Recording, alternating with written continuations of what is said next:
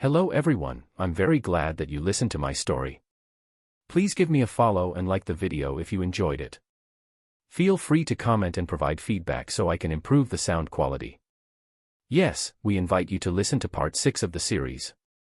Chapter 350, Fear. Yet another eerie silence took over the battlefield as many beings could be seen deserting it, while a single shimmering figure smoothly crossed the lands and skies while swinging down a golden blade of light. Flames of furious anger erupted from the devouring winged serpent who was being cornered by Athena, its aura bubbling forth as it found its forces were decimated and those that were remaining were running away in fear. Its gaze looked at the figure of Noah whose golden robe now held a bloody sheen, the rivers of blood erupting from the bodies of the numerous serpents that he had just cut up wrapping around him and diminishing the shine of his regal robe.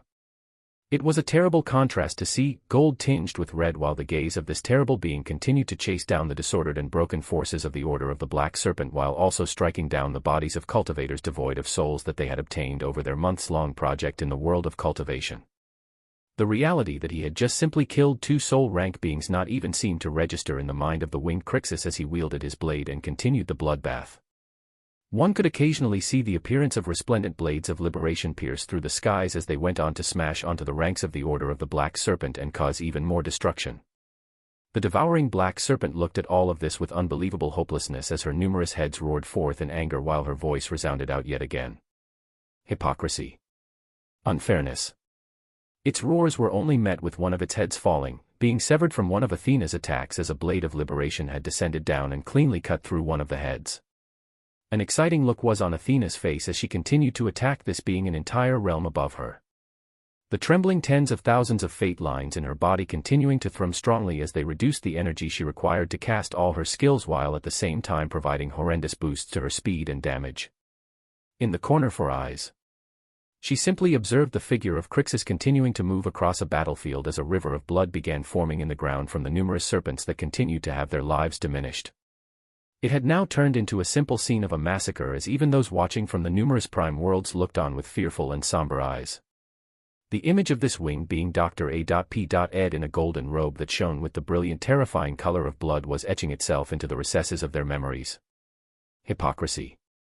The shouts of the devouring winged serpent rang out again, but nobody paid any attention to them. The only things running through their minds as they watched this unbelievable scene of beings at a much lower realm decimate tens of thousands of beings and even those that stood above them playing out clearly were, so what? What if it was hypocrisy? What if it was unfair? In the face of beings like this, in the face of a single void realm celestial being able to decimate 2 soul-forging experts while continuing to rain down destruction endlessly, what could they do? The many beings watching from the numerous prime worlds were reminded once again about those they knew to be looking over the light expanse. They were reminded once again of the terrible power of beings that studied the supreme law of fate. As they watched Noah's figure weave in and out of tens of thousands of magi in the Magus world, they were reminded once again of the power of celestials. Those hiding in the dark and those who considered themselves powerful or had simply forgotten the sway of the celestials etched this lesson into their hearts as it looked like the massacre in the Magus world was ending, the peak soul-forging devouring winged serpent bellowing forth as her aura began shooting up unstably. Noah was chasing down running magi a few miles away when he felt this change, his impassive gaze looking towards Athena's direction as he disappeared and quickly reappeared near their location. The valiant war princess did not even spare a glance to him as her figure continued to land horrendous attacks to the rapidly changing and convulsing body of the devouring winged serpent, its bellowing screams not landing in her ears one bit as she dodged attacks with a hair's breadth and continued to damage the origin of this being an entire realm above her with attacks that dealt heavy soul damage. Since my death is coming anyways, I'll be sure to bring you all down with me. Oh, great world-devouring serpent ancestor. Descend. Wreak havoc. Eradicate these hypocrites in front of M-. Noah watched as this devouring winged serpent was trying to undergo yet another transformation and call down a very powerful force by the meaning of the words she spoke, so he didn't bother letting her finish her words nor her transformation as he cast the singular skill capable of immense damage while also disrupting the essence of a being to the point of destruction. Gah! A ray of destructive ether pierced through the chest of the devouring winged serpent as its aura was about to bubble forth half a step into the domain expansion realm, whatever technique it was calling forth failing from Noah's intrusion as Athena moved forward valiantly. Smite of liberation. Judgment. A combination of skills was called forth by her as the unstable converging essence around the body of the devouring winged serpent was bathed with gold, numerous spears coming into existence as they dug into her body, a blade of liberation descending down as it even further dealt horrid injuries.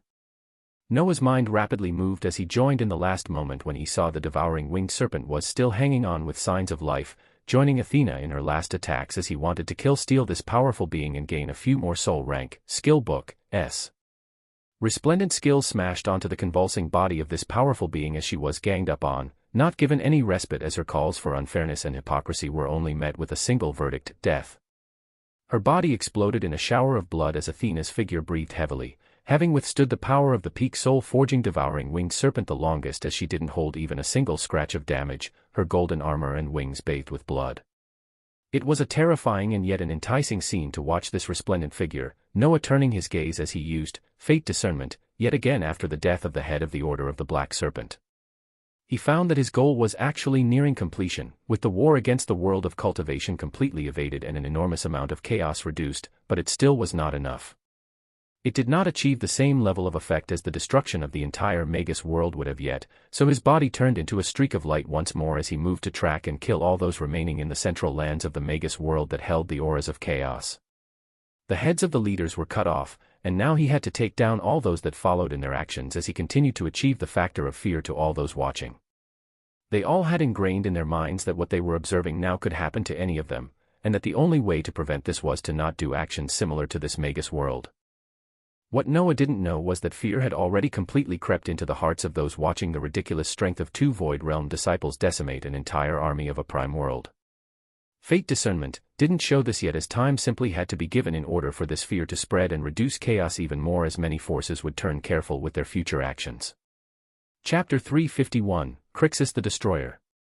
The numerous somber beings across the prime worlds who were already reminded and had etched the experience into their hearts were made to continue watching the conclusion of this bloodbath as Noah's figure continued to track down all those involved as he swung the shimmering bloody golden blade down.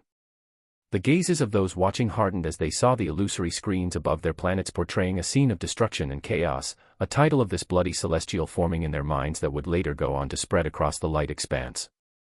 Among the many things coming out from this event, the name of a particular celestial would spread like wildfire to the many quadrants of the light expanse as the rampage was concluding in the Magus world. The gaze of Grandmaster Vredrel was bright as he looked at the scene of carnage continuing from the viewpoint of Crixus and Athena. After the defeat of the powerful soul-forging experts of the Order of the Black Serpent, many had deserted the battlefield and spread across the lands of the Magus world in fear, with the two celestials going on to track them down through fate discernment. Any that held an air of chaos from the results of the actions of killing and abducting the cultivators from the world of cultivation were all cut down where they stood as the process continued for another hour. In the illusory screens, the forces of the many prime worlds watching could see the impassive and emotionless expressions of Crixus and Athena as one used his shining sword to split apart the bodies of their enemies, while another used a hammer shining with a glorious light to shatter their bodies apart. They felt their bodies turn cold at the continuing carnage as they watched on, the illusory screens continuing to broadcast everything in spectacular detail. Every now and then, tremendously large blades of liberation could be seen descending down and destroying entire bases where the forces of the Order of the Black Serpent were hiding in, the barriers erected not being able to stop the advancements of the blades even briefly. All of this carnage and destruction was attributed to the two celestials still moving in the Magus world, but many already knew of the War Princess Athena who had recently won the first rank of the Infernal Hunt. Many more were unfamiliar with the name Crixus, so while watching the carnage and destruction occurring in the Magus world, the name that would gradually spread among the mouths of many was Crixus. This was the title that carried with it fear and brilliance. It was a title that many would say when they discussed the power of the Celestials and their forces. Many would remember the War Princess Athena, as well as the newly introduced Crixus, the Destroyer. Crixus the Destroyer. A bold title given to the Celestial that rained down righteous blades of liberations and called for judgment that skewered and destroyed all those that stood against him.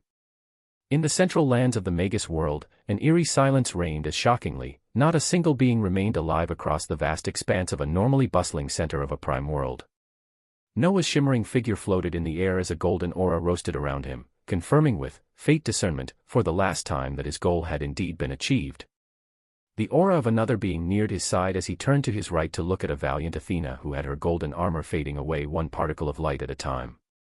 The War Princess had a brilliant smile as her eyes Locked onto Noah's figure, her expression that of interest as it did not match the atmosphere of someone that had just participated in the bloodbath of millions of beings. You are an anomaly, junior brother. The tight ponytail waved behind her as she turned her head to the side and looked over Noah, seemingly trying to figure out what secrets he held in his body. Noah glanced back to the bloodied central lands of the Magus world as he voiced out. You've observed the changes with fate discernment. Yes.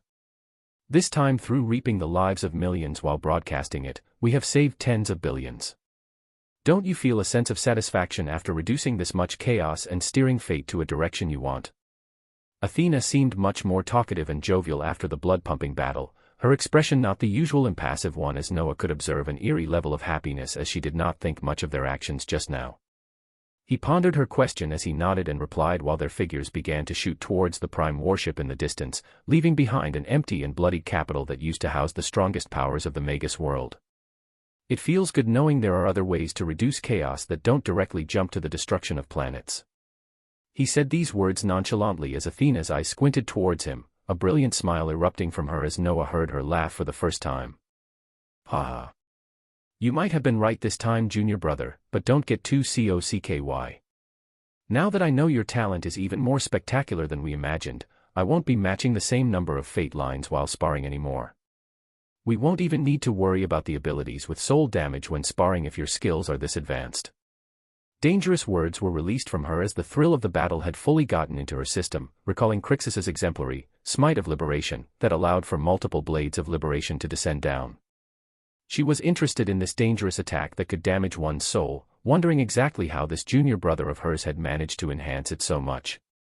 Noah only nodded at the changed pace of Athena as they neared the humongous prime warship and went inside, going through multiple doors before they returned to one of the huge central command rooms where Grandmaster Vredrel stood. The gaze of the Grandmaster was that of joyful vigor as his eyes locked on Noah's and Athena's figures, waving his hands in front of them as he did not even wait for them to report. With the wave of his hands, numerous illusory screens appeared in front of them. These illusory screens reflected the many prime worlds that had been watching the bloodbath they carried out in the Magus world as their somber reactions were portrayed. Many shocked and fearful reactions could be seen, with many more that of pondering as numerous powerful forces were put in deep thought as they were visually reminded of the power of celestials. Noah gazed upon many of these screens as numerous voices compounded upon one another, but he could clearly make out the most repeated words out of the numerous illusory screens in front of him. The War Princess. Athena. Celestials. The Destroyer. Supreme Law. Crixus, the Destroyer. Numerous things seemed to be mentioned throughout the numerous prime worlds he was watching, but the one he came across most was the name of the being he was taking the shape of, his body actually feeling a change as he received another lesson on the law of fate while watching the effects of his actions. The room of the ship they were in turned a shade of gold as numerous fate lines rushed down into Noah's body, although he wasn't alone as Athena's face shone with brilliance as hundreds more fate lines were added to the already terrifying amount that she held. Because of his influence of fate that had averted tens of billions of lives, Noah had realized that the condensing of fate lines had become even easier and faster, counting a few hundred descending in a matter of seconds as he gained more knowledge on fate, and just exactly what he needed to do in order to move even further along this supreme law of fate.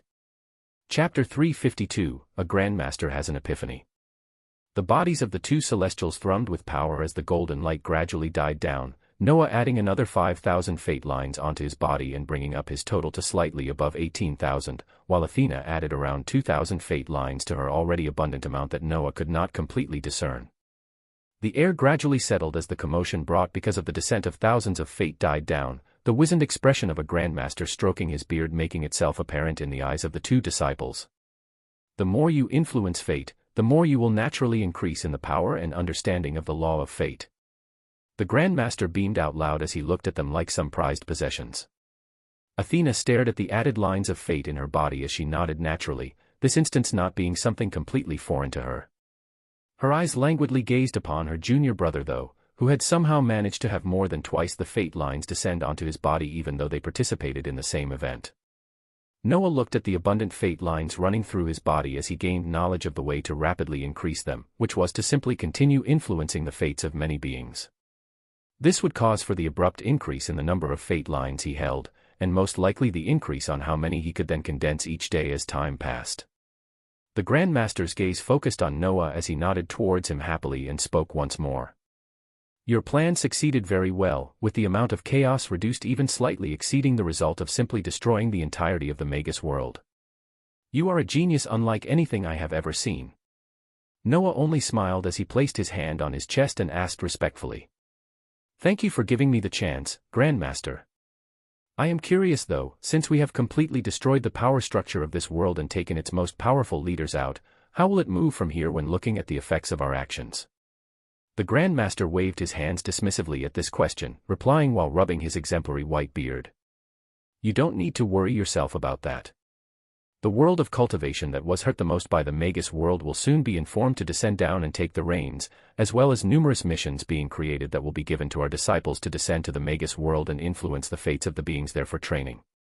Not everyone jumps through ranks like you, going on to directly influence the fates of numerous worlds. Other disciples have to start on a much smaller scale, and influencing the fates of beings in a special position like those in this Magus world fits our criteria. But, that is not what I want to discuss the most right now. Grandmaster Vredrel's face became bright as he began walking towards them, his presence began to erupt with golden vigor. You have reminded me of something that I should have never forgotten during this venture. It is the reminder that even worse than me, the beings in this light expanse are naturally forgetful. He walked towards them as with every increasing step, his face seemed to glow more and more as if he had an epiphany. After the end of the war 1,000 years ago, many have forgotten our power, only hearing about it occasionally when we move to punish those that need to be punished and during the infernal hunts. This momentous event you just called forth, young Crixus, is a reminder that the beings in this light expanse need to be shown exactly why Celestials have the power that they have. Just like they observed your genius battle prowess, they need to be shown the brilliance of the Celestials yet again in order to reduce this ever-increasing chaos. Not just this small quadrant that we showed off your battle to, but all the quadrants of the light expanse. The voice of the Grandmaster was trembling with aged excitement near the end as Noah's heart tightened, not knowing exactly what would come forth from this unexpected development. In the Magus world that Noah and Athena had just left, the illusory screen faded as the fearfully hiding inhabitants of the world came out en masse, the powerful magi that were not in the Order of the Black Serpent feeling the spatial restrictions lifting off as a large prime warship began moving away from their worlds. Their hearts were full of grief and pain as they replayed the events which had just occurred, especially the demonic figure of a brilliantly shining winged celestial that rained down horrendous blades from the skies and struck down many of the powerful beings they knew. When they looked at the figures of Noah and Athena, they only held memories of fear and hate as they recalled their fearsome power that had caused the downfall of the ruling force of their world, but they also felt a sliver of thankfulness. This was a very interesting sight to come across, as the inhabitants of the Magus world heard the words of the Celestial Grandmaster before the bloodbath began. His voice had resounded across the world as it told them that the verdict for their world had been destruction.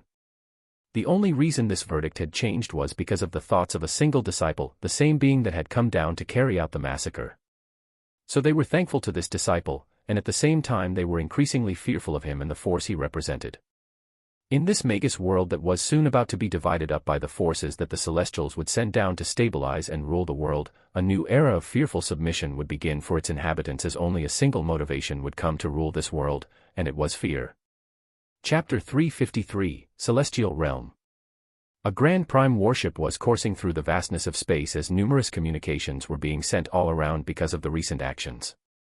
The scenes of the illusory screens that appeared on many prime worlds had long since been recorded by others through their own means, with their events being disseminated to many as the days passed.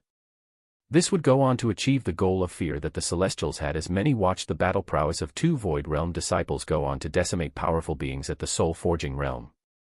If this was the power of the Celestials at the Void Realm, just how terrifying were they when they were at a higher level? This was the question that would spread among the hearts of many that would come across the bloodbath of the Magus world, a question that would go on to influence the actions of numerous forces as they would always think back to this event when they planned their actions for the future. In the Prime Warship, numerous thoughts passed through Noah's mind as he thought back to the words of the Grandmaster. The old man's white beard was brilliantly shining as his face became brighter while he talked about the reminder that Noah had given him about the forgetful nature of beings, and how they could move from now on while putting into account this nature. When Noah had asked exactly what the Grandmaster was intending to do, he had only received a single answer. The Celestial Realm. Athena's eyes had shone intense lights at these words, with the Grandmaster's face turning to that of pondering excitement as he rambled out a few more words. Well, this would require the permission and compliance of numerous Grandmasters and celestial stars, but I am sure an agreement can be reached after they see and evaluate the influencing of fate today.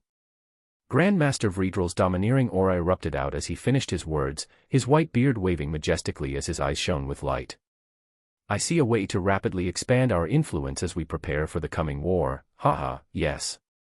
It seemed like the ramblings of an old man, but there was an enormous power behind it as his figure disappeared from Noah's and Athena's eyes, their auras sensing him reappearing in the central command area of the ship as he sat down in a meditative pose and closed his eyes, most likely working to send numerous telepathic messages out. Noah replayed this scene in his mind as he thought about his own actions and the effects they had, as well as achieving his goal of successfully stopping the destruction of an entire world. With the Magus world, he realized that the destructive ways of the Celestials could definitely be avoided if only they did things differently than looking at the numbers of lives in such a nonchalant manner. To them, if they could save the lives of tens of billions and the cost was a few billion, it was worth it and they would have no qualms about it. But if there was a possibility to reduce the number of deaths even more, why not do it? He actually found himself agreeing with the Celestials' use of the law of fate to discern coming chaos, but completely disagreed with them when it came to how they carried it out. These recent experiences did not change his viewpoint of them too much, only making him more vigilant about their true aims as this powerful organization gave such little regard to the lives of those they reigned over. He now wanted to move forward while continuing to learn more about the workings of the Celestials, especially this celestial realm that Grandmaster Vredrel had mentioned. His mind moved fast as he used Fate Traverser, the absolute ability that came with the and LT, Herald of Fate and GT. In the expansive room of the prime warship that he was in alone, a golden sheen appeared to cover his body as he peered into the most favorable possibilities for his own future. The skill was extremely mysterious to grasp, not exactly showing him the course of events to follow, but simply bringing to his mind a few images and thoughts that if he were to follow, he would be able to achieve the most favorable outcome for his future. His eyes shone with luster as in his mind, the words, Celestial Realm, coursed through multiple times, while a drop of blood shone brighter as a unique energy went into it. The last thing he saw while under the influence of Fate Traverser was the brief image of a shimmering floating landmass. His eyes snapped wide open as he breathed out, collecting his thoughts as he garnered more information on how he should move in the near future. They would deal with the Celestial Realm, his spiritual land, and something to do with the vampire progenitor. He deciphered the things he saw while under the influence of Fate Traverser, as he focused on the one thing he could effectively change right now, and this was the scene where a unique energy was going into a drop of blood. He applied this to himself and the abilities he had as this made him believe that for his next course of actions, they would play out most favorably for him if he focused on using the unique energy that was the skill points to further along the skill tree he gained in the ancient blood world. Not the stupendous celestial skill tree that was the Fate's Guardian, not the terrifying skill tree of the Lesser Cthulhu, nor the abhorred Lich Emperor that continued to amass skill points in the infernal world for him even now. Fate Traverser was showing him to first put his focus on Blood Lord, the skill tree under the vampire progenitor, as the thing that would help him the most in the near future. His eyes shone as he looked at the number of skill points he had amassed now, and began pondering exactly how he should go about upgrading this skill tree from the void and into the soul rank. The major thought in his mind as he did this was, what exactly came in the next rank of this skill tree that would cause his journey to go in an even smoother direction. Chapter 354, Steering Towards the Optimal Fate. The prime warship continued to smoothly traverse through the vastness of space as it was returning to the seventh celestial star at a much more relaxed pace than when it departed. Noah was meditating in a wide room on top of a uniquely designed bed as he pondered on his next moves. There were numerous things occurring at this moment as a result of his actions in the Magus world, but he had already wiped his hands as he looked forward into the future, watching the results of his actions continue to come as time passed. The thing he was placing his focus on currently was the upgrade of a particular skill tree that, Fate Traverser, hinted to be one of the things that would lead him towards his optimum fate. His gaze turned towards the skill points that the abhorred Lich Emperor had continued to farm on his behalf, the unique energy smoothly being passed from his summon and unto him as the number rose drastically over the last month. The current number of skill points caused Noah's eyes to shine a brilliant light. Infernal skill points, 601. Currently, He held more than 601 skill points as the Lich Emperor worked hard to take down Infernals as well as keep watch over the training Harbingers. This large number allowed for many possibilities, but also directly affected another thing he was very much looking forward to. Noah Osmont, titles, Infernal Lord, 20%. Fate lines, 18,100. With the increase of skill points, it also meant he was collecting the unique energy of the Infernals at a rapid rate, increasing the unique energy he required before he could fully gain and embody the title of an Infernal Lord. This was also a momentous event by itself that he had to be very careful about, as an Infernal Lord directly stood against the Celestials, and even though he had learned a few of their abilities and had become able to actively conceal his fate, there were still many things he had to be careful of. He placed the title of an Infernal Lord aside for now as he looked at the Void Realm, Blood Lord. He had not been able to raise the proficiency of the skill at a rapid rate as usual because he was contained in the 7th celestial star, much of his time spent condensing fate lines, learning from the Grandmaster, and sparring with Athena. Under the watch of the powerful beings that were the Celestials, he did not even bring the spiritual land with him as he left it in the first realm of hell for the Harbingers to use as a base as they moved. Thus, he also could not lock himself in the time-space to quickly raise the proficiency of skills. This meant that in order for him to successfully upgrade the skill tree currently, he had to reduce his progress in collecting skill points and actually use a few of them to raise the proficiency level of Blood Lord. For a void rank skill, 5 skill points had to be permanently used up in order to max the proficiency of the skill, and this would then allow him to produce a plus level skill through combinations, allowing him to then open up the next stage of this skill tree. Usage of the skill points in this manner was not something that he wanted to do, but he currently had no way of leaving the celestial star, and the use of Fate Traverser, and his own intuition told him that he would most likely find an answer to this problem in the abilities of the Blood Progenitor. He sighed as he steeled his heart and commanded 5 skill points to go into maxing the proficiency of Blood Lord, his eyes then turning to the numerous skills he had gained from the many magi that he had just defeated. Every time he struck down the bloodline magi in the Magus world, their origin energy would smoothly be absorbed by the system as it was turned into the usual skill books and cores that would have normally gone directly into his storage pouch or rings, but since he did not have need of them since the advent of the ability contained in the Absolute Skill and LT, Astral Connector and GT, all the core, S and skill book, S went directly into the expansive space of this Absolute Skill. In this wide space that acted like an inventory that only he had access to, numerous core, S and skill book, S that came from beings ranging from legendary all the way to soul forging were laid out majestically. This was one of the few good things to come out of the bloody venture, actually allowing Noah to be able to farm new skills and cores from these powerful beings, the most important thing being the fact that he got his hands on soul rank cores and skills that would boost his power even more. Of those worthy to note, from the deaths of the Dark-Winged Serpent and the Flame-Winged Serpent, a total of 4 soul rank skills landed on his lap. From the kill steal of the most powerful Magus of the Order of the Black Serpent, the Devouring Winged Serpent, Noah actually gained a soul plus rank skill that would allow him to take on the form of the Devouring Winged Serpent itself. But his focus currently wasn't on these soul rank skills that he could not freely use in his current environment, but on the Void and Void plus rank skills he had gained from the Void realm beings that he had taken down along with the leaders of the Order of the Black Serpent. It was these skills that he needed to use in order to upgrade his skill trees to the next level. There were a large amount of Void realm magi in the bloody battle that just occurred, giving him tens of Void rank, skill book, S and a total of 9 Void plus skills that came from the most powerful combatants on the battlefield. The collection of all of these skills made it possible for him to use another 5 skill points on one of the newly obtained Void rank skills, maxing its proficiency as he went on to sacrifice this skill in order to take Blood Lord into the Void plus level. He watched the stat panel with rapt attention as the classification of Blood Lord went from Void to Void plus without even a name change, the only thing changing being the number of skill points required for him to open up the next pathway of the skill tree after he met the requirements. Void plus, Blood Lord, 30/45, a technique that only those with the purest forms of blood can use.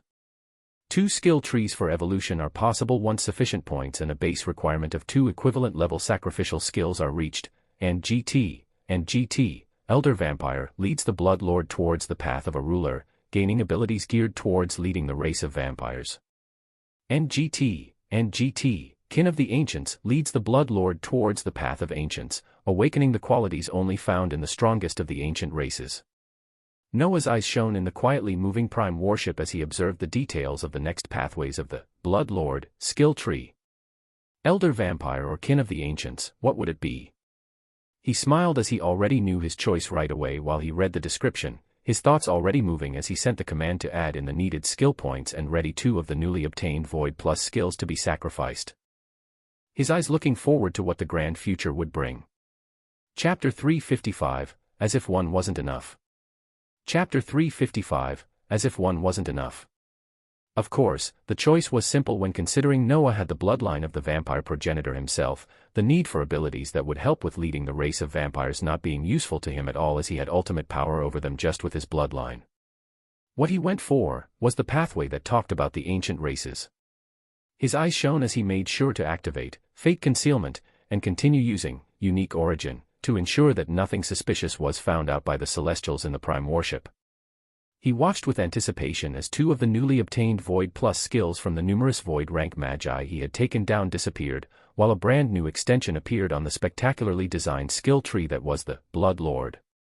Soul, Blood Lord, 45/45, a technique that only those with the purest forms of blood can use. It is ancient blood magic that includes the abilities Dawn of the Blood Lord, 5 out of 5, Blood World, 5/5, Drain Life, 5 out of 5, and Nightmarish Descent, 5 out of 5. NGT, Kin of the Ancients, 0/60, Ancient Blood Scion, 0/5, Ancient Blood Clone, 0/5, Summon the Ancients, 0/5, Blood Rage, 0/5. Ancient Blood Scion, take on the form of the Scion of Blood and rain down destruction on those that oppose you. This form allows you to heal 5% of all damage dealt and received, increase physical and elemental damage by 30%, as well as enhance all the abilities of Blood Lord by 5%. Ancient Blood Clone, the user can create a clone through using Origin Blood. This clone will be connected to the user as if it is an extension of their own limbs.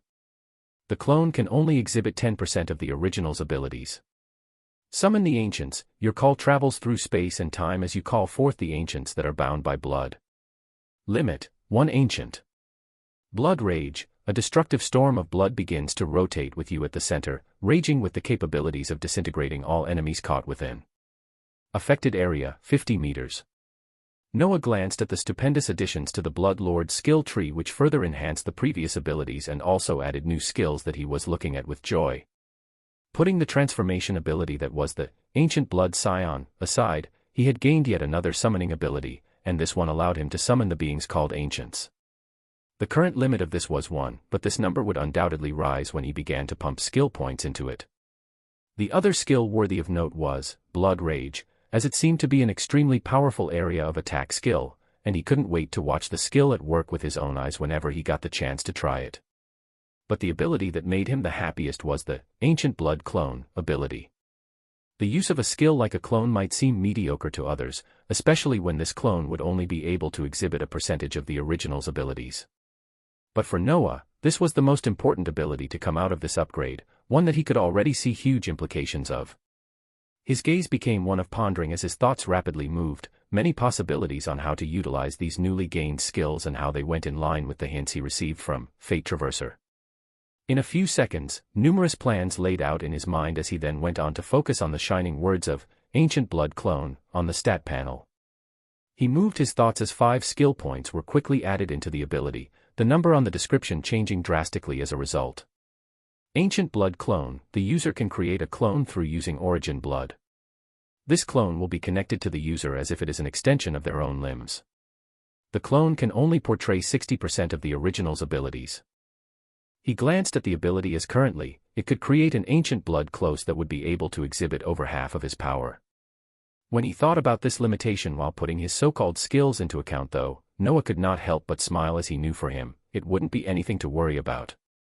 His gaze hardened in the next moment as he prepared to do something bold, his attention placed on the Fate Concealment ability as well as the Unique Origin of the vampire progenitor, making sure both of their auras of concealment covered his surroundings as he cast Ancient Blood Clone. The movement of mana that only he could feel erupted out as he felt a minuscule piece of himself detaching from him, shooting out of his body speedily as it came out as an extremely dark red drop of blood. The dense drop of blood shone with a unique luster as it came from his own origin, his gaze only being able to observe it briefly before it began expanding and ballooning up rapidly. He watched with care and fascination as this single drop of blood gradually transformed into a naked red figure that gradually seemed to gain bones, muscles, and skin as soon enough, an extremely dashing image of himself was seated in front of him. It was a weird and eerie feeling as he felt his consciousness within both bodies, feeling both of his eyes stare back at himself as he performed some simple movements. The mind-enhancing skills like parallel thought soon came into play to smoothly allow him to think with clarity while he controlled his now two bodies. The clone had the image of his original body as Noah, not the image of Crixus as he was currently portrayed. He looked over it briefly as he nodded his head at this devilishly handsome being in front of his eyes as he couldn't help but let out a laugh. Accomplishment was apparent on his two faces as the clones waved his hands, a red robe draping its body as in the next second, it disappeared into particles of light. He reduced the mana he was continuously placing into fake concealment and unique origin. As in the room he was in, the same calmness continued. While in a faraway region across the vastness of space, the figure of Noah had appeared above a grand spiritual land that was stably floating in the skies of a fiery hell. One being was on a prime warship heading back into the lands of the Celestials, another being had just teleported into the first realm of hell. As if one of him wasn't already ridiculously overpowered enough, Noah would now have two of him moving across the novice galaxy as he planned to move with monstrous efficiency. If his enemies had found out about this advancement, they would weep as they cried unfairness, as the future was bound to be even more tumultuous. Chapter 356, Progress, Shocking Plans. As his consciousness continued to familiarize itself with the feeling of controlling two bodies, his original one continued its way on the prime warship towards the seventh celestial star, while the ancient blood clone teleported into the first realm of hell. His original body would still have to be the main one he was moving with when associating with the Celestials because as the ancient blood clone ability described, the clone was an extension of himself akin to a limb. He could observe his stat panel and all of his skills through the clone's eyes, as well as do anything else that his original body could do. It only held a portion of his origin that was able to use his strength, though he would have to test exactly to what extent he could utilize this clone as there were a few things to make sure of. He had to first confirm the abilities of the clone when it came to its strength and capabilities, as well as usefulness in helping him increase the proficiency of his skills. He was thinking all of these things as his clone began by spreading his awareness towards the spiritual land and the eerily calm blazing earth that was normally surrounded by infernals but was currently filled with numerous undead that orderly kept watch. His intrusion above the skies of the spiritual land was first noticed by Barbados, only to be later followed by the abhorred Lich Emperor that was tens of miles away, its senses only picking up the distinct aura of its master as it left behind a high-tiered bone dragon and undead phoenix to patrol the skies that the spiritual land was floating on. Barbados held the highest strength amongst those that followed him, her senses picking him up around the same time as Noah found her to be relaxing on a snowy planting field that was packed with numerous medicinal fruits and herbs along with the imperial phoenix. The two of them were both in their humanoid forms, simple thin dresses draping over them as they walked around the plot of resplendently glowing plants that held bright fruits, reaching out and plucking them to enjoy as they wished. When paired with the abundant essence in the spiritual land, it was a paradisiacal scene of enjoyment that very few would have the chance to come across. Barbados senses his aura first as she looked up and shot into the air, the imperial phoenix following close behind as these were some of the few harbingers to remain in the first realm of hell while others were in the underworld. Barbados looked up at him with a mischievous smile as she called out, "Little fish, I thought you'd be stuck with the Celestials for months. They already gave you a break." Noah smiled as he saw the imperial phoenix also near and nod towards him, descending down into the spiritual land with them as he told them the shocking truth that the body they were currently seeing was just a clone. Barbados only shook her head while saying deprecatingly, "HAAA, of course it is, as if you weren't already crazy enough." While the imperial phoenix only looked towards Noah with shining eyes. He enjoyed the company of the people that weren't Celestials as he descended into the spiritual land and got up to speed with everyone's progress, which was shocking to say the least. For those that stayed on the spiritual land and used the ridiculously amazing time-space, they were able to practice their skills and raise their proficiencies rapidly in this span of 30 days that was actually more than a few months depending on how much time they were in the time-space. They didn't have Noah's nearly unlimited mana, so of course they weren't training day and night. But they worked arduously as they spent months in the time-space raising their skills proficiencies, fully utilizing the ratio of 120 as they made huge gains even when considering their abilities. Noah was the only outlier that could abuse the time-space to the fullest, but his harbingers were able to utilize it along with the use of skill points to smoothly have many of their ranks and skill trees at the peak of Saint. To normal beings, this was a rapid rate of progress, although it might seem like a turtle's pace when putting Noah's speed into account, and how rapidly he would have grown if he had been spending an entire month in the time-space that now had the ratio of 120. For now, the harbingers only required a few more combinations before they could stably push their skills from Saint and into the Void rank. But, this was where Noah would come in to cause an explosive boost in their strength, as after a recent bout with hundreds of thousands of magi, he had obtained for himself numerous cores that would be able to bring many of them from their transcendent or Saint ranks and allow them to stably step into the Void realm. This held an even bigger significance to Noah when it came to the beasts of the spiritual land, as their jump from Saint and into the Void would have a stupendous meaning by itself. When he left to head into the 7th celestial star a month ago, the Emperor Penguin was the only beast to have stepped into the Saint rank, where many other beasts needed to reach the same rank before the qualifications of upgrading the spiritual land to the next tier was met. In the span of the last month, many more of these beasts had stepped into the Saint realm, fulfilling the requirement to upgrade to the next tier. But Noah would not just stop there, as the many cores and gifts he had obtained from the Magus world would be focused towards these beasts, as he planned to directly pump the tier of the spiritual land by 2 all at once. He would push these beasts into the Void rank forcefully, as he wanted to see why Fate Traverser held the spiritual land as one of the 3 things he could currently use to push him towards his most optimum fate. The Blood Lord skill tree had made it possible for him to create a clone, which would have its own stupendous uses as time passed. Now, he wanted to pierce through the veil of the continued usefulness of the spiritual land, as he planned to domineeringly push its rank by 2 tiers all at once. It was defying common sense, and it wasn't something that anyone else could do. But he wanted to, and he had the capability to do it, so he would. Chapter 357, Power Leveling. Noah sent a telepathic message towards the Emperor Penguin and the other harbingers that were still in the underworld. They were confused at this message but followed it nonetheless, as they left behind the things they were doing and soon began appearing in the underground layer of the spiritual land where a red portal stably stood. The figure of the Emperor Penguin became ecstatic as it sensed the familiar energy signature of the Master of the Spiritual Land, his figure teleporting to the location where Noah stood with Barbados and the Imperial Phoenix as his beak snapped open in stupefaction. The arrogant penguin was shocked because he had just been observing his master rain down destruction in a prime world not long ago, and knew he should be surrounded by the powerful forces of Celestials at all times. Noah nodded towards the penguin with a smile as the others gradually came in, those that were training in the time-space of the spiritual land and those that were taking down infernals in the far distance, all returning as he repeated his circumstances yet again. Successfully infiltrated a crazy powerful force while picking up skills that even allow you to make a clone. We have to celebrate.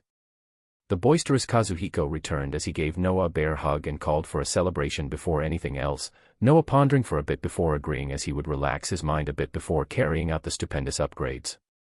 Little fish, can you prepare something for us?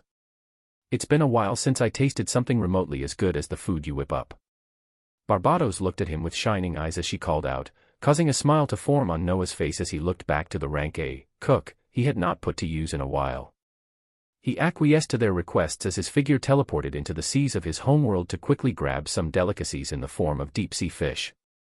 He quickly popped into the beast world as well, grabbing the frozen queen and the shadow guard that was always with her thereafter.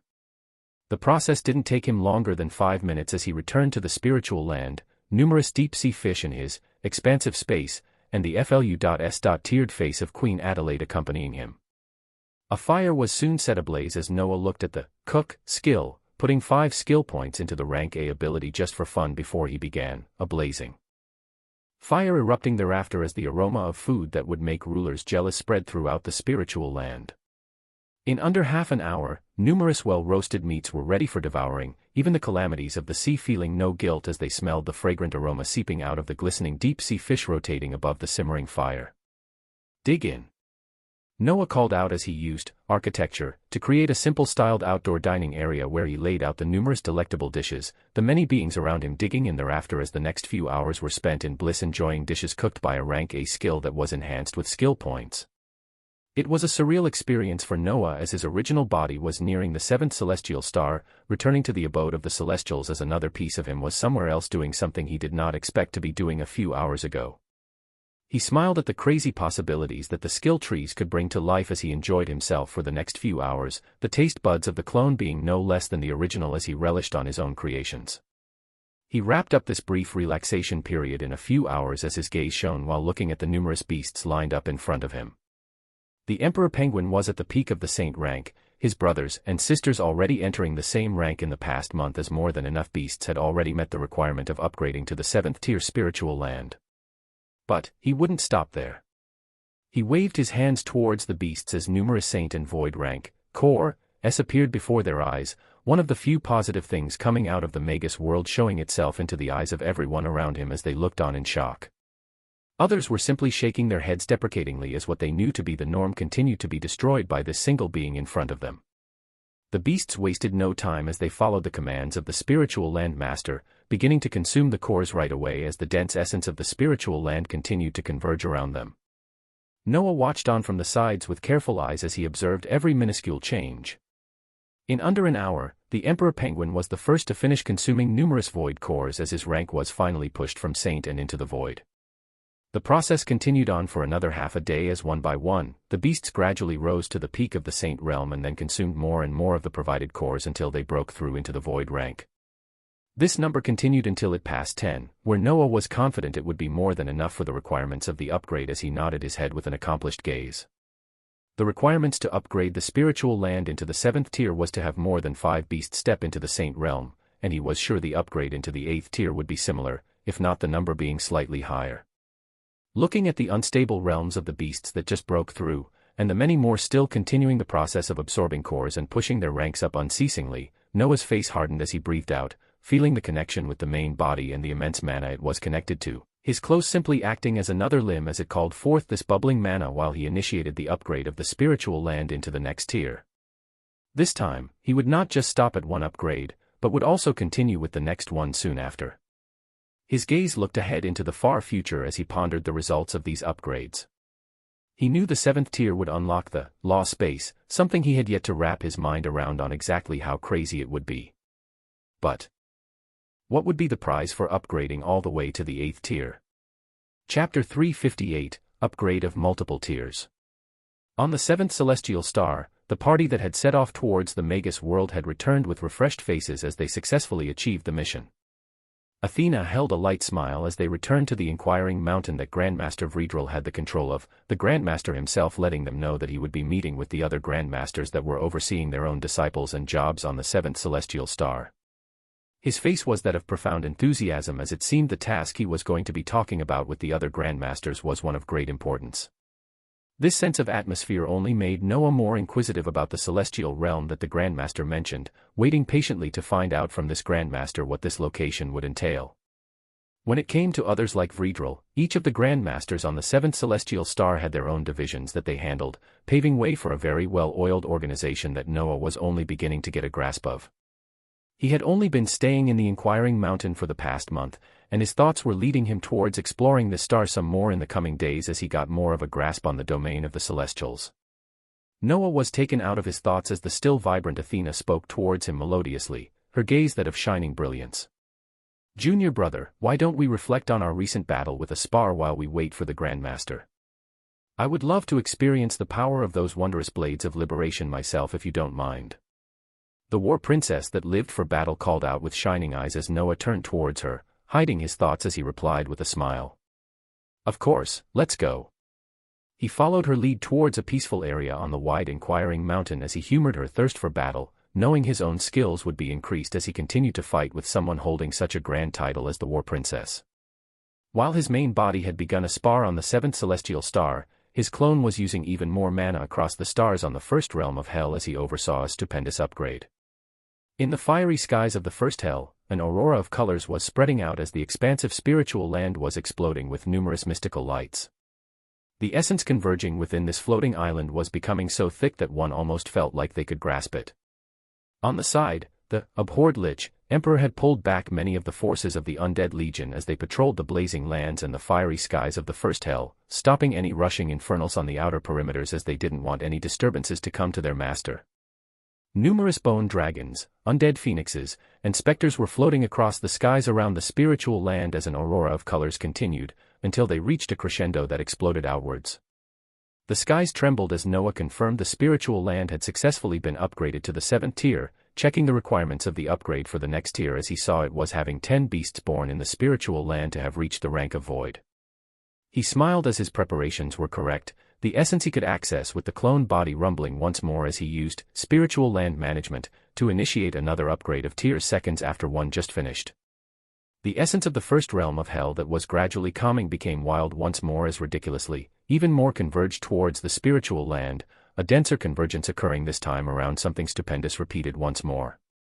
The harbingers watching this process on the side actually did not find themselves overly shocked anymore, the things they watched Noah do so frequently becoming less and less of the crazy actions they seemed as they now became the norm.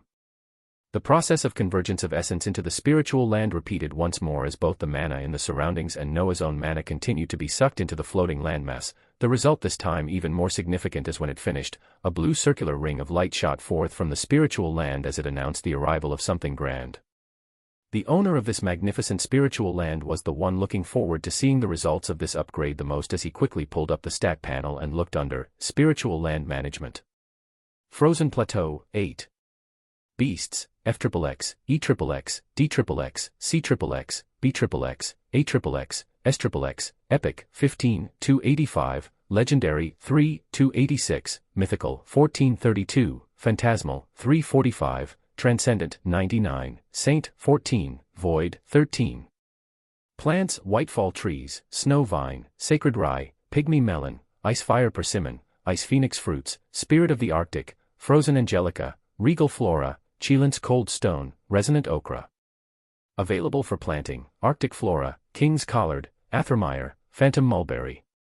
Features, size regulation, unlocked, movement, unlocked, anchor, unlocked, boost surroundings, unlocked, architecture, unlocked, frozen barrier, unlocked, offensive maneuvers, unlocked, time dilation, unlocked, treasure hunter, unlocked, interstellar travel, unlocked, lost space, unlocked, blacksmith's forge, unlocked, division, locked, email protected, $%, locked.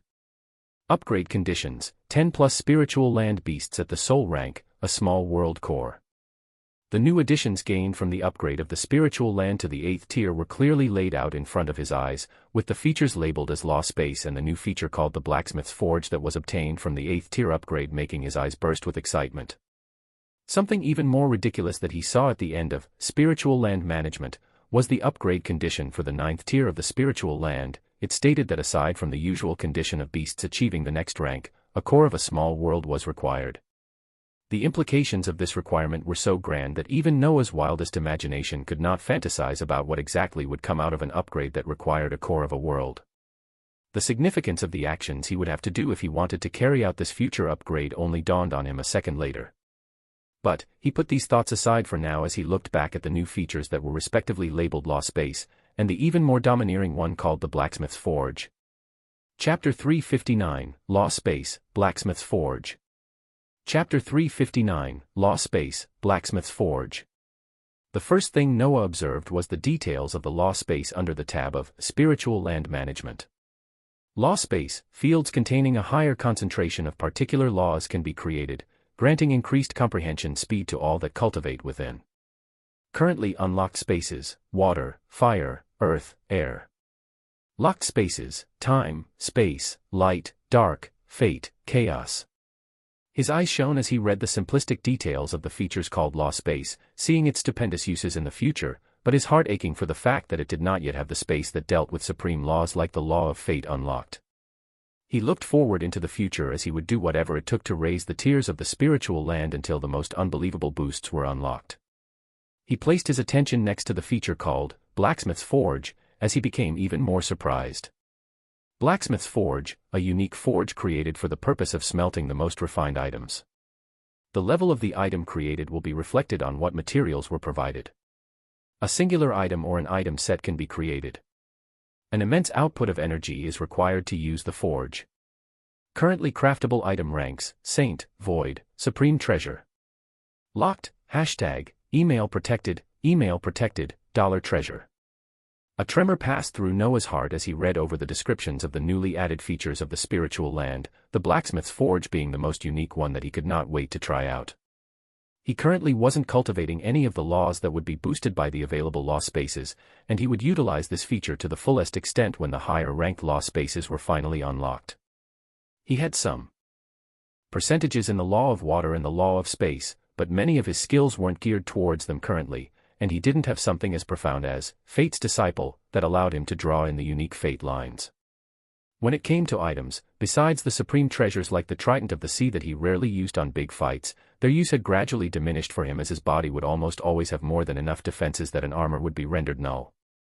In some cases, even his own skills like the abilities in Fate's Guardian provide their own weapons and armor that are capable of dealing tremendous damage while protecting him from harm. Thus, he knew that items of the Saint or Void rank would be fairly useless for him, but this didn't mean they wouldn't be extremely useful to his forces.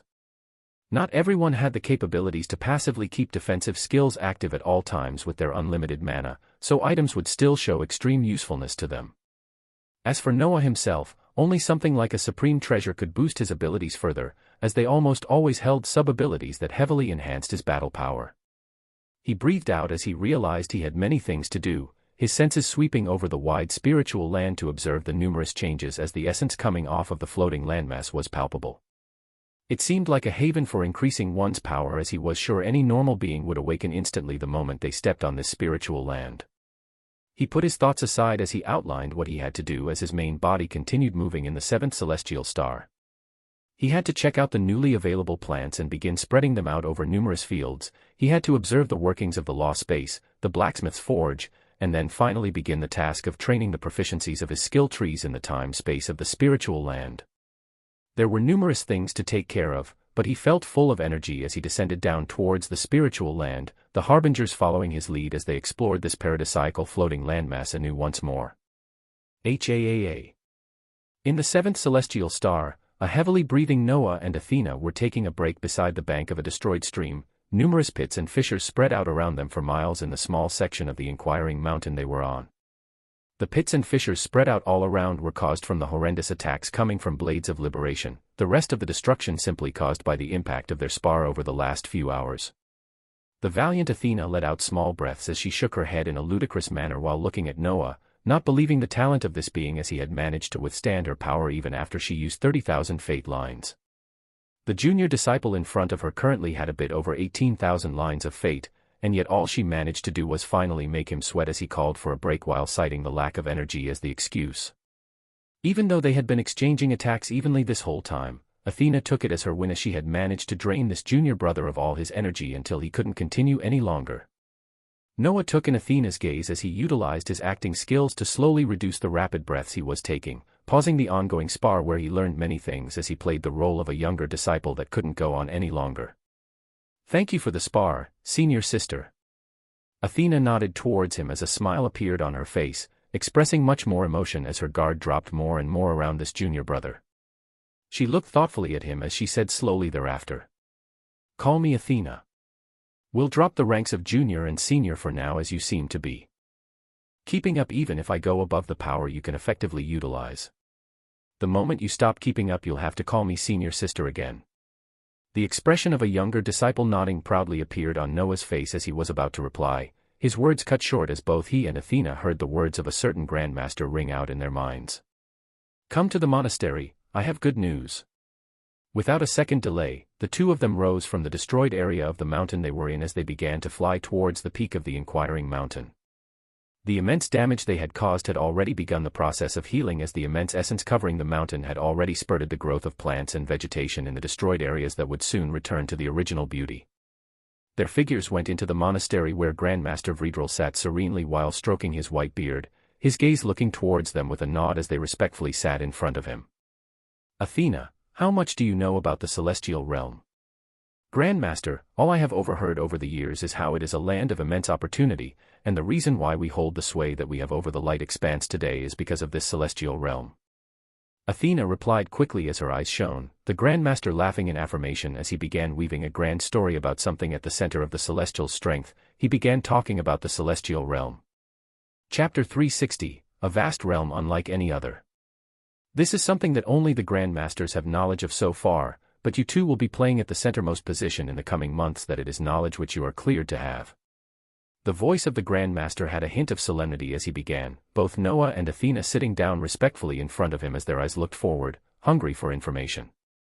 Much of what I am about to tell you pertains to the celestial realm, a realm that is unique in our novice galaxy, and the place that allowed for our domination these past thousands of years. It is not our destructive warsh.I.P.S. that can destroy entire stars, nor is it our proficiency in understanding the supreme law of fate. It is this place called the celestial realm that is the reason why we stand where we are today.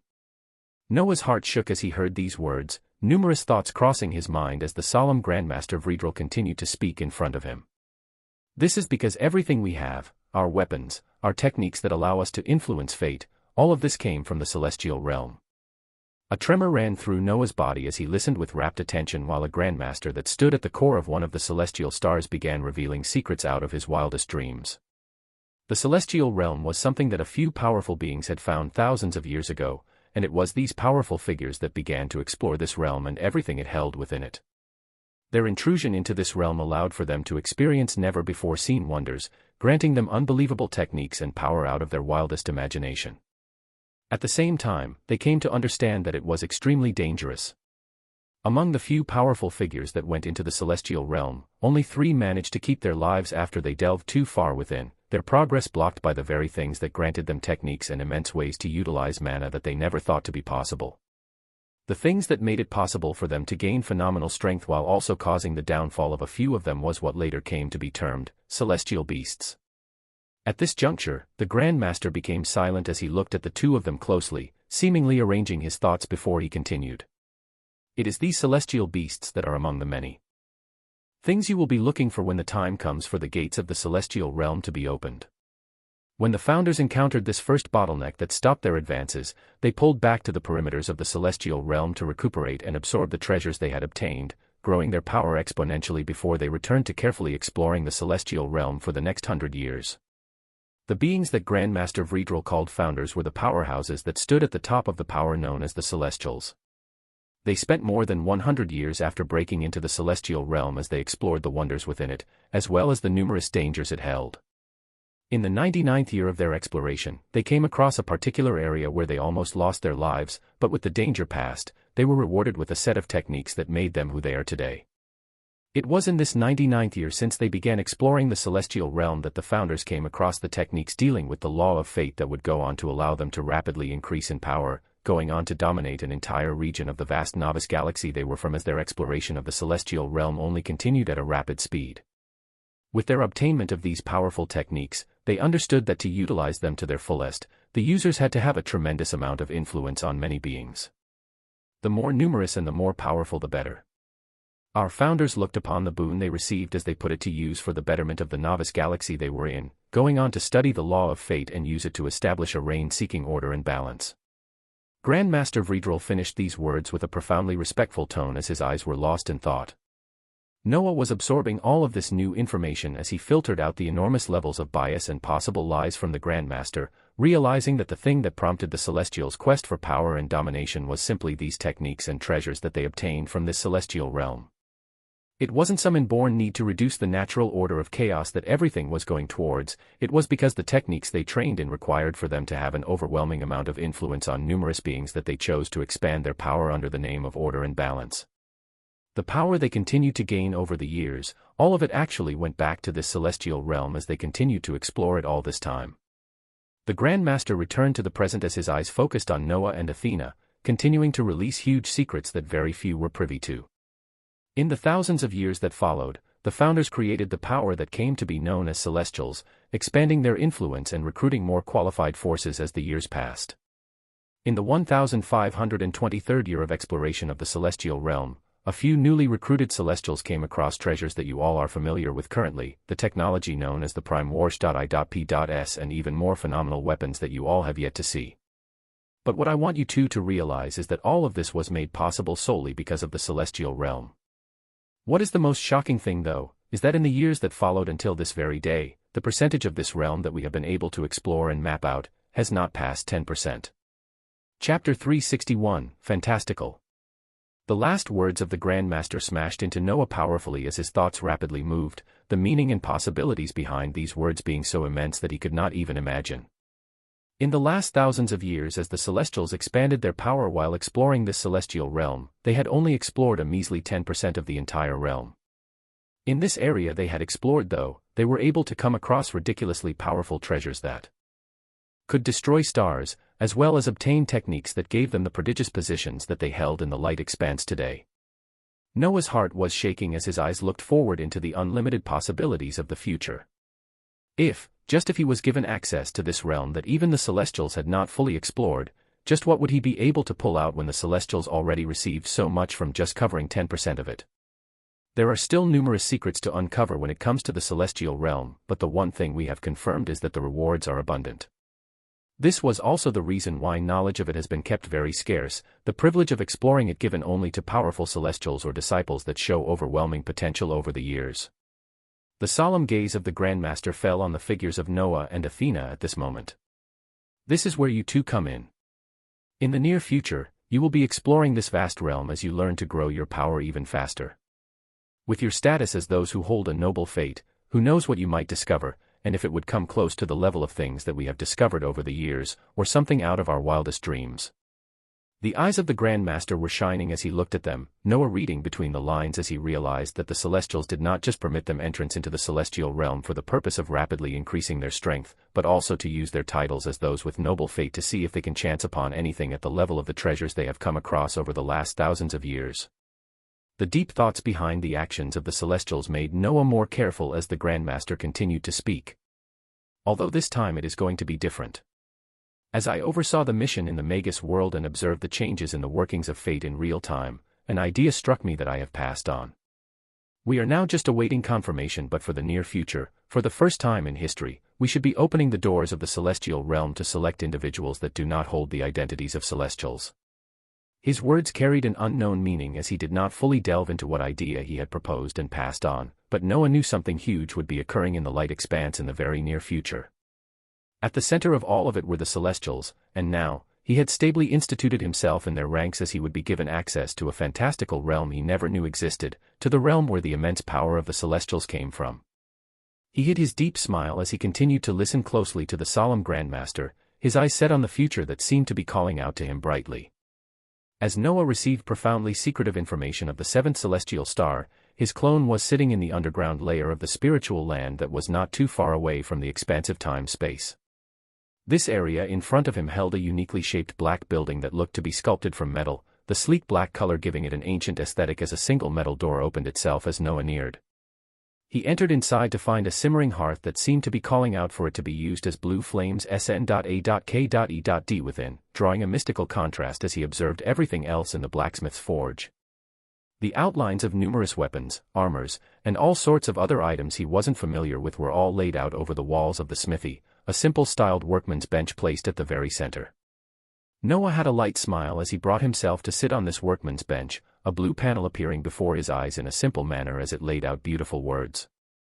Blacksmith's forge, unlocked features, forge, refine, repair. Locked features, evolve, recipe design. The words shone in a blue luster as he focused on them, gaining even more understanding as he read their descriptions. Forge, depending on the materials placed into the forge, an exemplary item that stands at the peak of its stage will be created.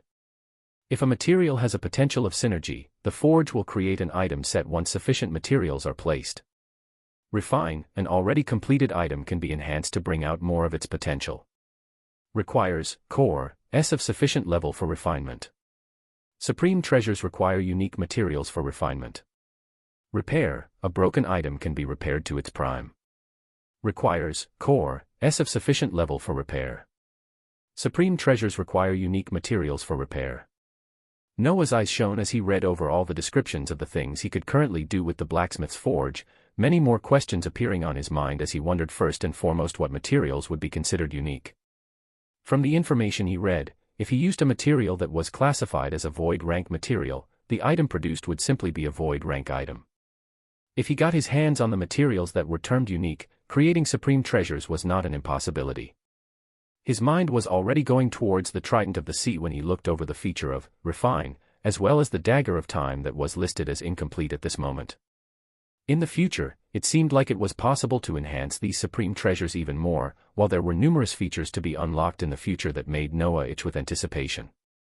At this moment in time though, he would try an initial use of the blacksmith's forge as he gained a better understanding of it.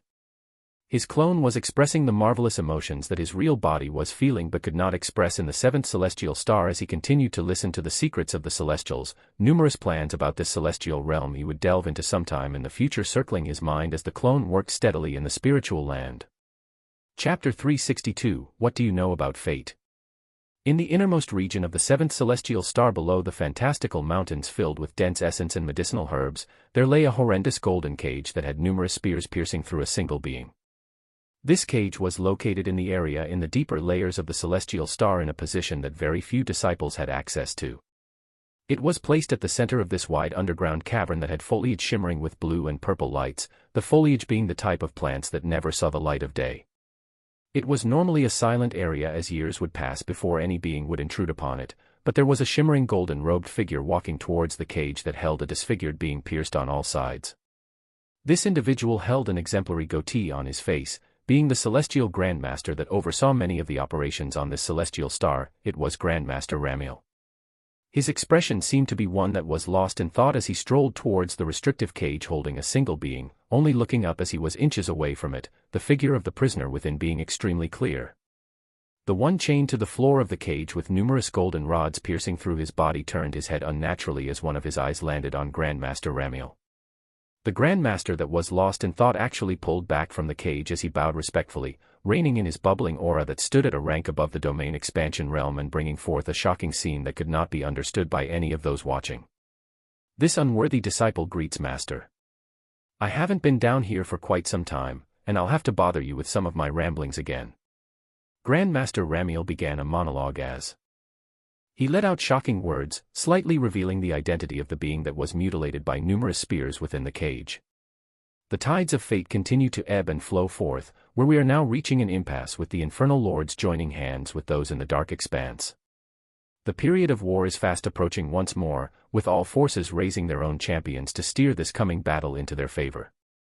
Grandmaster Ramiel began walking around the cage as he talked, seemingly lost in his own musings as the being he had called Master continued to silently listen. The position of the Infernal Lord we had killed long ago is about to be filled again as a new Infernal Lord rises. The warlocks and witches controlling the dark expanse continue to refine their spells as they congregate with the Infernal Lords, while our forces have located a few beings with noble fates that we continue to raise. Grandmaster Ramiel walked around the cage thoughtfully as he continued to ramble on, his expression that of extreme focus as he laid out numerous secrets calmly. We have continued to monitor those insane entities in the dark expanse, but it seems they won't be moving for this coming war, all indicators pointing to some sort of restriction binding them from acting once more. He came to a stop once more as his eyes focused on the imprisoned being.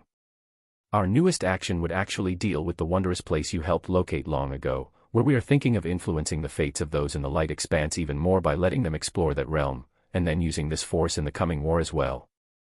The air around them trembled as a plot that would shake the minds of many who heard was laid out simply.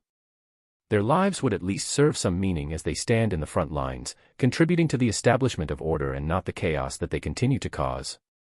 Blood continued to leak out of the imprisoned being as his barely freed facial muscles rose up in a smile, numerous thoughts coursing through his mind as the one that called him Master continued to ponder next to his cage. Our rule has tightened over the years in the light expanse, but this will be the first time that we include its inhabitants on something this grand as we continue to steer fate in the direction that we want. What do you think about this move, Master? Grandmaster Ramiel shook his head as no reply came from the being in front of it, his gaze turning towards the golden rods that locked him in place as he shook his head in wonder. The treasures of the celestial realm amaze me to this very day. I never would have once believed that a being like you could be locked down for this long, your strength continuously drained, your millions of fate lines shattered as your power continues to drain every second. Yet, your power still seems as boundless as ever, Master. His words were those of reverence and respect as he looked upon the being skewered in the cage, shaking his head wistfully as he turned around and began walking away. Grandmaster Ramiel had the habit of coming down here frequently every tens of years as he reminisced about the past and thought of the grand history of this being caged beneath this star. To him, this was just a repeat of what he usually did as he came down and began leaving soon after, his thoughts already going towards the many things he had to take care of as a few last words left his mouth. "Why, master? Why did you do that? I." His melancholic words faded as his figure went higher and higher, gradually disappearing as he left behind the skewered body that continued to leak blood. The imprisoned being in question looked at the leaving being as a disfigured smile appeared in its skewered face, a small whisper that no one would be able to hear leaving his lips. Steering fate, huh? What would you children know about fate, or how fickle it can be? The numerous golden rods holding him in place trembled at the immense aura of this being, things gradually calming down as the imprisoned figure raised his head above the cage, his eyes piercing through the layers of earth as they came to rest upon a particular mountain on the seventh celestial star. At the place his eyes were gazing at, the figures of Noah and Athena were respectfully listening to a particular grandmaster. The imprisoned being looked at this scene as a wide smile covered his disfigured face, a look of anticipation covering his face. Soon.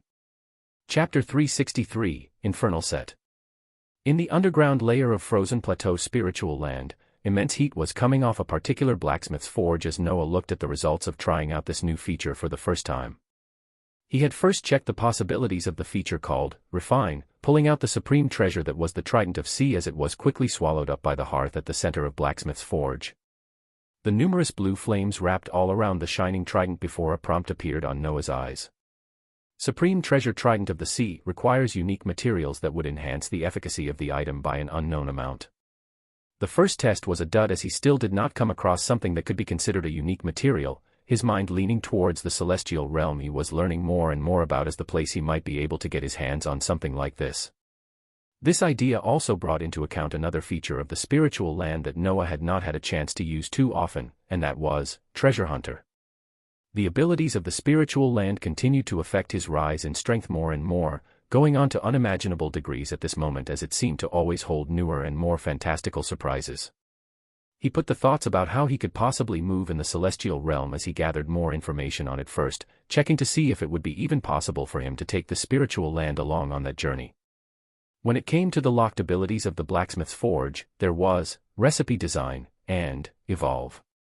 The latter was vague and he didn't know how different it would be from the Refine feature, but the Recipe Design was something that made his heart shake in excitement as he wondered exactly what were the limits to what the spiritual land would allow him to personally design in the future. When his thoughts came to this stage, he almost wanted to look into the problem of obtaining a small world core right away while trying to upgrade the strengths of the beasts of the spiritual land into a rank that even he had not stepped into yet. He shook his head at the numerous thoughts as his attention reverted back to the Forge feature of the blacksmith's forge as he took back the trident of the sea from the dancing blue flames in the hearth. When he first initiated the use of Forge, he didn't have anything that could be considered a material on him, so he tried the only thing holding a possibility of being counted as a material while also being abundant near his location. Being in the first realm of hell, he quickly procured the bodies of a few void-ranked infernals as he teleported back to the blacksmith's forge and threw a few of them into the hearth. The function of Forge was selected as an exuberant amount of mana began leaving his body, the numerous dredges of void-rank infernals beginning to melt in front of his eyes as blue flaming snakes went on to cover all over them, wrapping them up entirely as more than half an hour passed while Noah watched the burning flames. An explosion of light that seemed to portray the arrival of something grand spread out from the hearth that Noah was closely watching, the shining light disappearing as an exquisitely designed BREAS plate and a glimmering red serrated sword floated in front of him, their identities being revealed as their descriptions floated in front of his eyes beautifully. Void, Infernal's serrated sword, a sword forged from the very origins of Infernals themselves, carrying their vengeful emotions with every strike. Plus 50% physical damage. Plus 20% increased attack speed. Part of the blood-stained Infernal Oath set. Void, Infernal spiked BREAS plate, an armor meant to withstand all the wrathful attacks thrown towards it. Plus 50% defense. Plus 20% increased elemental resistance. Plus 50% increased fire element resistance. Part of the blood-stained Infernal Oath set. Blood-stained Infernal Oath set, the complete set that only those capable of taking down numerous Infernals are rewarded. Set bonus, 2 pieces, apply the fear effect to all those at lower ranks. 4 pieces, gain a unique enhancing energy in the form of a frenzy charge after every kill. The frenzy charges gradually disappears after 30 seconds. Each frenzy charge grants plus 5% increased damage. 6 pieces. Enter the state of infernal rage whenever you are low on life, granting you 100% more damage and regeneration, as well as the gained frenzy charges not expiring. Well damn. Noah's mouth was wide open as he looked at the details of the 2 items laid out in front of him, not imagining in his wildest dreams that the first items created in this blacksmith's forge were this marvelous in their capabilities. He had made the assumption that only supreme treasures would be able to enhance his abilities, but it seemed the items created from the blacksmith's forge were something entirely different. This was especially so because of the bonuses one could obtain if they wore the entire item set created from the bodies of the dead void-ranked infernals. The items provided increased speed, damage, and armor, which Noah could disregard if he wanted, but his curiosity was raised when he looked at the unique features that could be obtained if the remaining 4 items were created and worn all at once, gaining the boost given for the complete item set. This also made him very much look forward to the possibilities of the types of supreme treasures that could be created from the blacksmith's forge if something at the void rank came out as spectacularly as this. Even though the items in this blood-stained infernal oath set would not grant him crazy boosts to his already insane abilities, he knew it would be an immense help to those around him, allowing them to raise their power much quicker as well as gaining another layer of protection. He waved his hands in anticipation as he took out more than 10 other void-rank bodies of the infernals, throwing them all into the hearth that pulsed with a blue flame as he created items unique only to him, something that his people would wear and become known for in the future that he had yet to perceive. In the coming war that would affect the dynamic of trillions of lives, a monstrous force that wore designs of similar items that Noah had begun creating would become known across the reaches of the novice galaxy. Chapter 364, A Move of Consolidation. Word was soon passed from the 7th celestial star and into the numerous other celestial stars spread out over the light expanse, going on to reach the ears of the upper echelons that made the true decisions. The Grandmasters in the 7th celestial star were confident after they had used their own techniques to discern the possible effects and results of letting inhabitants of the light expanse explore the celestial realm for the first time under strict conditions, and they saw the effects to be marvelous and heavily favoring their aims. So word was passed forward to the higher-ups, but they knew the ultimate decision would be the confirmation of this never-before-done event as they were approaching the precipice of another war, and the use of the beings in the light expanse in the front lines of this war would only leave them in a better position. Grandmaster Ramiel had left the underground area where a being lay imprisoned, these numerous thoughts coursing through his mind as he shone a resplendent gold light, numerous skills activated as he overlooked the activities of the 7th celestial star. When it came to raising forces, one could forcefully throw them into their deaths, but what if you could raise beings to fight on their behalf willingly with their own wills? The Celestials had been doing this for ages with the act of recruiting disciples, going on to create the force of hundreds of thousands of those qualified in learning about fate over the years as these beings were spread out all over the stars of the light expanse. But the epiphany that Grandmaster Vredril had as he watched the constantly changing influence of fate of numerous prime worlds that had their emotions and beliefs pressed down and changed in a matter of hours as they watched the power of Celestials had brought forth this new possibility. The Celestials had been steadily influencing the fates of the numerous stars in the light expanse, but not to the extent that they were about to do in the near future. They were involved in the affairs of the numerous stars, even going as far as providing them with minor treasures after their participation in the infernal hunts. But this coming future would have the inhabitants of light expanse work closely and tirelessly with the Celestials as they would go on to fight for them in the front lines after their strengths were boosted in the celestial realm. They would not be forced or conscripted to fight and throw away their lives, but they would be influenced ever so slowly with the power of Celestials they continued to observe as they tasted the treasures that they had already been eating for years. Then, they would willingly lay down their lives to the enemies that the Celestials pointed their fingers towards. Grandmaster Ramiel smiled as he thought this, numerous message transmissions leaving his mind towards numerous beings as he moved forward with the plans to influence the beings of the light expanse even more the moment he received the permission he expected to receive as the information returned from the many celestial stars. This time, it wasn't just through fear as the beings of the light expanse observed the majestic power of Celestials similar to the bloodbath in the Magus world, but also through awe as they would come to observe and appreciate the celestial realm they would soon be given a chance to dive into under strict conditions. It was a plan of using fear and propaganda to further enhance their already stable influence of fate, and now it would also produce more powerhouses to fight in the coming war as more and more beings explored and chanced upon the wondrous treasures of the celestial realm. Only a few days passed before thousands of prime worlds began receiving astounding pieces of information directly from the Celestials. Only worlds at the level of prime received this piece of information, Very few of the tens of thousands of large worlds or the hundreds of thousands of small and middle worlds filled with weak life forms were receiving this message, as it was focused on those that were powerful and capable in the prime worlds. The message's contents told them all that a chance had arrived. A never-before-given chance that would allow the powers of the light expanse to progress in strength as they worked together with the Celestials to explore something phenomenal. Many of the worlds already knew of the Celestials' power, and worlds like the world of cultivation had already been receiving resources from the Celestials over the years. So when they saw the contents of this message, they knew it would be something unbelievable. The numerous powerful worlds in the light expanse began to bustle with activities at the advent of this message, many of them looking forward into the future as they prepared. Only a few knowledgeable figures and the beings watching from the dark expanse looked at these large movements as they realized something momentous was occurring with the Celestials. Those watching closely from the dark expanse came to realize that the Celestials were consolidating their power as they prepared for their future war once more, and this consolidation of power was so expansive that they were now involving the entire light expanse. In the underworld, the royal vampire Elena received a similar message as she closed her eyes and mumbled with an amorous smile. The celestial realm, huh? Her red eyes were languidly looking forward to the bustling pureblood vampires that continued to expand their forces in the underworld. She looked towards her brother who was overseeing the campaign with a frowning face as she spoke with a smile. Little brother, we'll have to call back little Cassius from the dark expanse so he can enjoy a piece of the pie opening itself up soon. A thoughtful expression was on the Vampire King's face as he replied.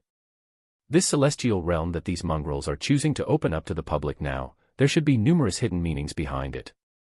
Not to mention the dangers. The Vampire King was careful as he thought of the possibilities and meanings behind the actions of the Celestials, but Elena only smiled as her bountiful body bounced up.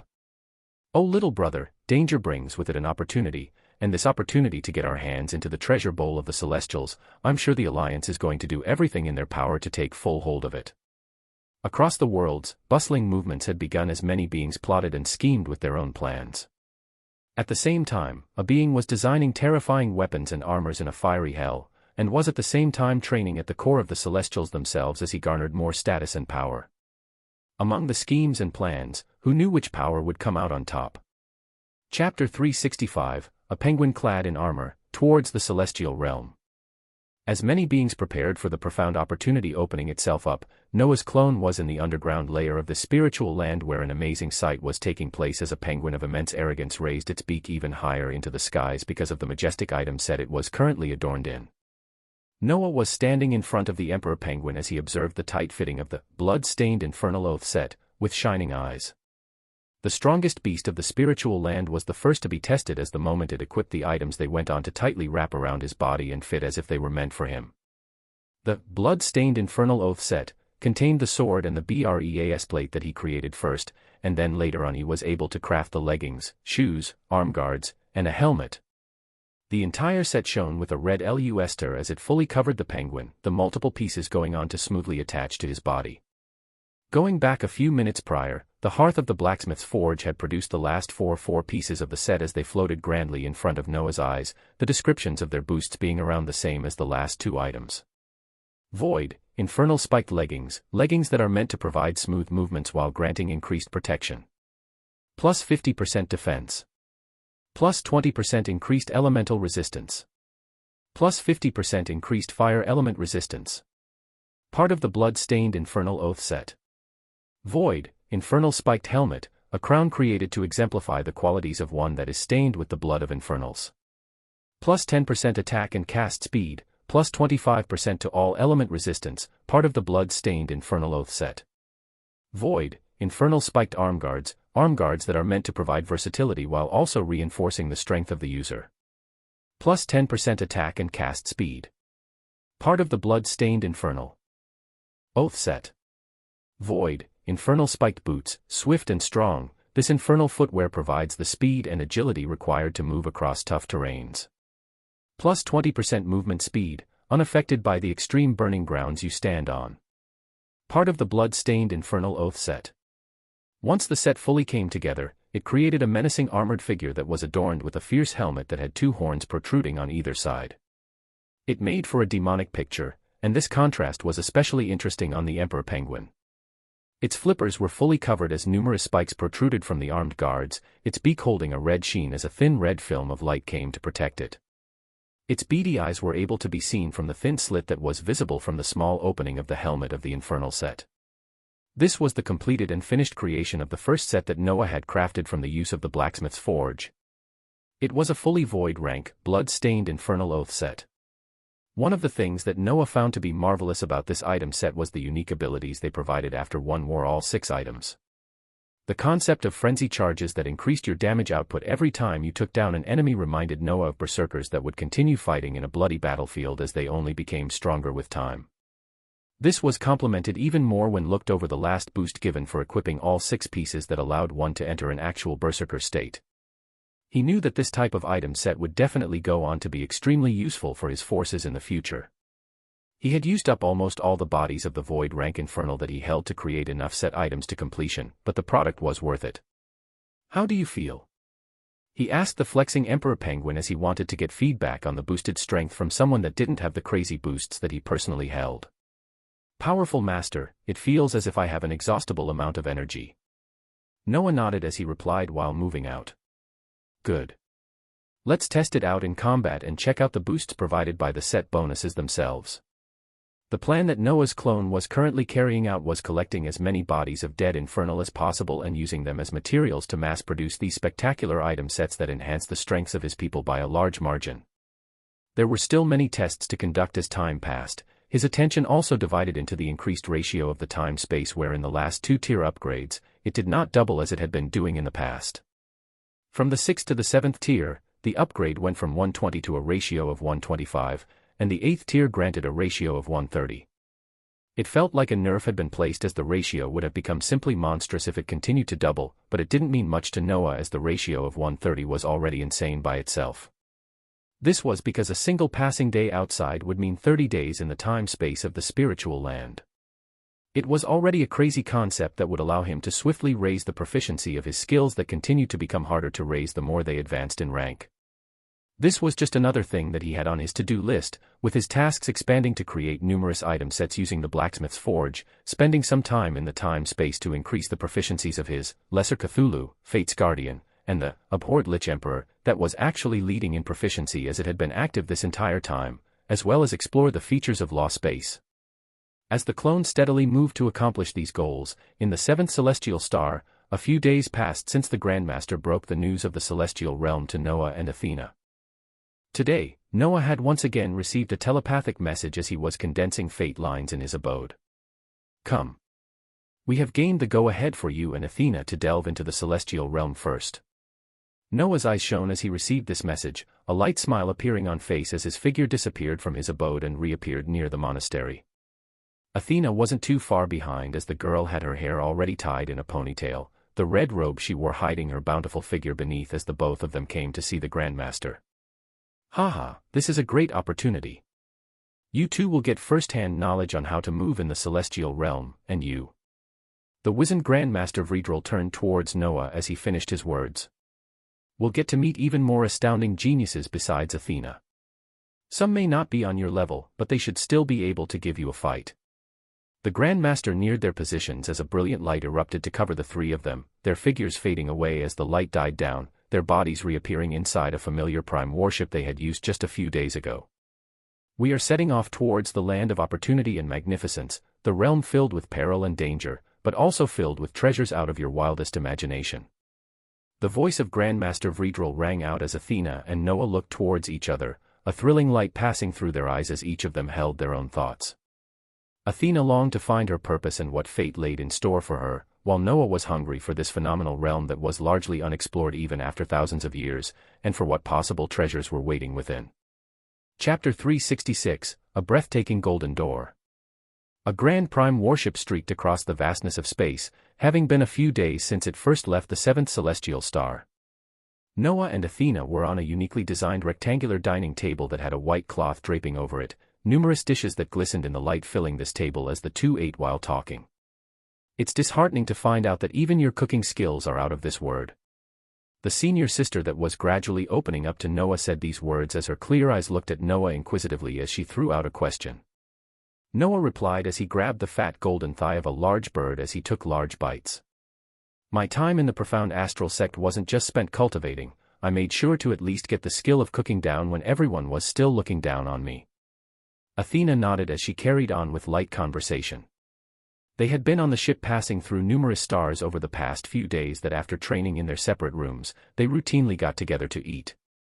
Noah used the time to show off his cooking skills as he slowly gained more and more trust from the valiant war princess, as well as the old grandmaster that simply shook his head after realizing the disciple he considered a genius had another thing he excelled in. Oh! It seems like we are finally nearing the location. The war princess that was licking the oil on her ring finger called out, her senses reaching a region tens of miles from where they were. Noah spread his own senses out as he came to observe the appearance of numerous prime warsh.I.P.S much larger than the one they were on. These prime warsh.I.P.S only increased in number as they neared, Noah noticing the protective formation that the numerous sh.I.P.S took as if they were protecting the most treasured thing possible. Each of these sh.I.P.S was at the same level or higher from the prime warship they were on, meaning there were numerous sh.I.P.S capable of destroying entire stars spread out all over the location that held the entrance to the celestial realm. The prime warship they were on continued to get closer as it smoothly passed the circles of protection, its identity being known long in advance as the profound weapons of numerous other sh.I.P.S did not even turn towards it. The further in they went past the initial perimeter, the more powerful sh.I.P.S that contained horrendous auras they could feel as they realized how heavily protected this location was by the Celestials. Noah could already feel numerous auras at the soul and domain expansion realm overlooking these many sh.I.P.S, but his gaze stayed up front as he began to sense the appearance of a shining light. This shining light only became brighter and brighter as their ship went closer, continuing to grow in size as it soon came to overshadow the large vessel they were on. His figure flashed away from the dining area and into the front of the ship that held a clear glass screen, his eyes landing on this brightening light as it gradually became more and more clear, his eyes finally registering the appearance of a humongous golden door. It was a breathtaking scene to observe as this door stood serenely in space, gold particles of light ever so slowly coiling around it as it portrayed a sense of majesty Noah had not come across before. The only thing that slightly took away from this majesty was the numerous interstellar sh.I.P.S surrounding it on all sides, the eyes of the Celestials protecting this door as if it was their lifeline. The celestial door, a breathtaking sight to come across for the first time as it is nothing compared to the gates leading to the infernal realms you have come across before. Grandmaster Vredril appeared next to Noah as Athena joined their position, his wizened gaze deepening as he stroked his beard and continued. One can look at the names of the two and say they are similar, but the celestial realm and the known infernal realms are not even capable of being at the same stage of comparison. The entire size of the first infernal realm cannot even compare to 1/100th of the minuscule amount of lands that we have managed to explore in the celestial realm.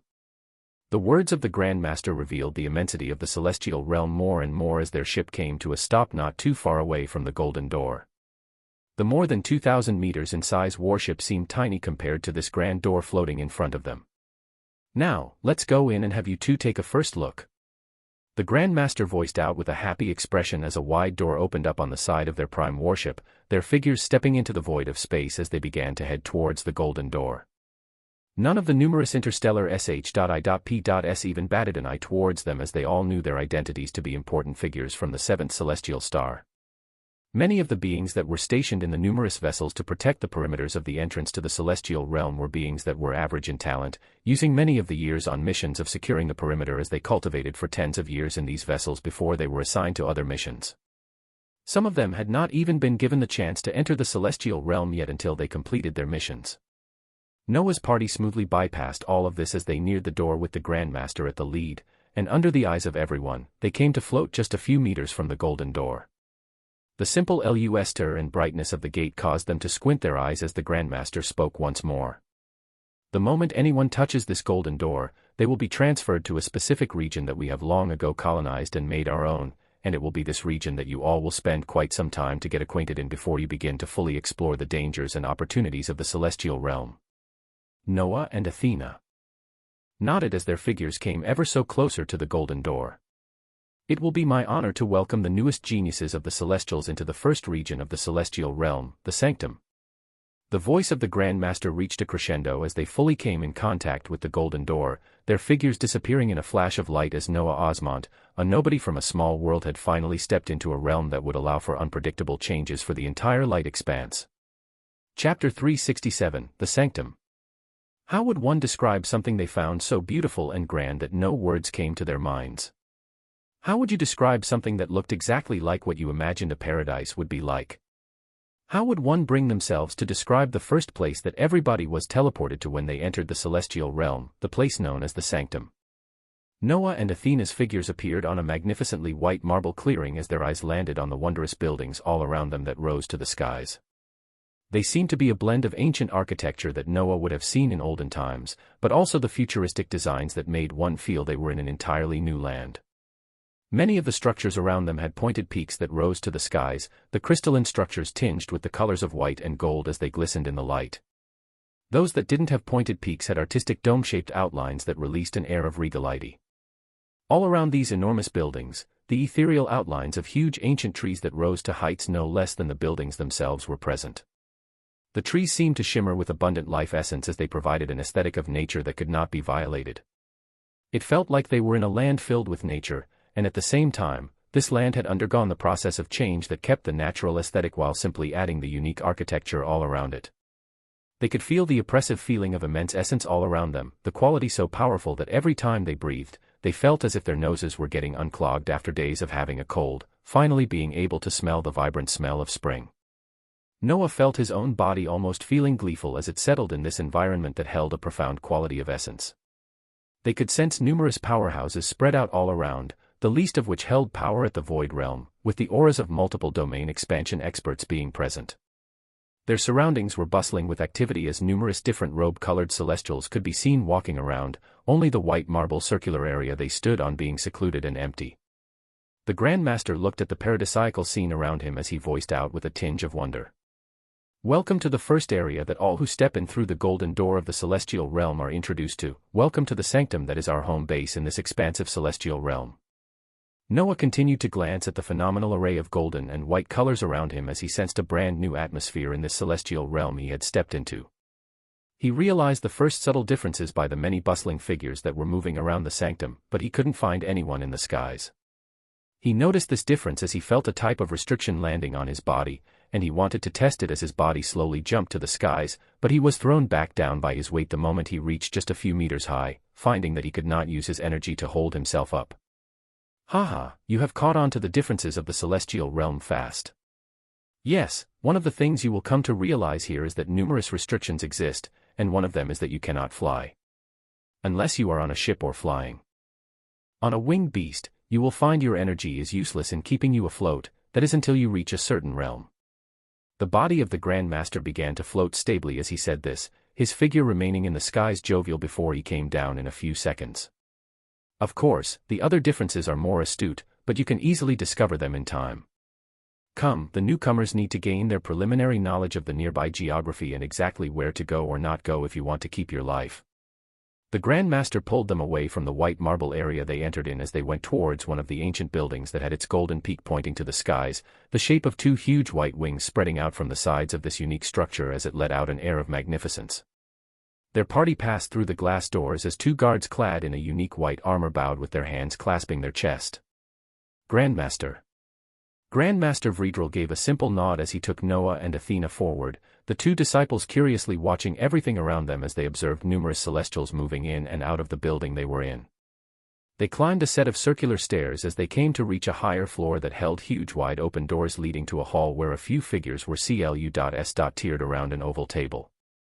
There was a powerful aura at the forefront that turned towards Grandmaster Vredrel and called out raucously. Vredrel. You finally returned, and with new disciples I see. The smooth reacquaintance of two old friends occurred as the wizened Grandmaster gave a huge bear hug to this being. Commanding Officer Rizel now is it? Haha, we'll catch up later. I bring with me seeds of the future that need to be looked after extremely well. They need to be brought to speed on the safe and dangerous regions around the sanctum, as well as the areas they can begin to explore in this wide celestial realm of ours. A nod of understanding came on the face of the one called Rizel as he smiled and looked towards Noah and Athena, his powerful aura at the domain expansion realm focusing on them as he nodded. You have been gone too long, my friend. The regions you knew to be dangerous have turned safe after years of exploration, and some of the safe regions have turned dangerous after the celestial beasts reclaimed them. Haha, no worries though, let's enjoy ourselves a bit with delicacies only found here before we delve into the crux of everything.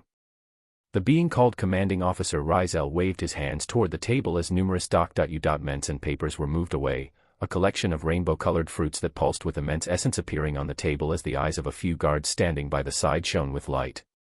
Do you remember these? The aurora fruits from a dangerous region we had not yet captured towards the west. We have been able to get our hands on them now, and they are delicacies you definitely have to enjoy.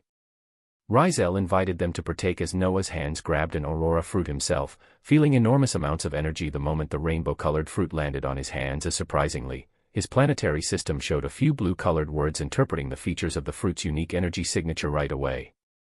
Aurora fruit, a unique medicinal fruit only capable of growing in unique environments. Has the effects of fully recovering one's energy and vitality to the maximum, and granting them plus 100% energy regeneration for the next hour. His jaws nearly dropped at the description of a simple fruit that he had come across as he first stepped into the celestial realm, his gaze turning towards the jovial celestials in front of him as the hunger he felt for the unknown things in this celestial realm only grew. He had just arrived at the base of the celestials in this realm that was called the Sanctum. He wanted to learn more about exactly what awaited outside this sanctum, and what dangers he had to brave if he wanted to get his hands on ridiculously amazing items such as the ones he had just come across a few minutes of entering into this celestial realm. He was also extremely impatient as his thoughts went to a feature of his spiritual land that would be something phenomenal to have in this land filled with opportunities. He was thinking of the feature of treasure hunter that he wanted to use in this celestial realm right away, his gaze looking far into the future on the unlimited possibilities. He had just stepped into the celestial realm, and already his heart felt a strong pull as he was swept off his feet instantly. Chapter 368, Celestial Beasts. As Noah and Athena sat down with the one called Commanding Officer Raziel and Grandmaster Vredril, the picture of the celestial realm gradually became clearer in their eyes. The location known as the Sanctum was the first area that the Celestial colonized, going on to build a central base here as they gradually expanded over the years. This expansion was a tug-of-war between them and the inhabitants that could be found in this celestial realm, the celestial beasts.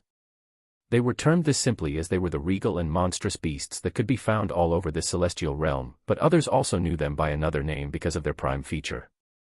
They were also known as behemoths.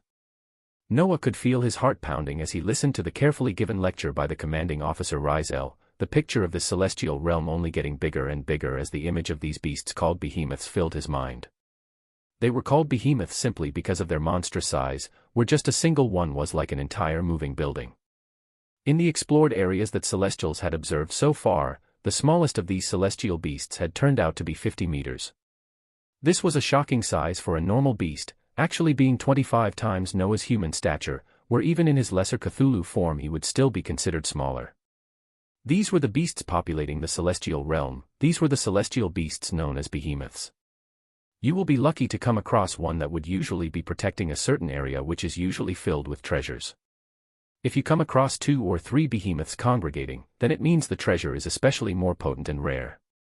The commanding officer Rizel said with a solemn tone as his eyes locked in towards Athena and Noah. The defenses of these behemoths are extremely terrifying, where we have come to learn that they have insane resistance to many laws, and only supreme laws like the law of fate are extremely effective in passing through their defenses. It takes other attacks twice as much time just to get through their thick skin. The story continued as the descriptions of the celestial beasts became more clearer in Noah's eyes. The behemoths had horrendous levels of defenses, and this also stood the same with their attacks. You could actually come across a behemoth that held huge attainments in the law of water and find yourself outmatched as they used spectacular skills you could not easily defend against.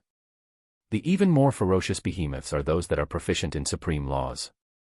It is these beasts that act independently and are the main cause of us losing an area we already explored and claimed, where we face monstrous casualties every time a behemoth at such a level comes to these areas. The face of the commanding officer Rizel only became more and more solemn as he talked about the ferociousness of the celestial beasts. Because of the terrible power of these beasts, when the Celestials moved to explore the celestial realm, they always moved in teams in order to match these behemoths that they came across. This created an atmosphere where numerous teams were created in the sanctum for the purposes of hunting down behemoths. These celestial beasts are extremely dangerous, but their rewards are also just as stupendous.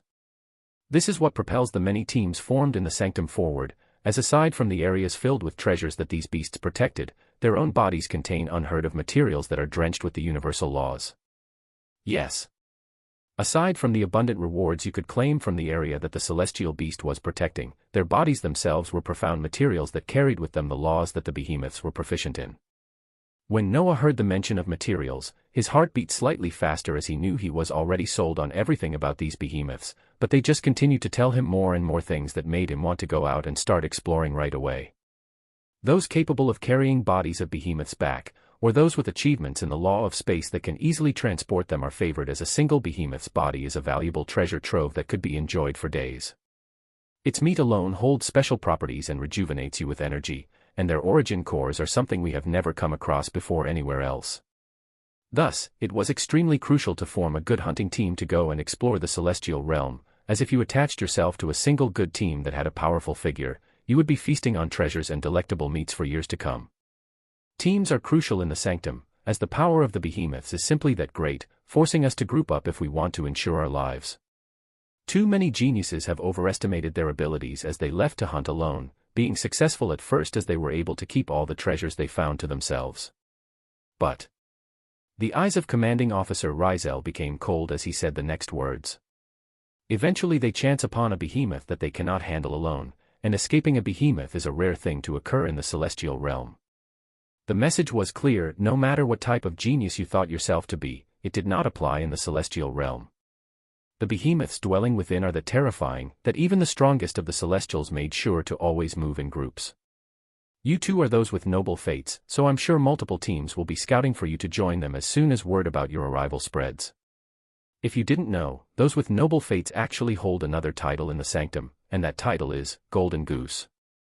Boisterous laughter erupted from Commanding Officer Rizel and Grandmaster Vredril as they looked at each other and laughed at this mention, Noah and Athena turning towards each other as sharp lights passed through their eyes. Their supposed noble fates meant that their exploration in this celestial realm was bound to be filled with dangers and great opportunities. The new information about the celestial beasts that were known as behemoths rolled around in Noah's mind as he wanted to soon try them himself. Chapter 369, Hunting Team. In the expansive sanctum they just arrived in, the Celestials almost always formed teams in order to hunt these terrible behemoths and continue their exploration of the celestial realm. It is routine for Grandmasters at the Domain Expansion realm to move out together as an elite team, these teams being the ones that make the most breakthroughs into new areas or come across wondrous treasures. You too. Commanding Officer Rizel locked his gaze towards Noah and Athena as he continued. We'll either have the option of joining a normal team, or the two of you creating a team yourselves. A pondering look appeared on Noah as he turned to see the shining expression of Athena. He knew the war princess already had her battle sense excited as it could be, her body seeking these dangerous behemoths they were hearing about even more than him. He personally enjoyed moving solo, and it went even more spectacularly because of his abilities, but he had to admit that there was still a lot of unknown factors about this celestial realm. This was the realm, after all, that even the Celestials themselves had only explored less than 10% of. He would take this dangerous land of opportunity very seriously, and move carefully at first as he gained more and more knowledge of it before he began risking his life by moving solo. If he had to move with a team though, who better than the war princess blessed with a noble fate, the destructive Celestial that he knew to have a few screws loose, but also had tens of thousands of fate lines. Athena had apparently already made up her mind as she spoke towards the closely watching Grandmaster Vredril. I'll move with junior brother Crixus. All we would need is the information on the layout and the zones we need to be careful of. Grandmaster Vredril nodded carefully as the Commanding Officer Rizel chipped in. That may be a good idea, but you still need to have someone show you around and familiarize yourself with the norms and the dangers of the celestial realm. So for your first hunt, I will have you two move with the best team that is currently not made up of Grandmasters, the exploration team called Righteous Fire that is under the lead of your senior brother Boru. The name of the senior brother Boru seemed to carry some weight as the Commanding Officer Rizel had a proud expression, the words he said seeming more like a command and being non-negotiable as he would have the two newcomers become familiar with the exploration teams and how they moved first. Athena and Noah nodded towards this commanding officer as the boisterous atmosphere returned. Good, this compound we are in is one of the many spread out over the regions we have gained control of, and you will find that many of the bases you go to will have lodgings no less luxurious than the ones you all had in your celestial star. For now, go out and explore the close areas of the sanctum. I'll catch up with this old fool and call you all when I get the status of the righteous fire exploration team. Noah and Athena stood up while placing their hands to their chest respectfully as they saw Grandmaster Vredril give them the go-ahead, the two of them leaving the expansive room and going down the spiral staircase as they came out to see the wondrous sight of the sanctum once more. The ancient trees shimmering with essence that were even taller than the building they just came out of, as well as the numerous prime warsh.I.P.S. they could see coming in and out occasionally made for a unique aesthetic in this paradisiacal celestial realm. Noah walked along the marble roads as he breathed in deeply, immensely enjoying the atmosphere filled with essence as he began to observe the celestials he could see moving all around. Many were occupied with their own tasks as they moved quickly, where he could not catch many that were alone, with almost everyone in groups. What he found interesting was the type of armor and weapons these celestials carried. Each one could be seen fitted with bulky armor that one could clearly see to be made out of the scales or skin of a beast, with the armors holding a rough exterior that looked impenetrable. He could also see their weapons were most likely poorly refined bones or teeth of behemoths as he came to realize ever so slowly just how important these celestial beasts were. Athena was looking at this same scene with shining eyes as she spoke out. It seems to be the norm to use the materials from the bodies of these humongous behemoths to create armor and weapons that are more effective in hunting down even more of them. The war princess had already analyzed what they were seeing as she came up with the exact reason why many of the celestials they saw were carrying ridiculously large weapons and bulky armor. Noah nodded as they continued to observe more of the area around them, their eyes landing on a particular group of celestials that let out a wild aura, causing many of the teams that came across them to move out of the way as they seemed to be heading straight towards their position. He looked towards Athena, who had her eyes squinted as she also focused on this group of beings with powerful auras heading their way as a single one came to the forefront and neared them rapidly. His body seemed to be of humanoid shape, but he was extremely bulky and large, his stature made even more extreme by the heavy behemoth armor he wore. His height reached 3 meters as he spectacularly had a large jagged broadsword that was double his size strapped horizontally to his back. A wide smile covered this being's face as he came close to Noah and Athena, their bodies feeling an oppressive air of a predator as this being's body surprisingly pulsed with a unique and explosive fiery aura. Noah could see visible sparks of flames appearing and disappearing around this large figure's body, and this was compounded with the numerous fate lines he could distinctly sense hidden within. This was the first celestial that Noah had come across who seemed to actively be proficient in 2 laws, both fate and fire, and the power each of these laws released from his body did not seem to be too far apart from one another. Haha, you must be the fresh meat that Commanding Officer Rizel is sending me message transmissions about. Nice to meet you. The name is Boru of the Righteous Flame. The air seemed to shake with his introduction as the explosive fire elements around him singed the air, the two newly arriving Noah and Athena coming face to face with the leader of one of the most powerful normal teams of the Sanctum. Chapter 370, A Lesson in Elements. The air in front of Noah and Athena palpated with power as the figure of Boru was soon accompanied by numerous other beings that pulsed with power no less than his, their gaze that of curiosity as they landed on the two of them.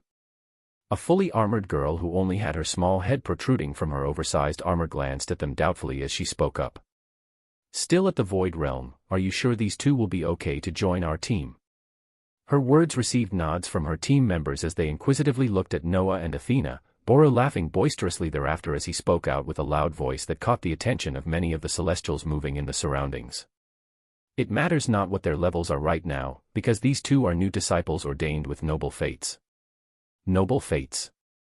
Many of the teams moving in the background heard these words as they looked over, their gazes shaking deprecatingly after seeing that the Righteous Fire Exploration team was already surrounding the two beings. Ah, they got their hands on 2 golden geese. Haha, having a golden goose isn't everything. We've been perfectly fine without one all these years. What are you talking about? We've only been meeting elite behemoths that we couldn't even defeat all this time, leaving us with nothing these past few months. You. Noah tuned out the numerous discussions erupting around him as he shook the hands of the large celestial called Boru, getting the pleasantries out of the way as his focus remained on the enormous weapon strapped on his back that was most likely crafted from the remains of a powerful behemoth. My team and I plan to set out tomorrow after relaxing for a bit today, but as the commander wants us to show you to the ropes, we will just move out today. After the pleasantries, the voice of Boro continued its boisterousness as Noah and Athena nodded, following along this righteous fire exploration team as they began to point out the various structures and what they signified. Living quarters will be over there, dining area will be. A tour of the sanctum was given as Noah and Athena followed this team as they went towards the north of the sanctum, the layout of this grand place itself being explained by Boro as they passed the phenomenal-looking structures surrounded by shimmering trees with sizes no less than the buildings themselves. Once you guys accomplish hunting your first behemoth, you can bring the material over there. Boro pointed to a grand building designed with a sleek black outlook that had the outline of an anvil and a hammer displayed outside of it. At Grandmaster Simeon's shop as he will craft you the strongest weapons that are most proficient in taking down behemoths. This broadsword of mine was a commission I was able to make after my 14th year here, and it's been with me ever since. Boro caressed the enormous blade twice his size as he lifted it off his back effortlessly, going on to teach Noah and Athena more about the behemoths as they began leaving the sanctum. You will come to find that the behemoths are very proficient in particular laws, where finding one with deep achievements in the law of fire where we are going in the north is almost certain. But, in other locations, you can find those proficient in the law of water, earth, and even supreme laws if you explore further out. Noah listened closely as the environment around them gradually changed, their figures leaving behind the expansive sanctum gradually as less and less structures became apparent around out. They continued walking out as useful knowledge about the behemoths was released. Their proficiency in laws is terrifying, but it is also their weakness that can be exploited to take them down more smoothly. Boro waved his hands as the exploration team continued to move out, the enormous blade that released spurts of fire disappearing as another one slightly smaller than it appeared in his hands. This one released vibrant water elements on its blade edge that caused it to take a shining blue color that calmed the atmosphere as Boro continued. When we hunt in the north where we know we will come across behemoths proficient in the law of fire, we bring weapons of the water element that we were able to procure from the bodies of behemoths from the south. It becomes much easier to take down the behemoths proficient in the law of fire when you have weapons made from the bodies of behemoths drenched in the law of water. We exploit this weakness to manage to take down these crazy powerful beasts. Weapons drenched in the law of water could be used to effectively bypass the horrendous armor of fiery behemoths. This was a lesson that the newcomers came to learn about the behemoths in the celestial realm, that using their strongest feature of proficiency in laws as their weakness. This also applied to the armor that Boro wore. It released bursts of fiery light as it came from the body of a behemoth found in the northern area that was proficient in the law of fire, this type of armor granting increased resistance to its horrendous fire element attacks. To put it simply, carry a weapon of the opposing element to deal more damage, and wearing the armor of the same element to resist its attacks. Of course, using these types of weapons and drenching them with our abilities of the law of fate that deals soul damage just goes on to further enhance our strength, allowing us to gain the foothold we have gained so far in this celestial realm. Boro had a wide smile as he carried the long jagged blade filled with water elements, Noah paying close attention to his words as the exploration team went out of the expansive sanctum and into the mystical path laid out in front of them. His mind was on the blood-stained infernal oath set that he had produced a numerous amount of in the spiritual land, recalling how this item set gained from the bodies of infernals had many resistances to the fire element. He hid a wide smile from appearing on his face as he thought of the possibilities of items and possible item sets appearing from the bodies of behemoths. The further they went away from the sanctum, the less buildings they came across as the archaic and humongous trees became more common. The flowing wisps of colorful blue and green essence shimmering from the fantastical trees brought about an atmosphere filled with fantasy and adventure, making Noah's heart thirst for adventure as he explored this mystical environment. Chapter 371, worthy of the title, Behemoth. It felt like a scene out of a fantasy book as Noah passed his hands over the colorful essence that was so thick that it had actually materialized into the atmosphere. The area that the righteous fire exploration team was walking across was filled with silence as the humongous trees all around them carried the air of mystique and danger. Haha, yes, the environment of the celestial realm is so special that it will take you a few days to get used to it. After a while, all of these pretty colors will seem like the norm as you get to experience even more fantastical things. Boro's voice pushed out the eerie silence of the now quiet environment of a forest as they walked further and further from the sanctum. We're gradually leaving the perimeters of the sanctum, and the areas further from here you will only find watchtowers that monitor the surrounding regions for any activity. Another one of Boro's teammates chimed in as they continued to move forward, their steps gradually becoming faster as they picked up the pace while moving through the thick foliage that increased around them. The atmosphere of a fantastical jungle only became more and more prominent as they went further in, Noah and Athena continuing to listen to the information of the layout they should be paying attention to and what areas they were passing through. After a few minutes, Noah felt a significant change in the level of essence in the air, noticing it becoming immensely thicker as the Boru advancing in the front brought his hands up and brought the party to a halt. He explained slowly as he closed his eyes, a wide smile appearing on his face as his body pulsed with power. Whenever you feel that change in the atmospheric essence, know that a behemoth is near. In this region in the north that we are in, you can occasionally come across a wandering behemoth that nears the sanctum to this extent. These behemoths are usually the easiest ones to take care of as they have no sense of danger. Boru's boisterous voice rang out as he grasped the oversized jagged broadsword that palpated with the water element, giving a signal to his teammates as they advanced steadily. You too, observe our movements and coordination first before choosing to join in. Watch how we handle the attacks of these behemoths and the weakest points in their tough bodies that we attack. Noah nodded as he turned towards Athena, who had been relatively silent, her gaze continuously kept on the phenomenal sight around her. As the moment they heard that a behemoth was nearby, Noah saw the restlessness that always overcame her body as she thirsted for battle. As they came here, Boru had mentioned that aside from the weakness of opposing elements that the celestial beasts held, the other weaknesses had to be learned for each specific type of beast depending on their size and build. One had to learn where their wrappings are, and this only occurred with time. The two of them proceeded with caution as they followed behind the righteous fire exploration team, watching as the 5 members of this party had their weapons ready and drawn out.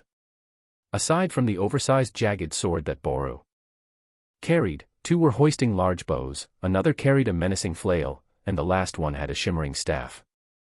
The one unique thing about all of their weapons was that they all had the water element strongly exuding from them.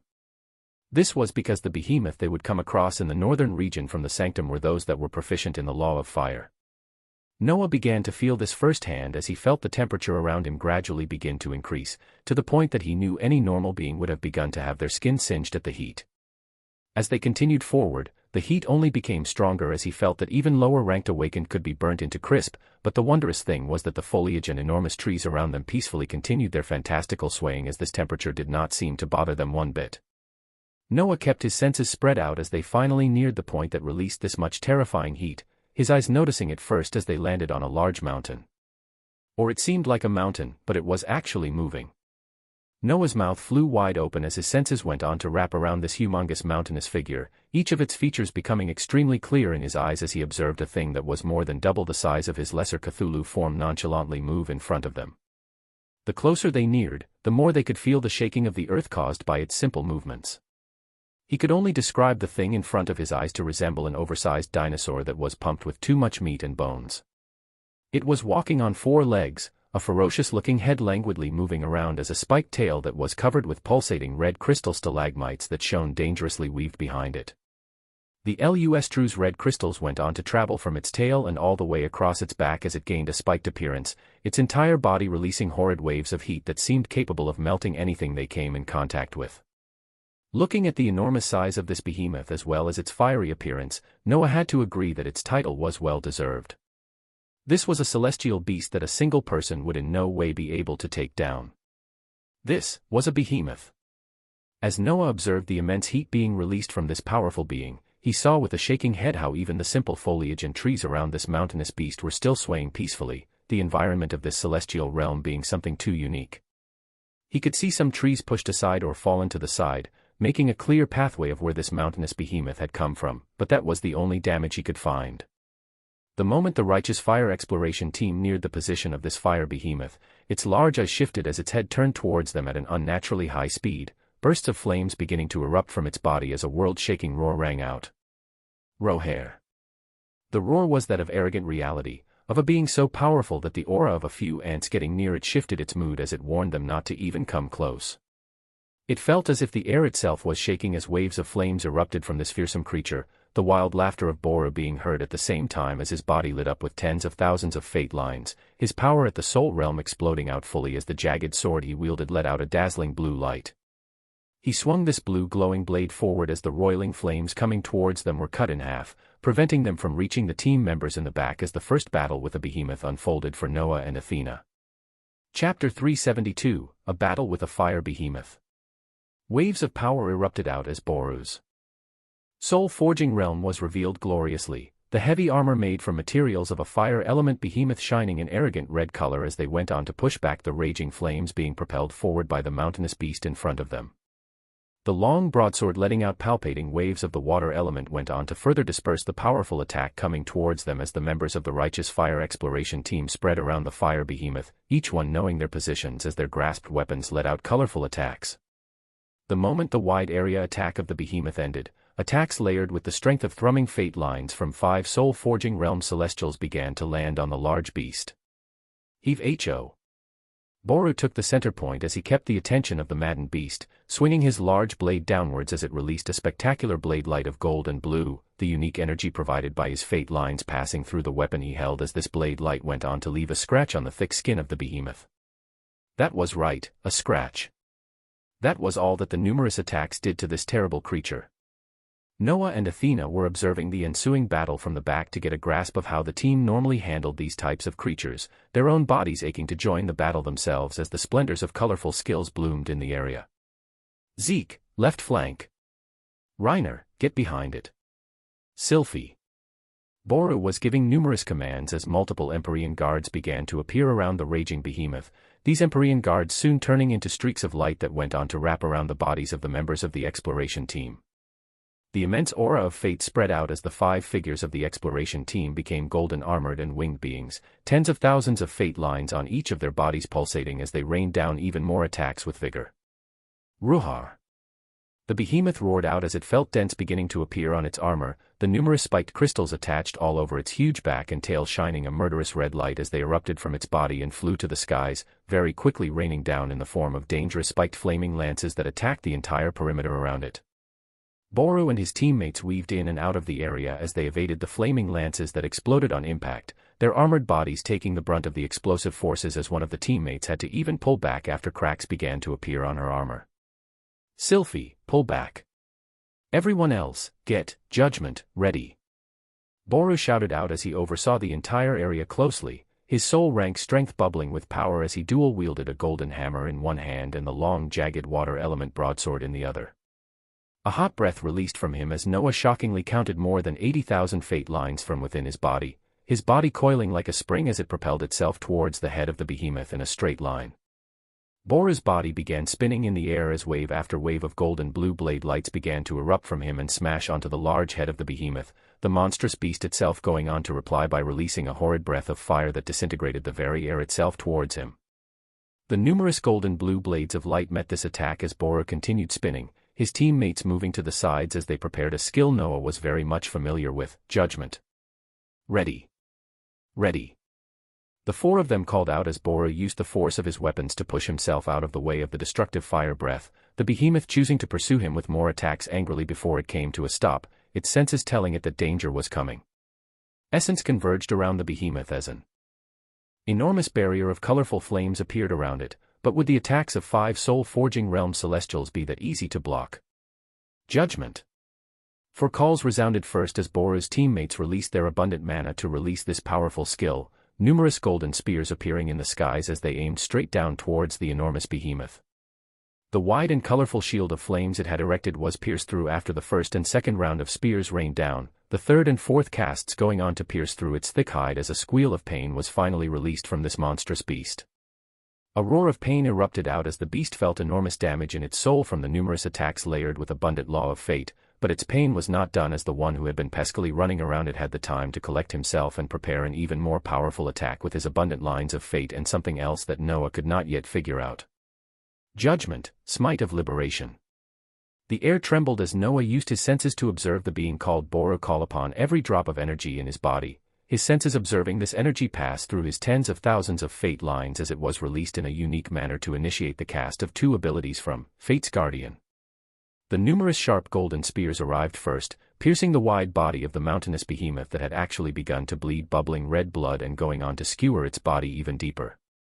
The golden spears were followed by the sky clearing up as a large incorporeal golden blade of liberation that was more than 3 times the size of the blades Noah normally cast descended down.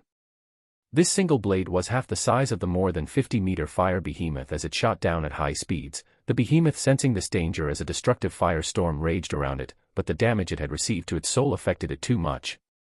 The abilities of Fate's Guardian could be vastly different depending on who was using them, the enormous blade of liberation being cast by the soul-forging Bora being phenomenally powerful as it went on to pierce the hard hide of the mountainous behemoth and sink deep into its body.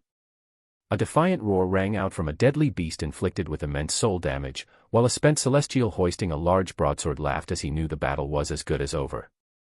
Chapter 373, A Shocking Feat Done Effortlessly. Gushes of blood erupted from the mountainous behemoth, but it was not the physical damage that made it roar out a dying bellow, it was the horrendous damage to its soul that it received after these attacks pierced its hide. The attacks were even further exacerbated as they carried with them a hint of powerful water elements that were destructive to its heavily flame-based essence. The behemoth tried to move its beaten-down body as it felt weary, but the Celestials ganging up on it would not give it such a chance as Bora, that was breathing heavily, called out to his 4 team members along with Noah and Athena. "Finish it. And you too, let's see some of your strength that makes you those with noble fates." His 4 team members were already moving the moment Bora's attack finished, Noah and Athena dashing into the scene of the battle quickly thereafter as Athena was quickly wrapped up in a golden armor as she valiantly went into close combat with the dying behemoth, Noah himself looking to the skies as he cast Smite of Liberation, the rumbling of descending blades being felt thereafter as 5 blades of liberation that were nowhere near as large as the single one that Bora had sent down came to smash into the behemoth. Their attacks landed on the wounded and dying beast, continuing on relentlessly as they knew they could not give it a second to recover its strength or gather its energy for attacks.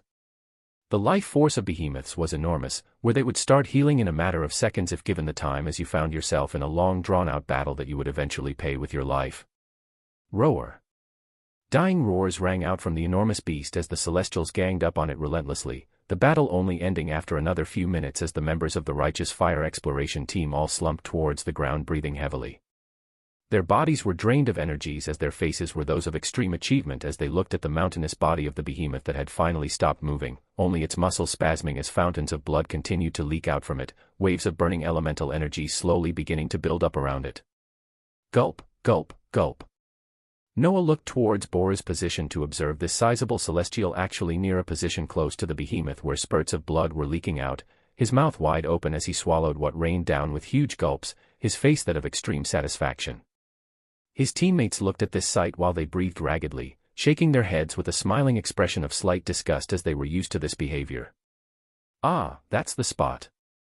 Another lesson for you rookies, the bodies of behemoths being valuable treasures was not a joke, where even its blood is filled with immense life force that will quickly rejuvenate your lost energies. You want to give it a go? The dangerously smiling Boru invited them as Athena quietly shook her head, Noah himself training his level of control as he knew better than anyone else the quality of blood leaking into the earth.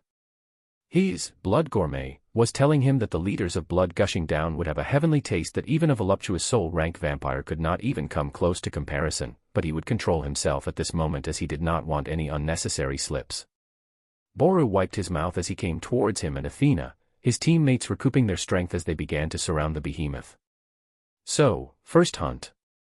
You observed and then joined in later. You got the feeling of it. The Celestial thrummed with power that was gradually retuning to his body, and Noah and Athena nodded, their gazes on the party members of the Righteous Fire Exploration team that had begun to cut apart the body of the behemoth. We work as a team, and so we have to divide the treasures the same way too. It is merit-based of course, with the one contributing the most to bringing down these huge beasties taking the larger portion of it.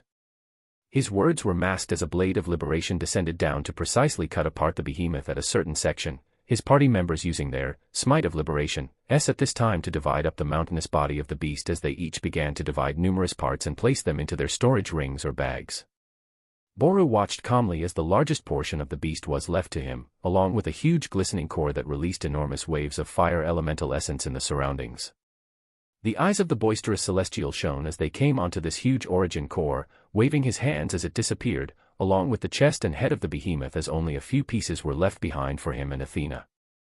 Here you go rookies, for those last attacks after you observed comfortably at a far distance, haha.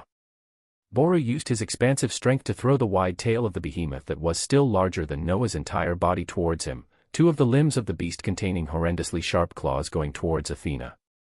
He waved his hands as the enormous tail filled with numerous shimmering crystal spikes entered his expansive space, his heartbeat increasing every so slightly as he got his hands on the body of a behemoth.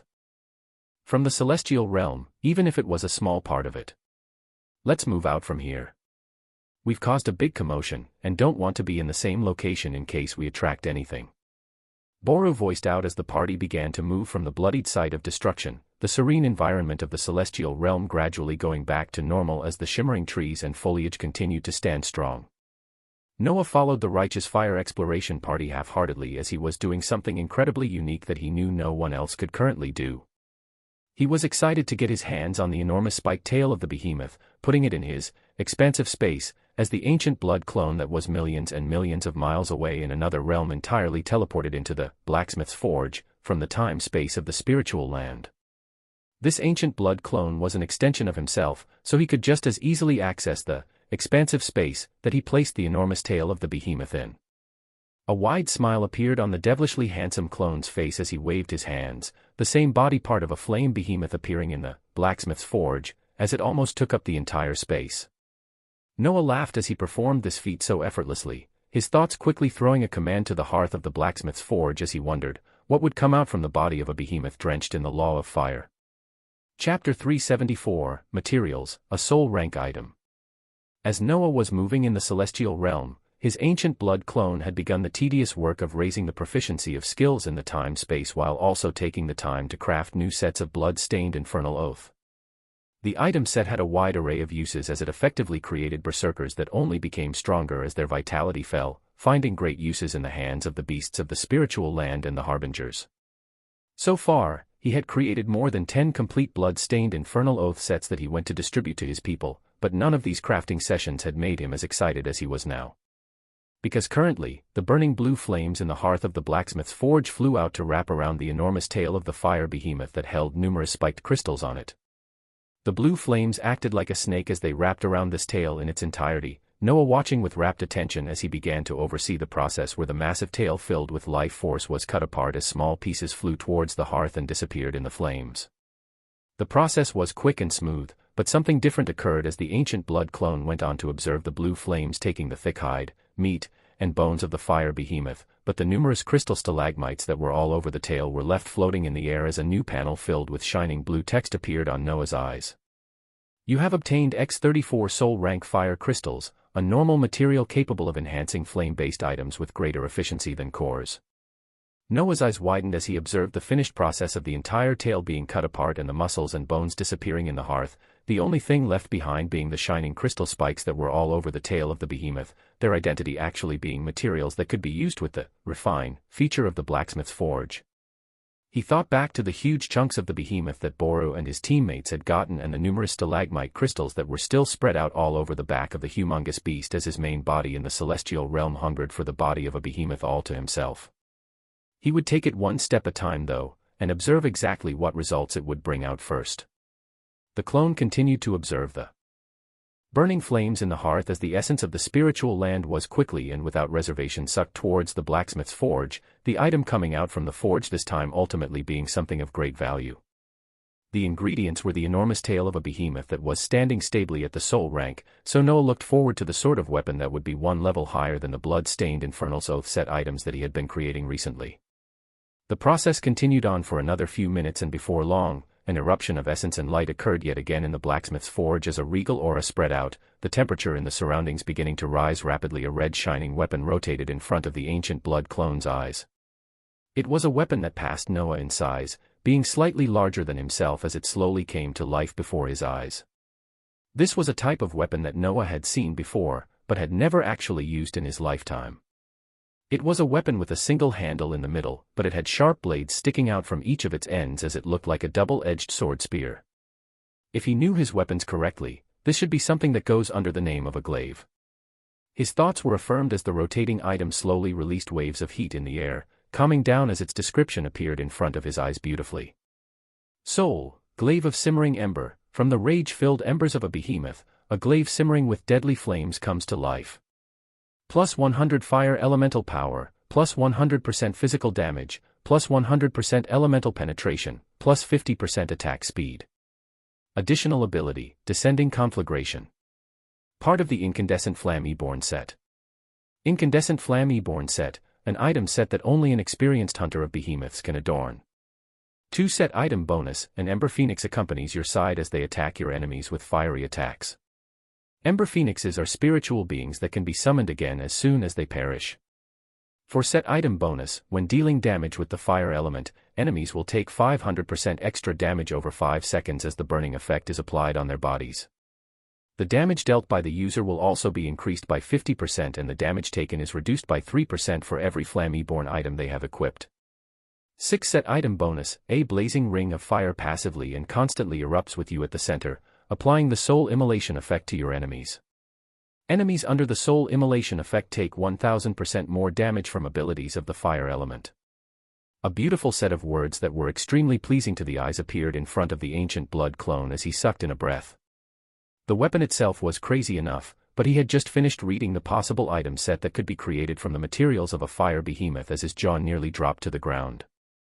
The set bonus for 2 items seemed interesting, the bonus for 4 items looked crazy, but the bonus for having 6 items from the incandescent Flamme-born set was simply insane. Noah looked over the description of the achieved ability that dealt something called soul immolation, as well as the huge 1000% boost that was attached to this ability. The numbers were too crazy for one to wrap their minds on the first time, and could only be viewed and tested fully on the battlefield. He went over the description of this fantastical weapon another 3 times before he reached out and grabbed onto it. He felt the ever-so-increasing temperature of his surroundings gradually calm down as he grasped the weapon in his hands, its size a few inches bigger than his as he swiftly began to move it around. He felt an unnatural heaviness coming from the weapon as every time he moved it, thin streaks of flames began to bubble forth dangerously. This was the first weapon that he had crafted that had an ability also attached to it, his eyes going over the descending conflagration, as he wondered exactly what it would be. The attack speed boosts, physical damage boosts, and the elemental penetration were also amazing qualities by themselves, but he also came to the new introduction of something called elemental power.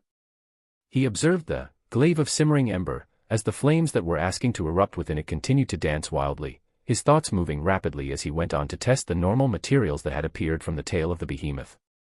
The glaive flew out of his hands as it went back into the hearth, his mind sending a command to use the refine feature for the first time. 15 of the crystal stalagmites that were considered soul rank fire crystals flew into the hearth along with the glaive of simmering ember, essence converging yet again as this session was much shorter than the last one, being less than a minute before the item was thrown out of the hearth once more. Noah glanced at the description yet again as he noticed some changes. Soul, glaive of simmering ember, +1, from the rage-filled embers of a behemoth, a glaive simmering with deadly flames came to life. +110 fire elemental power, +110% physical damage, +110% elemental penetration, +55% attack speed. Additional ability, descending conflagration. Part of the incandescent Flamme-born set. A +1 had appeared on the powerful weapon, as well as its boosts being increased by a small amount. But, this was only a single successful refinement that had pushed the power of this weapon by more than 10%. Noah's thoughts were running wild as he thought of all the possibilities of refining this type of weapon numerous times, as well as the other items that were part of this incandescent flame-born set that this glaive of simmering ember was a part of. Although his thoughts were brought to a stop as he remembered he currently did not have any more pieces of a powerful soul rank behemoth, and he only had 19 more soul rank fire crystals remaining on him. This reminder brought his hungry thoughts back to the celestial realm, where the righteous fire exploration team was moving back towards the sanctum to recuperate their spent essence.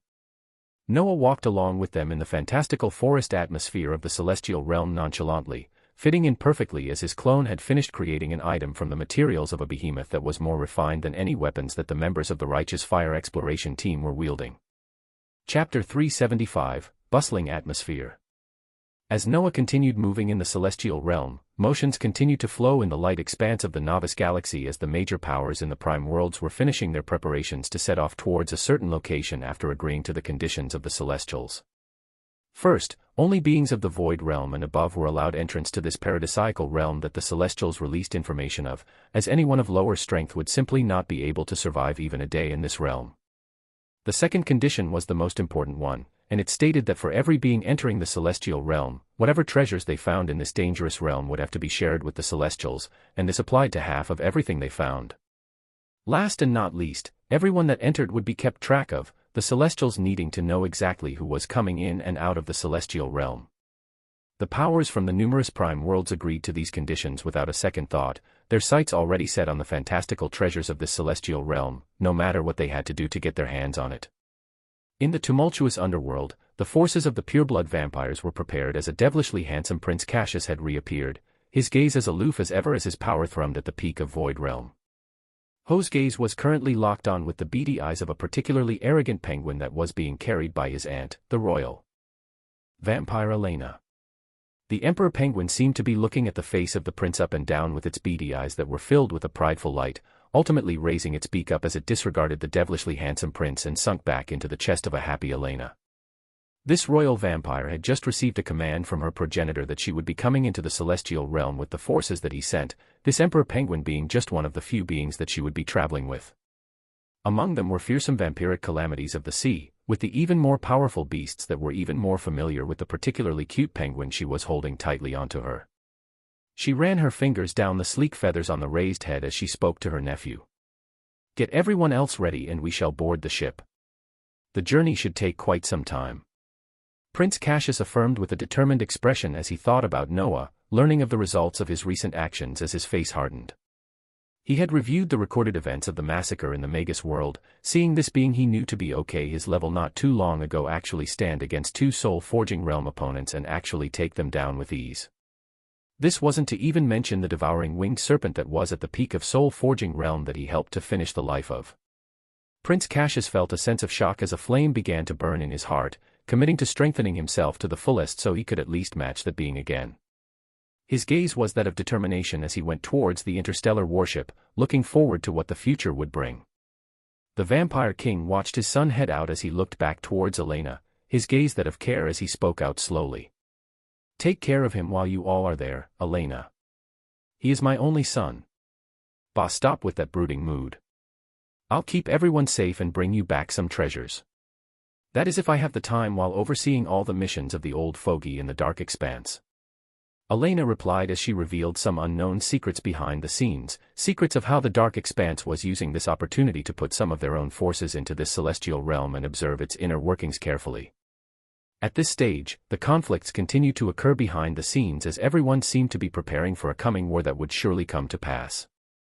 As the Celestials busied themselves with the celestial realm and rising the strength of their own weapons, the Infernal Lords were waiting patiently for the inevitable rise of the ninth Infernal Lord. They were a special existence, coming to understand that things would always move how fate intended, no matter what the being flowing in the river of fate tried to do. So they did nothing but simply wait as in the first realm of hell, an abhorred Lich Emperor continued to direct a legion of undead to continue depleting the rapidly populating infernals of the expansive infernal realm of hell. Its body was bubbling with strength as golden flames eerily waved in its bony sockets, a green-gold light going on to shimmer over its body as it realized a change had occurred within itself. The terrifying Lich did not have to wait long while wondering as soon after, its owner appeared in the skies where it stood atop a bone dragon, a smiling expression stretching out from his devilish face as he saw from the stat panel that the abhorred Lich Emperor had finally reached maximum proficiency, and could be upgraded towards the next rank. Noah's ancient blood clone let out a laugh as his thoughts moved towards the abhorred Lich Emperor skill tree, getting ready to use the many Void and Void Plus skills he had gained from the events in the Magus world to bring up this skill tree into the soul rank as well. The required skills were sacrificed as a change began to occur to the abhorred Lich Emperor in front of him, even bigger changes in store as he looked at the possibilities of advancement of its skill tree. Lich Lord of Abomination, 15/15, abilities, Summon Poison Totem, May 5th, Summon Undead, 5/5, Noxious Outburst, May 5th, and Dereliction of the Saintly Poison Lord, May 5th, NGT, Abhorred Lich Emperor, 45/45, additional abilities, Undead Legion, 5/5, Will of the Undead Emperor, May 5th, and Delay Death, 5/5. 2 skill trees for evolution are possible once sufficient points and a base requirement of 2 equivalent level sacrificial skills are reached, and GT, Archlich Arazon, a dreadful calamity steeped in death. Enhances all death aspect abilities, as well as gaining the capability of summoning supreme tier undead. NGT, Pernicious Death Lord, a being with utmost proficiency in the art of poison and death, gaining wide area of attack abilities that decimate its foes. The ancient blood clone gazed at the blue set of words in front of his eyes as he smiled, his mind going on to select the pathway he wanted right away as a dense black light engulfed the summoned Lich Emperor, the air trembling as it announced the coming of an even more dreadful being. Chapter 376, Archlich Razan. Chapter 376, Archlich Razan. The selection of the next advancement made was, Archlich Razan, the pathway that led to even more deathly and terrifying additions being made to the Undead Legion. Essence converged to the already summoned Archlich as he underwent a transformation, the ancient blood clone going on to view the new abilities given by the advancement of the skill tree into the soul rank. Soul, Lich Lord of Abomination, 15/15, abilities, Summon Poison Totem, 5/5, Summon Undead, 5/5, Noxious Outburst, May 5th, and Dereliction of the Saintly Poison Lord, May 5th, NGT, Abhorred Lich Emperor, 45/45, additional abilities, Undead Legion, May 5th, Will of the Undead Emperor, May 5th, and Delay Death, 5/5, NGT, Archlich Razan, 0/60, additional abilities, No Man's Land, 0/5, Reward for Servitude, 0/5, Field of Torment, 0/5, and Abyssal Summoner, 0/5. The clear and crisp addition of 4 abilities came with the advent of Archlich Razan, with their names already sounding overly powerful as Noah's ancient blood clone focused on the individual skills to see exactly what their effects were. No Man's Land, 0/5, the area of 1 mile around the Archlich Razan becomes a domain of death for 10 seconds. The Archlich and its minions are healed 3% of their maximum health every time an enemy dies in No Man's Land. Enemies found in No Man's Land will suffer -25% all element resistance and -50% death and poison element resistance. Death-related skills mana consumption is reduced to 0 while No Man's Land is active. Cooldown, 360 minutes. Reward for Servitude, 0/5, the Legion of the Archlich gains the capability of spreading the damage each of them received throughout the whole Legion, bolstering their resilience as the vitality of many is greater than the vitality of a few. The damage that the Undead Legion receives can also be redirected towards the Archlich momentarily. Field of Torment, 0/5, enemies are brought into an isolated space where they shall be tormented until their souls break down. The origins and memories of tormented enemies will be given to the Undead Legion as they are strengthened even further. Abyssal Summoner, 0/5, the terrible undead from the abyss can be called upon, their sheer size dominating the battlefield as only the strongest of Archliches can control them. Currently available Abyssal Undead, Abyssal Death Knight, Abyssal Ghoul. Abyssal Summon Limit, 1. The set of skills shown with a blue luster as the clone's own eyes shone, his gaze landing on the newly improved Archlich Razan who was rising up from the cacophony of essence. His features had fully erased the green color as it became a dominating black figure with golden flames blazing in its eye sockets, its size now nearing 3 meters as the skull staff it held became even more menacing. Numerous black runic lines ran across its skeletal body that was half covered with a cloak drenched in darkness, the bone dragon it stood on beginning to perceptibly change below it as an aura of darkness spread out to cover it, along with the tens of thousands of the undead that filled the surroundings. Resounding cries of death erupted out as the Undead Legion underwent a transformation and further increased in strength, Noah wanting to observe the exact changes of the new skills as he began to pump skill points into them freely. Archlich Razan, 60/60, additional abilities, No Man's Land, 5/5, Reward for Servitude, May 5th, Field of Torment, May 5th, and Abyssal Summoner, May 5th.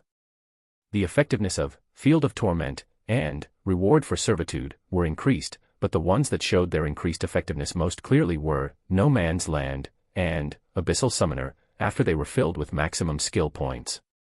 No Man's Land, 5/5, the area of 6 miles around the Archlich Razan becomes a domain of death for 60 seconds. The Archlich and its minions are healed 21% of their maximum health every time an enemy dies in No Man's Land. Enemies found in No Man's Land will suffer -50% all element resistance and -100% death and poison element resistance. Death-related skills mana consumption is reduced to 0 while No Man's Land is active. Cooldown, 60 minutes. Abyssal Summoner, 5 out of 5, the terrible undead from the abyss can be called upon, their sheer size dominating the battlefield as only the strongest of Archliches can control them. Currently available Abyssal Undead, Abyssal Death Knight, Abyssal Ghoul, Abyssal Revenant, Abyssal Juncture. Abyssal Summon Limit, 6. For the No Man's Land ability, The affected area had increased from 1 mile to 6, as well as increased debuffs for all the enemies that were contained in this range of 6 miles, with the limit of how many the Archlich could summon becoming 6, while the cooldown came down from 360 minutes to only 60 minutes. For the Abyssal Summoner, additional possible summons called the Abyssal Revenant and Abyssal Jiangshi were added. Noah very much looked forward to seeing what exactly these abyssal creatures were as he gave a command to the Archlich, the deathly being nodding as it waved its skull staff forward and cast, Abyssal Summoner. A storm of essence erupted out with the Archlich at the center as a huge runic circle filled with darkness appeared in the skies of the first realm of hell. The runic circle was more than 50 meters wide as it pulsed with power, a dark light shining from it as the forms of expertly designed abyssal undead erupted out and crashed towards the blazing earth. Their arrival caused a huge impact that even crushed a few weaker undead that were in the surroundings, their sizes being so massive as the two abyssal undead towered over 40 meters. One was an abyssal revenant, a being that had a humanoid mummified form, and on its back was a huge coffin that spanned the length of its entire body. The other was the abyssal Jiangshi, an enormous being that held 2 dark columns bubbling with darkness in its arms, its entire body looking very similar to a 4-legged beast as it crouched down like an ape, the 2 dark columns of darkness it carried within its arms causing the earth they touched to decay. They screamed out as they announced their arrival, their screams traveling back to the faraway spiritual land and spreading out tens of miles in the first infernal realm as even the wrathful infernals received a tremor throughout their bodies. Noah's ancient blood clone only smiled as he looked at these powerful beings called abyssal undead, knowing his collection of skill points was about to get much faster, his heart already set on getting the percentage of the Infernal Lord title towards 100% soon. Chapter 377, The Time Nears. In the Celestial Realm, the Righteous Fire Exploration Team had returned to the Sanctum as they went towards Grandmaster Simeon's blacksmith shop. "Old Man Simeon, are you in here? We got some new material you can work on." Boru's boisterous voice erupted towards the large smithy in front of them as an even thicker voice returned out. "If it's the materials of some normal behemoth, don't even bother." Boru shook his head willfully as he heard these words thrown out a moment after he called out, motioning for the team to continue towards the dining quarters. Sometimes Grandmaster Simeon can be busy and turn you down unless you bring him an elite behemoth's materials that are drenched in supreme laws. For now, let's celebrate by gorging ourselves with food. The members of the Righteous Fire Exploration Team cheered as they followed along, Noah and Athena close behind them as the valiant Athena looked at Noah who seemed to be in thought. "You have that same light as when you proposed the alternate path for the mission in the Magus world. What could my little junior brother Crixus be thinking?" The senior sister that had spent a significant amount of time with Noah over the past month noticed the sharp light that was passing through his eyes, sending him a telepathic message as they went towards a spectacular-looking building that had a heavenly smell of food and was bustling with the movements of numerous celestials. Noah glanced at the War Princess as he replied, "This expansive celestial realm that is largely unexplored, I want to see exactly what its secrets are." His thoughts were simple, so he said them in a straightforward manner as Athena's eyes shone at his answer, feeling a similar feeling deep in her heart. She looked towards the boisterous exploration team they just had their first hunt with as she sent back another telepathic message with a smile. "Haha, don't worry. After learning all we can from this top-ranked exploration team and grow our knowledge and power, it won't be too late to explore the unknown regions." The words of Athena only affirmed Noah's thoughts about how he should move forward from here on out, knowing it would be very hard if he wanted to move out alone, as the Grandmaster heavily favored his life. He thought of all the possible ways he could achieve his goal of exploring this celestial realm freely as many possibilities floated in his mind, one of them even being simply waiting a few days until the powerful figures of the many prime worlds began entering for him to enter as well, or to simply teleport his clone to also move right away in the celestial realm. These ideas floated in his mind as he decided against teleporting the clone for now, not fully understanding the extent to which the Celestials were watching the explored regions surrounding the Sanctum, and for the simple fact that nobody other than Celestials were currently in the Celestial Realm. If anybody came across a single being exploring the dangerous Celestial Realm, he would raise a lot of dangerous flags with the Celestials at this point in time. The idea of waiting for more foreign powers to enter the Celestial Realm was most ideal, as things would become even more chaotic then, and if he chose to bring his clone into the Celestial Realm as well, he could do it without any reservations.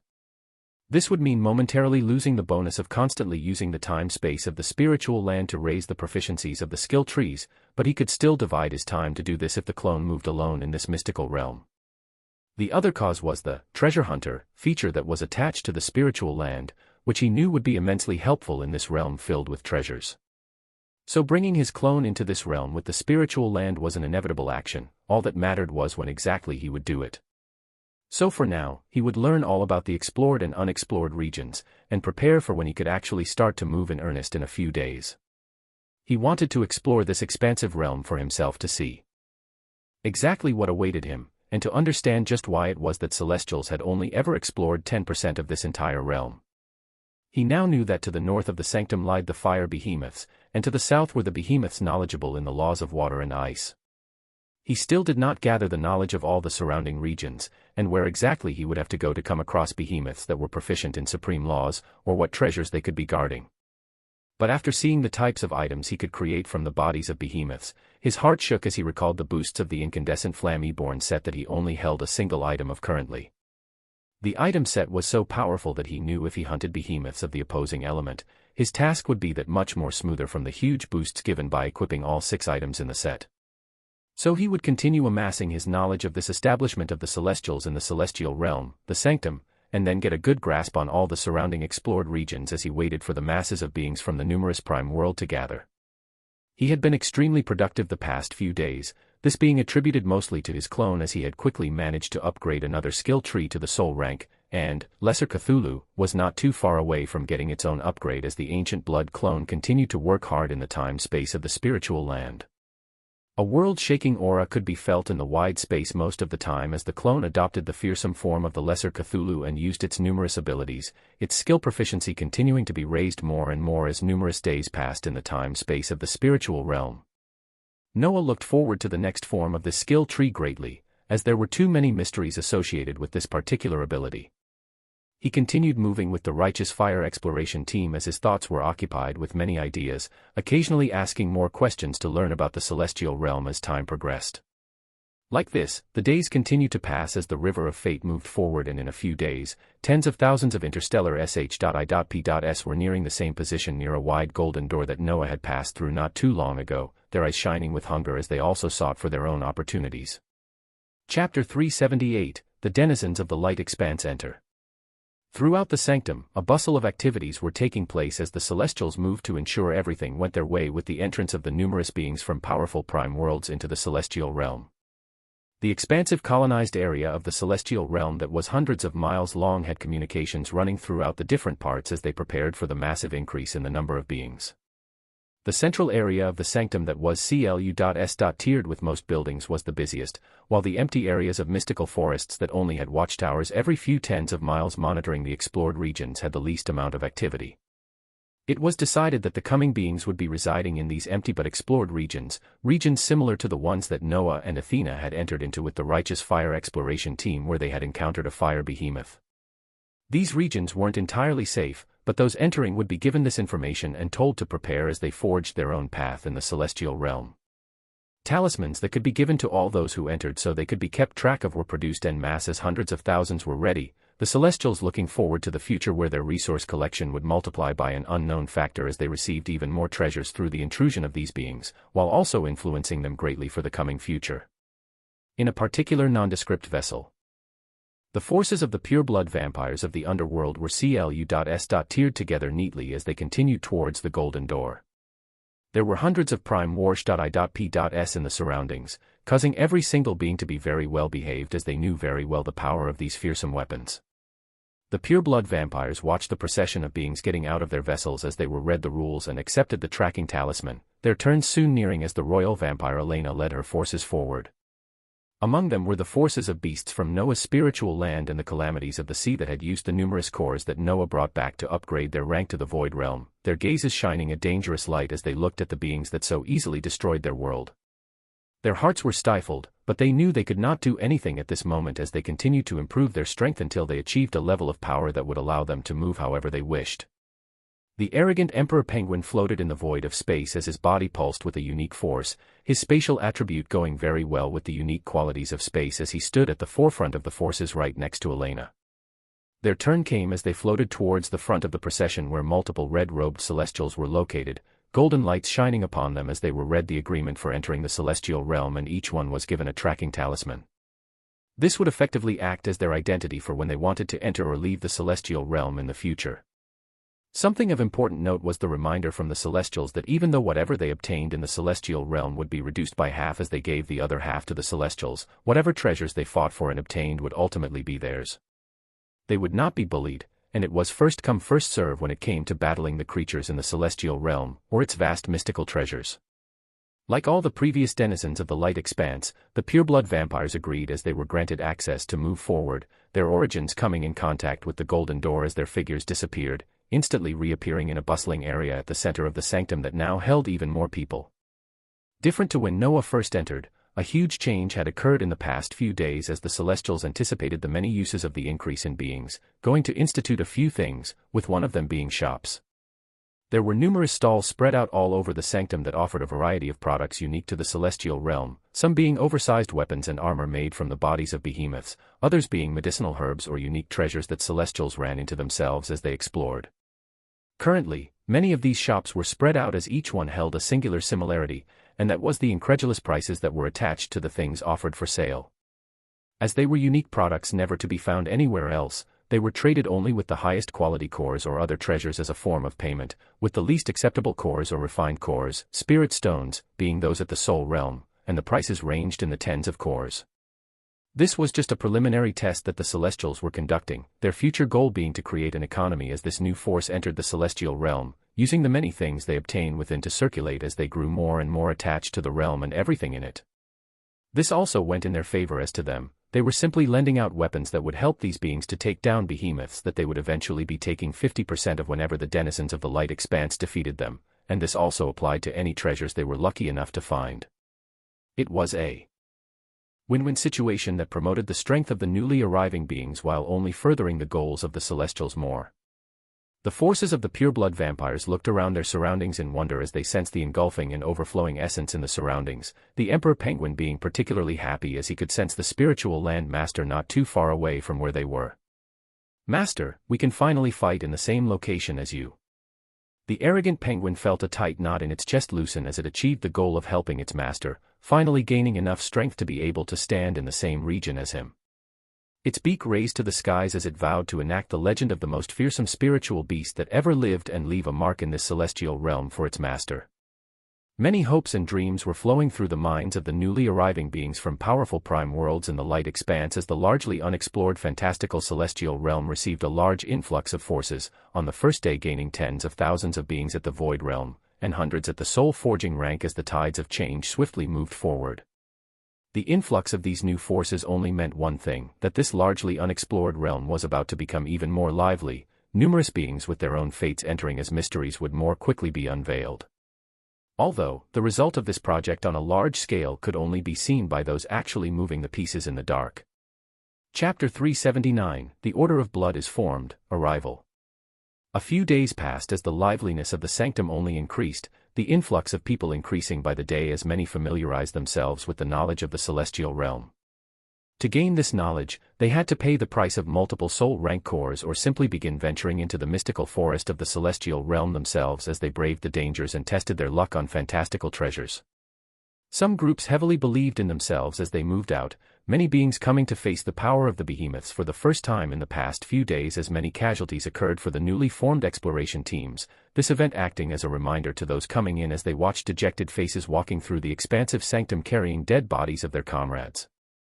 Some were from powerful prime worlds and made exploration teams filled with soul rank individuals and hundreds of void rank beings, using this overpowering force to take down behemoths as they began to enjoy the treasures of the celestial realm.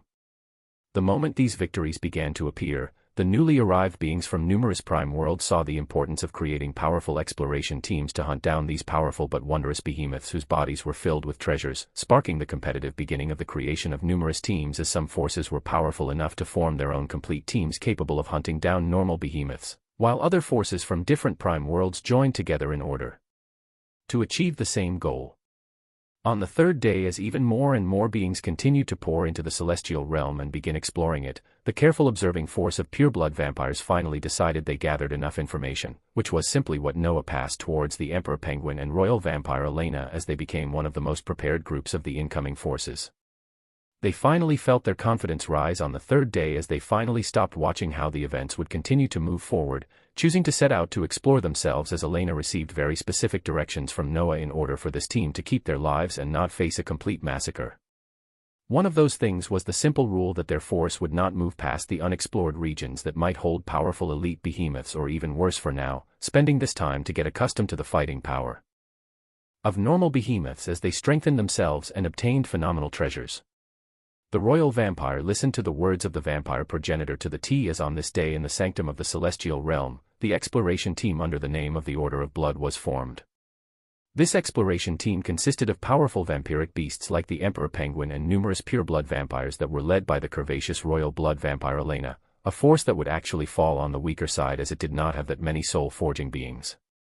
But they would make up for what they lacked in strength with their numbers, and also with something that was unique only to them, the blazing red item sets they wore that were the blood-stained infernal oath set items. Noah had used the absolute skills and LT, Herald of Fate and GT, to observe the items created from Infernals numerous times as he confirmed that their origins were not able to be ascertained as the enemies of Celestials at all. But these items would play a special role in the Celestial realm, as they were items strong in the law of fire, being especially effective in hunting down icy behemoths in the south region or withstanding the fire behemoths in the north with the armors that provided defense against such a beast. The concept that having the armor of the same element helped in withstanding the damage of the behemoth while holding a weapon of the opposing element helped you deal more damage to the behemoth would soon become understood very clearly by the arriving beings as they flocked to create weapons from the bodies of the behemoths they hunted, wanting to equip themselves with the right set of armors and weapons that would dictate what they hunted in the future. The combination of armor drenched in the law of fire along with a weapon drenched in the law of water was needed to hunt fire behemoths with most efficiency. While the combination of armor drenched in the law of water and a weapon filled with the law of fire were at most if one wanted to pierce through the defenses of an ice behemoth. This concept applied to all the other elements, as they had not yet stepped into the realm of worrying about elite behemoths that could be proficient in supreme laws. The law of light and the law of darkness opposed each other, as well as the law of fate and the law of chaos standing on opposite sides of the spectrum, but not a single one of the new beings were worried about these types of laws at this moment. The newly formed Order of Blood with Elena leading was equipped with the infernal sets as they set off carefully towards the explored perimeters near the sanctum, wishing to find a weak wandering behemoth to have their first battle as they moved to strengthen themselves. Meanwhile, Noah and Athena were in the company of the Righteous Fire Exploration Team as they continued to go out and hunt the northern region with fire behemoths every day as they learned more and more about the celestial realm, Noah's mood being particularly good today as while he walked with Boru and his group back to the sanctum, in another location of the celestial realm, someone had intruded. The intrusion was not through the golden door that led one into the celestial realm, but through the use of a particular teleportation skill that allowed one to appear at any place in their memories. This time, a devilishly handsome ancient blood clone had appeared in an empty region of the celestial realm, a confident expression on his face as he had a miraculous spiritual land anchored to his body. A single blood clone carrying a spiritual land that had a unique feature entered the celestial realm, the effect of this event being something only Noah could imagine as he got ready to move into this expansive realm in earnest as he used the cover of the newly arriving beings to move freely. This wide realm and the numerous mysterious treasures within it, he wanted them all to himself as the ancient blood clone raised his hand up, holding the miniaturized spiritual land as he began by activating a single feature, Treasure Hunter. Chapter 380, Covert Exploration. In the expansive celestial realm, a single ancient blood clone was moving further and further away from the sanctum as he passed through numerous areas that were already explored by the Celestials, the path he was taking actually taking him towards the unexplored regions as time passed. The usage of the Treasure Hunter feature of the Frozen Plateau spiritual land was a unique one, with the clone observing a golden light shoot forth from the center of the miniaturized spiritual land as it trembled with vigorous essence, this golden light forming into the shape of a literal golden arrow that pointed even further north from the position that he was standing on. Noah shook his head with a smile as he looked at the small golden arrow that was barely a meter long, wondering exactly what thing could be considered a treasure that this arrow had locked onto, and what he would have to do to obtain it. Before he began moving towards the direction it pointed towards, he used the unique origin ability gifted from the vampire progenitor as he chose to look for this first treasure covertly, not knowing what powerful creatures he could possibly run into as he went further and further away from the sanctum. He used unique origin as his body rapidly changed, becoming a pool of blood that slowly dwindled in size until it became less than a few inches. his humanoid shape becoming clearer as the size continued to reduce until he became a single inch. As he used the ability, he made it so that not a single aura of power leaked from him, the presence he gave off being even less stimulating than the plants that gave off abundant essence around him. In the surroundings of the fantastical environment of the celestial realm where everything was filled with overflowing essence, a being that could barely be seen by the naked eye that did not have even an aura of essence would be nearly impossible to find unless someone powerful was specifically looking for them appeared. The miniaturized ancient blood clone looked up towards the now even grander forest around him, even the small swaying grasses seeming multiple times larger than his own figure as the earth below him that was abundant in essence expanded even further. The ancient trees that were tens of meters tall looked even more massive, the cover of all of these magical surroundings making him feel extremely safe. The size of the miniaturized spiritual land became even smaller than him, less than 1/10 of an inch as it was anchored to his left hand, the golden arrow coming from it reflecting in size as the clone smiled, its body still bubbling with enormous power as it shot forth in the cover of numerous grasses where the arrow indicated. He was moving in an extremely covert manner as while he moved beneath the numerous plants and foliage, not a single disturbance occurred in the fantastical surroundings of his location. His goal was to find out exactly where Treasure Hunter would lead him, and that was it. What would happen after that would be determined by what exactly he came to find. His main body had been moving with the Righteous Fire exploration team the past few days, their hunts gradually giving him more and more information as he knew what terrible behemoths could be found in the nearby areas that he was advised to keep away from. The explored areas near the sanctum were filled with normal behemoths, their strength varying in ranks but almost all of them being stably at the soul-forging realm. Because of their unique enormous bodies and proficiencies in laws, tens of normal soul-rank individuals were required to take them down, were the most powerful exploration teams from the Celestials like the Righteous Fire hunting team. Going even further out would put you at risk of coming around the domain of an elite behemoth, which would almost certainly guarantee death for any normal team. The Celestials warned normal teams to be extremely careful of entering a domain of such celestial beasts because as the name implies, these elite beasts would commonly have power at the domain expansion realm. That was a shocking realm that the celestial grandmasters held, their power being immensely powerful as they formed what was called elite exploration teams to hunt down such behemoths. Some of these behemoths could have a rank at the soul-forging realm, but if they were proficient in a supreme law, it automatically placed them at the elite behemoth level. Some could be half a step into the domain expansion realm, this small advancement added to their already terrifying bodies allowing them to also be ranked as elite behemoths. Of course, the behemoths that had already stepped into the domain expansion realm were the most powerful at the elite rank, needing a team of grandmasters to fully take them down.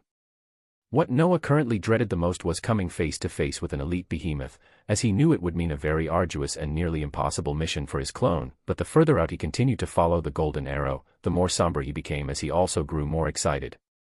His miniaturized figure continued running speedily beneath the cover of its surroundings, coming to a stop after an hour as he felt the overflowing aura of a behemoth filled with the fire element.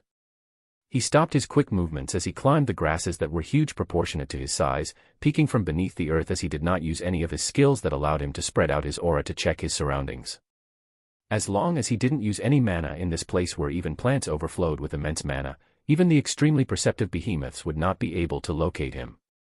The fire behemoth he came across adopted similar features to the ones he had been coming across as he moved with the Righteous Fire exploration team, this one looking similar to an oversized iguana that was slowly strolling through the mystical swaying trees. Noah observed this powerful beast as he finally came across a behemoth while moving alone, the presence of it being at the normal level being apparent as Noah was confident in being able to take it down with time. He glanced at the calm surroundings and the fire behemoth that continued to stroll undisturbed as he smiled as returned back under the shade of the grasses, continuing towards where the golden arrow pointed as he marked the location of this behemoth. He had used the abilities of Herald of Fate to determine the best pathway for him to take that would cause the least chaos for his mission, and it told him to continue on his path towards where the golden arrow pointed to. So for now, he only marked the location of this behemoth as he continued forward, fully trusting the abilities of Herald of Fate, as they lead him to upgrade, Blood Lord, skill tree that made possible for the ancient blood clone to come to life, as well as the reminder for the profound uses of the spiritual land that he was currently using right now. A single fire behemoth was not hard to find in the close proximity of the sanctum, and he could come to find one whenever he wished to start a long and arduous battle with it alone. But his goal currently was the location where the golden arrow that the unique feature of the spiritual land, Treasure Hunter, was pointing to.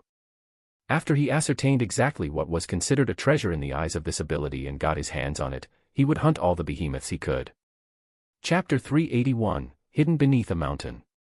The miniaturized ancient blood clone continued to go further and further away from the sanctum as he came across a few monstrous auras of fire behemoths, marking all of their locations as he continued forward and mapped out the fantastical areas of the celestial realm himself.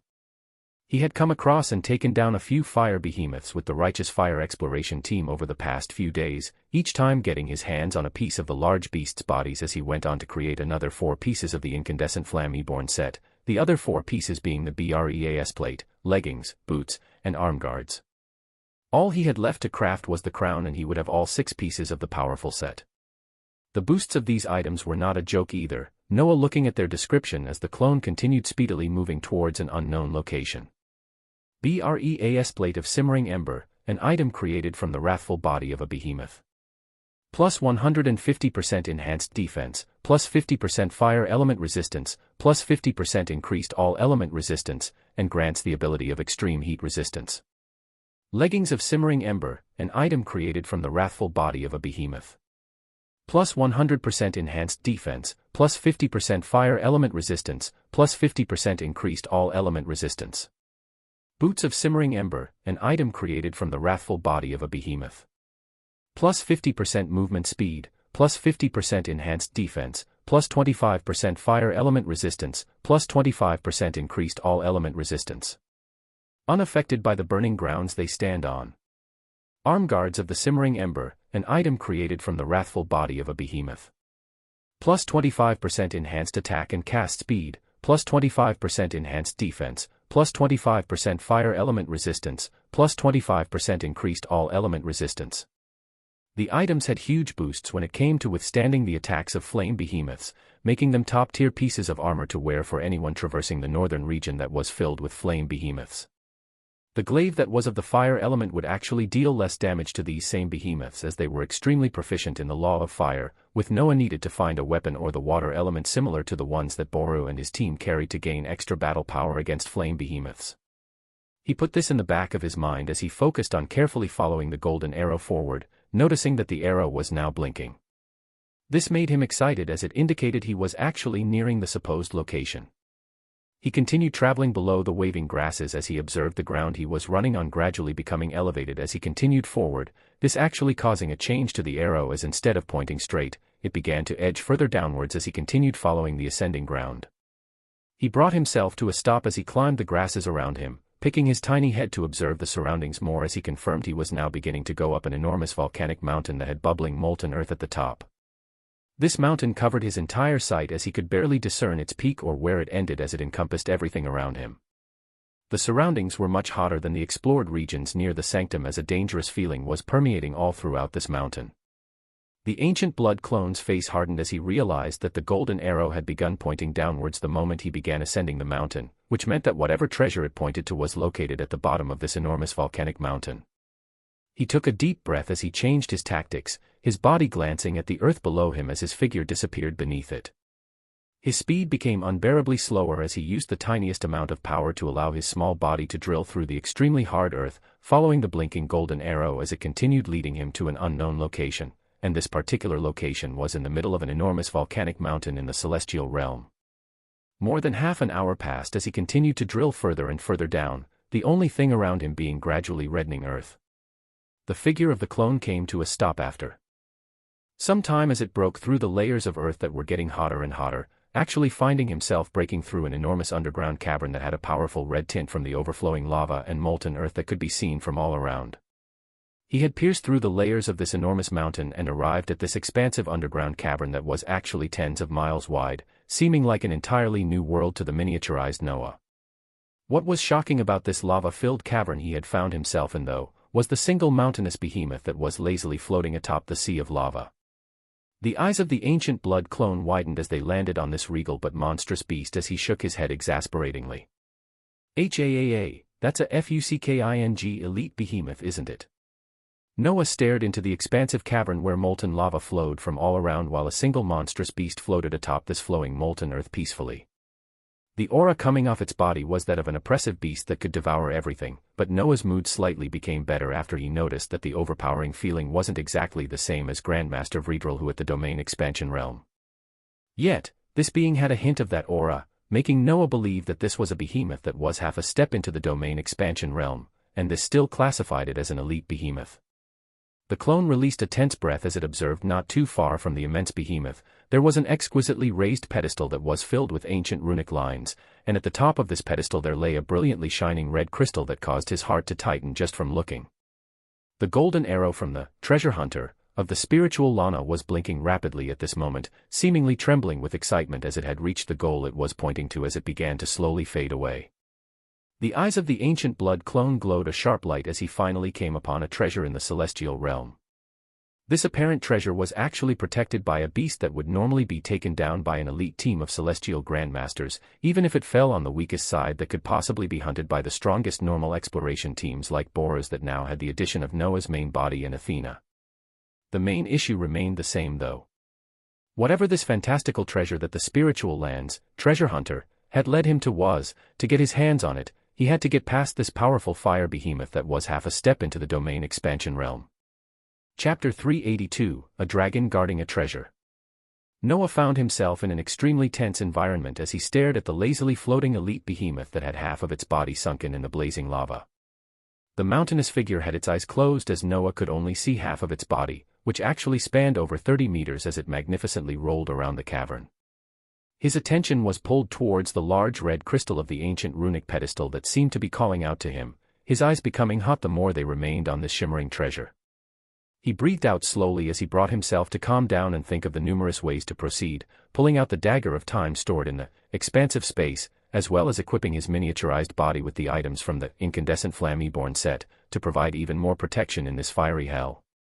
Numerous calculations passed through his mind as he didn't activate any skills yet, knowing the moment he used his mana this extremely dangerous behemoth lazily floating in lava would notice him.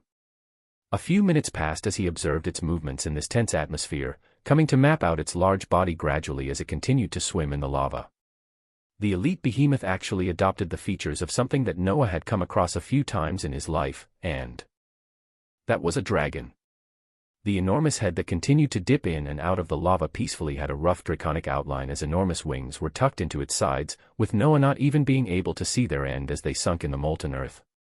A dangerously glistening tail that held numerous crystal stalagmites that shone with a deep red hue could also be seen occasionally rise and fall from the flowing lava. Numerous ideas came and went in Noah's mind as he tried to map out multiple possibilities, planning for every possible path as he only came out with two.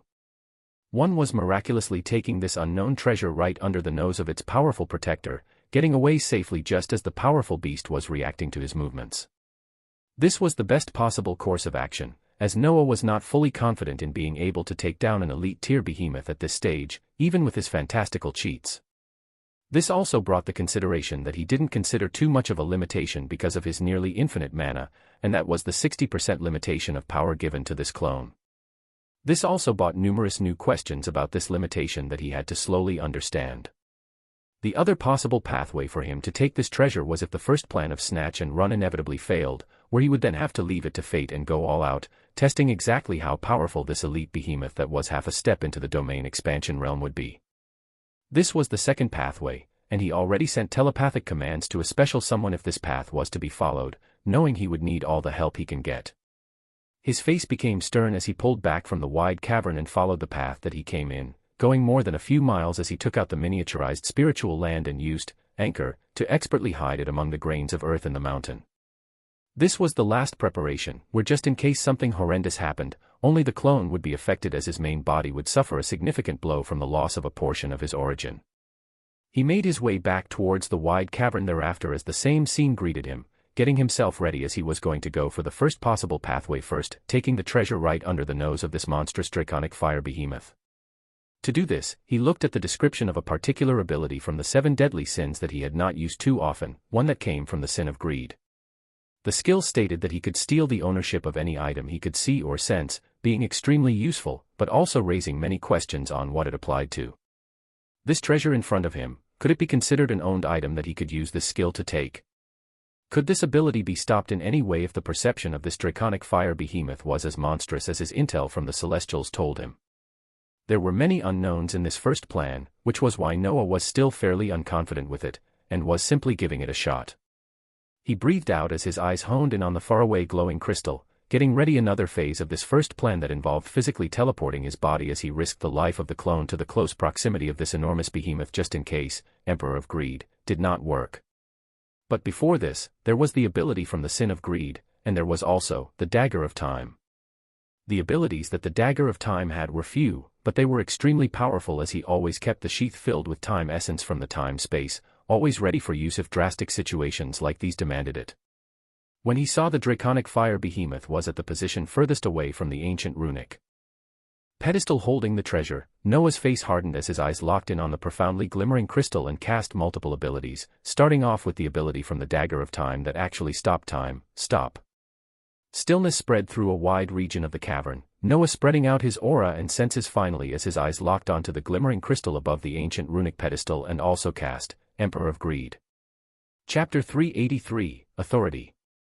An unbelievably powerful entity was swimming peacefully in its natural habitat filled with blazing, flowing, lava, enjoying the nice swim as it continued to build up the law of fire throughout every molecule of its body.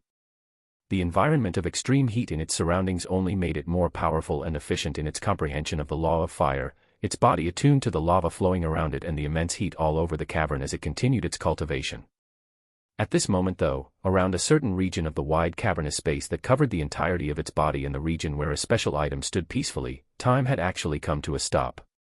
The shaking of essence could barely be discernible as in this frozen area of time, the enormous eyes of the draconic fire behemoth actually snapped wide open, its overpowering senses observing the changes around it as it felt chains of time restricting its oversized body. Humph. The eyes of the draconic fire behemoth actually opened wide in this stopped area of time, its body that was frozen in place staying still as its humongous eyes locked towards a particular location where it could feel the movements of an enormous amount of mana. Its powerful origin that was drenched in the law of fire and enhanced even further in this environment and its inborn ability actually allowed it to observe the movement of essence that was spreading out from a certain being in a faraway location. This unique essence had already covered the expansive space it was in as it actually made possible for time to come to a halt, but the draconic fire behemoth sensed the movement of even more vigorous essence shooting towards a particular ancient pedestal that held a special treasure which made its high achievements in the law of fire possible. One must know that within the time period that time had been stopped, not even an instant had passed as in this stopped time, the elite behemoth came to attention and observed all of these things instantaneously, its terrifying power going forth another level as it even sensed the spectacular movement of mana of a cast skill that was heading towards the treasure atop the archaic pedestal. The opened eyes of the draconic fire behemoth locked on the small being that was releasing this mana, realizing its purpose instantly as its red eyes sparked with flames in this stopped time, the vigorous and fantastical essence within its body bubbling forth as it uttered 3 words within its heart. Flame Lord's Authority. Rumbly. From the very origin of the draconic fire behemoth, a unique power roared forth and erupted from it, going on to cover the entire area where the essence of a certain intruding being was stopping time, as well as the essence that was snaking towards the special item atop the ancient pedestal. A ludicrous scene played itself thereafter as in the grey world of stopped time, sparks of fire erupted as they went on to actually shatter this frozen space, the energy from this stupendous ability that the draconic fire behemoth had cast going on to wrap around the energy going towards the ancient pedestal even faster as this energy was dispersed, whatever ability being directed towards the special treasure being cancelled right away. Shocking. Majestic. Time flowed freely again as the air vibrated with power, the enormous body of the behemoth beginning to rise as its gaze filled with an aura of regality and strength locked towards a particular intruder. The ability that the draconic fire behemoth had cast was still in the surroundings, wrapping up everything this fearsome dragon could see, and that included the intruder. As a being extremely proficient in one of the universal laws, as a powerful dragon born in the celestial realm, this was its authority. Its gaze continued to lock towards the individual that had tried to get his filthy hands on something that had been with it since it was born, watching this being arrogantly as its power only continued to climb higher. Its mystical senses that could discern even the movement of essence and cancel already cast skills wrapped around this being as a surprised look appeared on its fearsome face, a voice of immense power ringing out in the wide lava-filled cavern. You were actually able to withstand my authority, little worm. Its voice reverberated across the space as vibration spread across the lava below him, his enormous body moving directly in front of the ancient pedestal as it obscured its gaze completely and stared towards the trembling being. The creature that had intruded became more clear in his eyes, the outline of a small being barely an inch long zooming and expanding in his eyesight. The intruder wore a unique set of armor that let out a fiery aura that seemed to be protecting him, his body and limbs being completely wrapped around this set of armor as they were protected fully from his expanded authority that had even burnt away mana. The only thing that was showing injuries on the intruder's body was the devilishly handsome face that did not have this armor wrapping around it, burn marks that were rapidly appearing and disappearing apparent on the face as the energy surrounding him burnt his face, but he was healing the injuries just as fast. Curiouser and curiouser. The rumbling voice of the draconic fire behemoth rang out again as it saw the being in front of its sight, the body of this being rapidly enlarging as he became around 2 meters in size. In his right hand, a fearsome glaive appeared as it rotated around his body and dispersed the fearsome strength, Flame Lord's authority, slightly, reducing the constant damage it dealt to the one part of his body that wasn't covered by the unique armor as his face began healing completely. The boots this being wore shone a brilliant red luster as they stood on the flowing lava with ease, the extreme heat seemingly giving this intruder only a little trouble as his gaze also locked on the enormous draconic fire behemoth that overshadowed his sight. Both had red eyes shining resplendently, one more bestial than the other as a man and dragon locked gazes. Chapter 384, Spamming Skills. Noah's gaze looked with the monstrous behemoth in front of him as he thought about this celestial beast's ludicrous level of power. The overpowering essence it let out still confirmed with him that it was a beast half a step into the domain expansion realm, but its power, even while putting its the crazy strength behemoths usually showed, was still crazy. The reason for this was because of this concept that the draconic fire behemoth had mentioned, the concept called authority. Noah's heart trembled as he thought back to the frozen time that he never thought could possibly be broken. This went out of the bounds of his knowledge as he had cast the ability of the dagger of time and moved speedily, casting Emperor of Greed thereafter. But this was when the ridiculous power of this draconic behemoth put itself on display. The ancient blood clone in this frozen time was actually able to hear the calm release of 3 words that reverberated throughout the wide underground cavern. The words were calm and light, but the effect they caused was horrendous as they directly went on to shatter the essence that created stop time, and it even went further to destabilize and cancel Emperor of Greed that was heading towards the ancient pedestal. This was an entirely new concept to Noah, but he had just seen the type of strength that a truly high-level being could portray, the strength that somehow allowed them to shatter formed skills and disrupt the casting of abilities. After the monstrous draconic fire behemoth uttered these 3 words, it stood in front of the treasure as its gaze locked onto him, its message being loud and clear, "You will not be able to run." The utterance of Flame Lord's authority had spread out some kind of a blazing flame domain that caused huge damage for anyone in it, the clone being able to survive it fairly well because of the numerous compounded enhanced flame element resistance that came with the items of the incandescent Flameborn set. Only his head that did not have a helmet was undergoing the process of burning and healing constantly until he took out the glaive of simmering ember and reduced the damage caused even further, bringing him to this point in time where the brilliantly shining red eyes of the draconic fire behemoth. A smile of immense arrogance seemed to spread on the lips of the fearsome beast as it spoke out again. "I can see that you have not yet gained an authority, so you being able to withstand mine is quite a feat." The behemoth glanced at Noah closely as it continued. "Is it the items you are wearing? Or some innate ability?" The draconic fire behemoth did not seem to have an ounce of worry about Noah, continuing on nonchalantly as it wanted to sate its curiosity, and that was it. "Well, no matter. For the crime of intruding into my lair, for the crime of setting your eyes on something that is not yours, how would you like to die, little worm?" Strong words resounded throughout the underground cavern as Noah felt the fantastical Flame Lord's authority recede, the draconic fire behemoth letting out words that already condemned him to death as the only option. He sighed again as his heart shook with slight excitement, knowing he would have to go with the second plan where he would actually have to match this monstrous being, and actually come out on top. As his armored body covered in the incandescent Flameborn set floated atop the boiling lava smoothly, his strong heart actually began feeling a sense of thrill as he stared at this enormous celestial beast. It was a dangerous situation where nobody knew what the results would be, but Noah was actually finding himself getting strong feelings of excitement whenever he was in situations like these. It was something terrifying and out of his wildest dreams that someone like him could be standing face to face with a celestial beast, an elite behemoth half a step into the domain expansion realm, and he could actually stand against it with some level of confidence. This was the adventure he longed to have. This was the strength he wanted to achieve. To be able to look at something this powerful and still believe there was a way for him to trump over it. A bright smile covered the devilishly handsome face of the ancient blood clone as he replied to the fiery behemoth while casting numerous skills. "I will not be dying here today, little dragon." His words held a tinge of excitement over this unavoidable battle as above the molten and simmering earth around him, the aura of death appeared in the skies, the figure of Archlich Arazon beginning to shoot down towards the lava as its body shone, an enormous bone dragon appearing below it as it flapped its wings and allowed the powerful lich to remain in the air. In the celestial realm, flying was restricted until one broke through to the domain expansion realm, but winged beings could still fly nonetheless. Archlich Arazon looked at the monstrous opponent its master had as golden flames blazed from its sockets and the skull staff it held, the essence of death spreading out in the surroundings as huge runic circles appeared in the skies.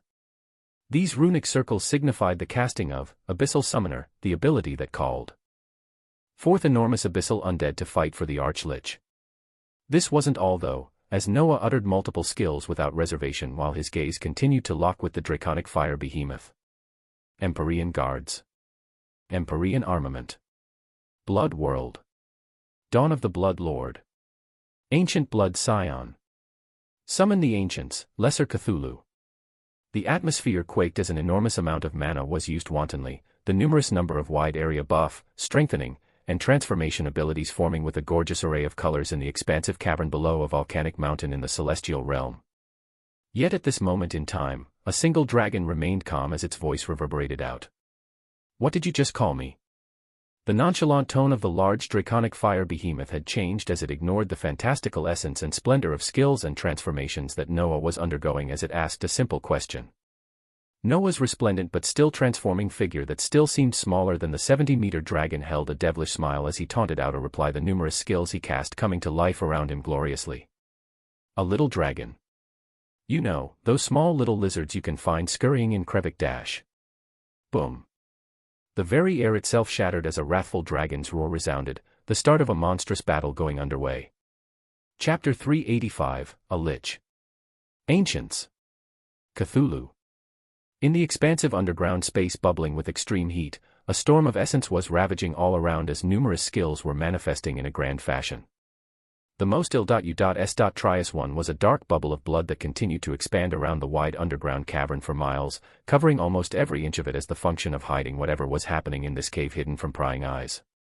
Dawn of the Blood Lord was the next most eye-catching one, a foreboding miniature moon appearing at the highest point of the cavern as it began releasing a dominating red light that gave numerous buffs to the caster while giving debuffs to the opponent. But the two skills that caused the most pressure were the transformation abilities that allowed the clone to take on the form of something monstrous. The first transformation was something obtained from the upgrade of Blood Lord, and opening the path to the Kin of the Ancients skill tree, it was Ancient Blood Scion. Ancient Blood Scion, 5 out of 5, take on the form of the Scion of Blood and rain down destruction on those that oppose you. This form allows you to heal 30% of all damage dealt and received, increase physical and elemental damage by 100%, as well as enhance all the abilities of Blood Lord by 30%. A transformation that allowed for the passive healing from 30% of the damage he received, as well as the damage he dealt. This wasn't to even mention the boosts to all the other abilities of the Blood Lord. The form caused the clone to rise to the level of a giant, regal red vampiric wings erupting from his back as a gorgeous set of silver hair overflowed, his face taking the features of a humanoid bat as he rose above 10 meters.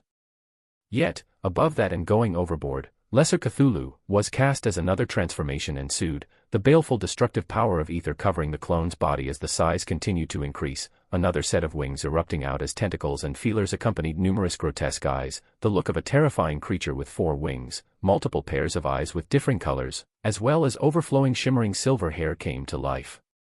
Yet again, this wasn't enough.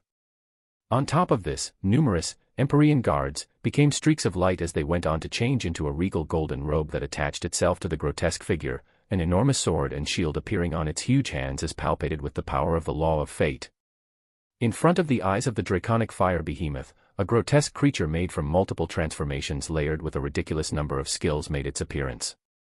But once more, this didn't seem like enough, so another skill was cast, this time a summoning ability that called forth beings that Noah did not fully understand yet. Summon the ancients, your call travels through space and time as you call forth the ancients that are bound by blood. Limit, 3 ancients. A unique runic sigil spread out in the surroundings as the maddened dragon felt an air of ancientness permeate the surrounding space, a gray light shining through as it covered the appearance of unique beings that very few had the chance to see in the light expanse. 3 beings appeared around the still transforming clone, the only thing that one could use to describe them being one word: enormous. Their sizes overshadowed the transformed Noah, and actually neared the huge size of the draconic fire behemoth. Their bodies looked gray and stoic, adopting a humanoid form as they were garbed in old gray robes. From their back, a shining pair of dark wings folded beautifully as they granted these beings a unique outline Noah had not come across before. The ancients were actually humanoid in shape, and they held powering wings behind them.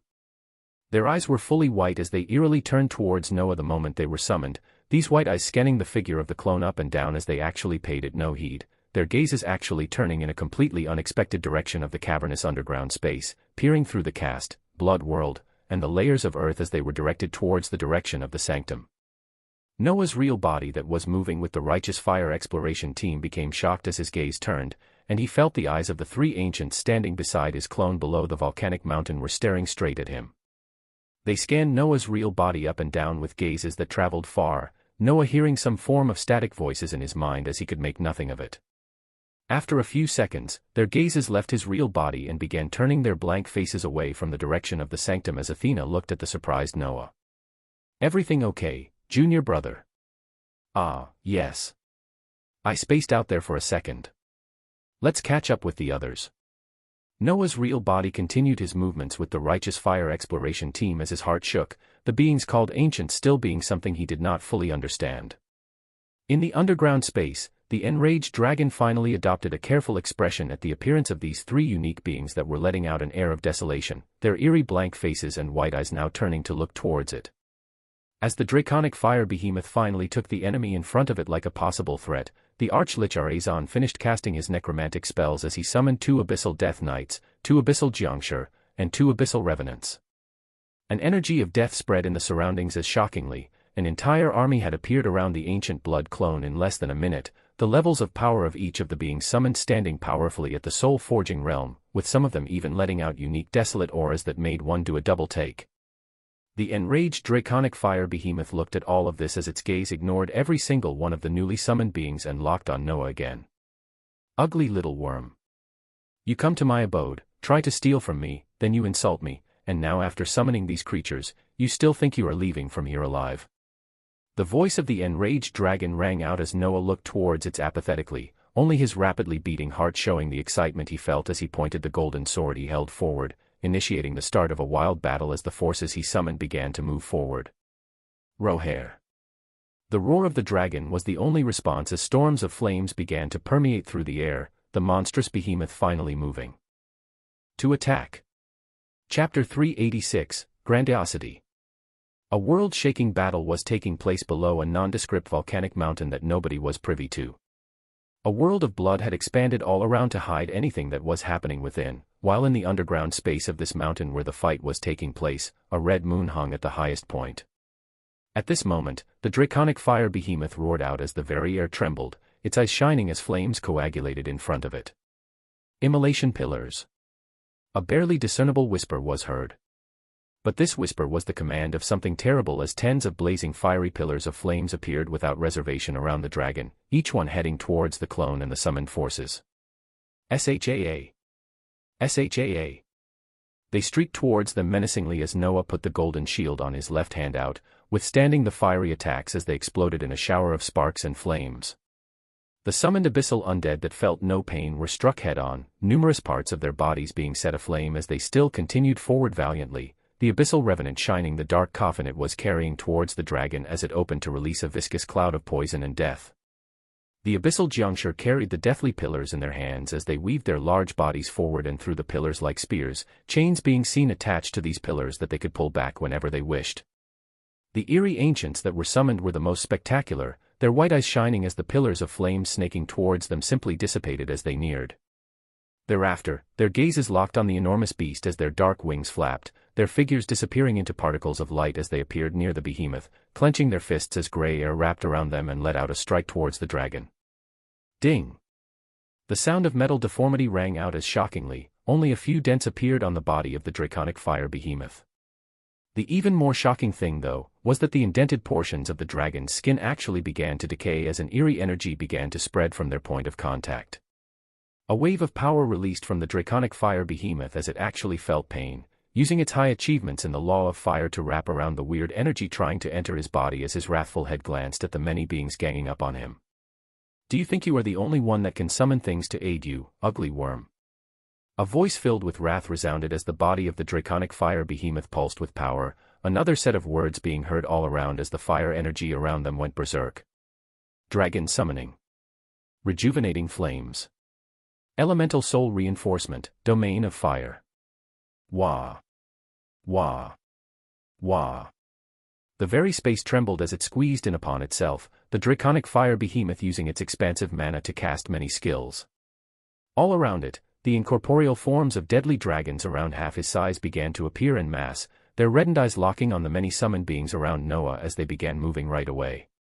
On the body of the draconic fire behemoth, golden flames appeared as they healed the decaying strikes caused by the three ancients, an even more mystical set of flames appearing deep inside its origin as they protected its soul. This was because the behemoth had seen a tinge of the law of fate around the enemy in front of it, and prepared to counteract it as well as protect itself. The last thing cast by the draconic fire behemoth was a domain, and this was a domain that only those in the domain expansion realm, or those half a step into it like this behemoth, could actually utilize. Boom. An air of majesty spread out as the domain of the draconic fire behemoth went on to expand just as wide as the blood world, covering everything within it as it heavily bolstered the strength of the behemoth and the numerous dragons it summoned, while Noah and his forces felt a heavy weight placed on their shoulders as if the very air around them had become viscous and hard to move in. A resounding roar was released yet again as fiery attacks flew, the many summoned dragons finding their targets as the abyssal undead began fights of their own, the archlich Arazon waving its golden staff as more and more bone dragons, undead phoenixes, and specters came to life. The mystical ancients floated in the air as they sensed the heavy pressure of the domain, their blank white eyes shining as they pointed towards Noah and his forces.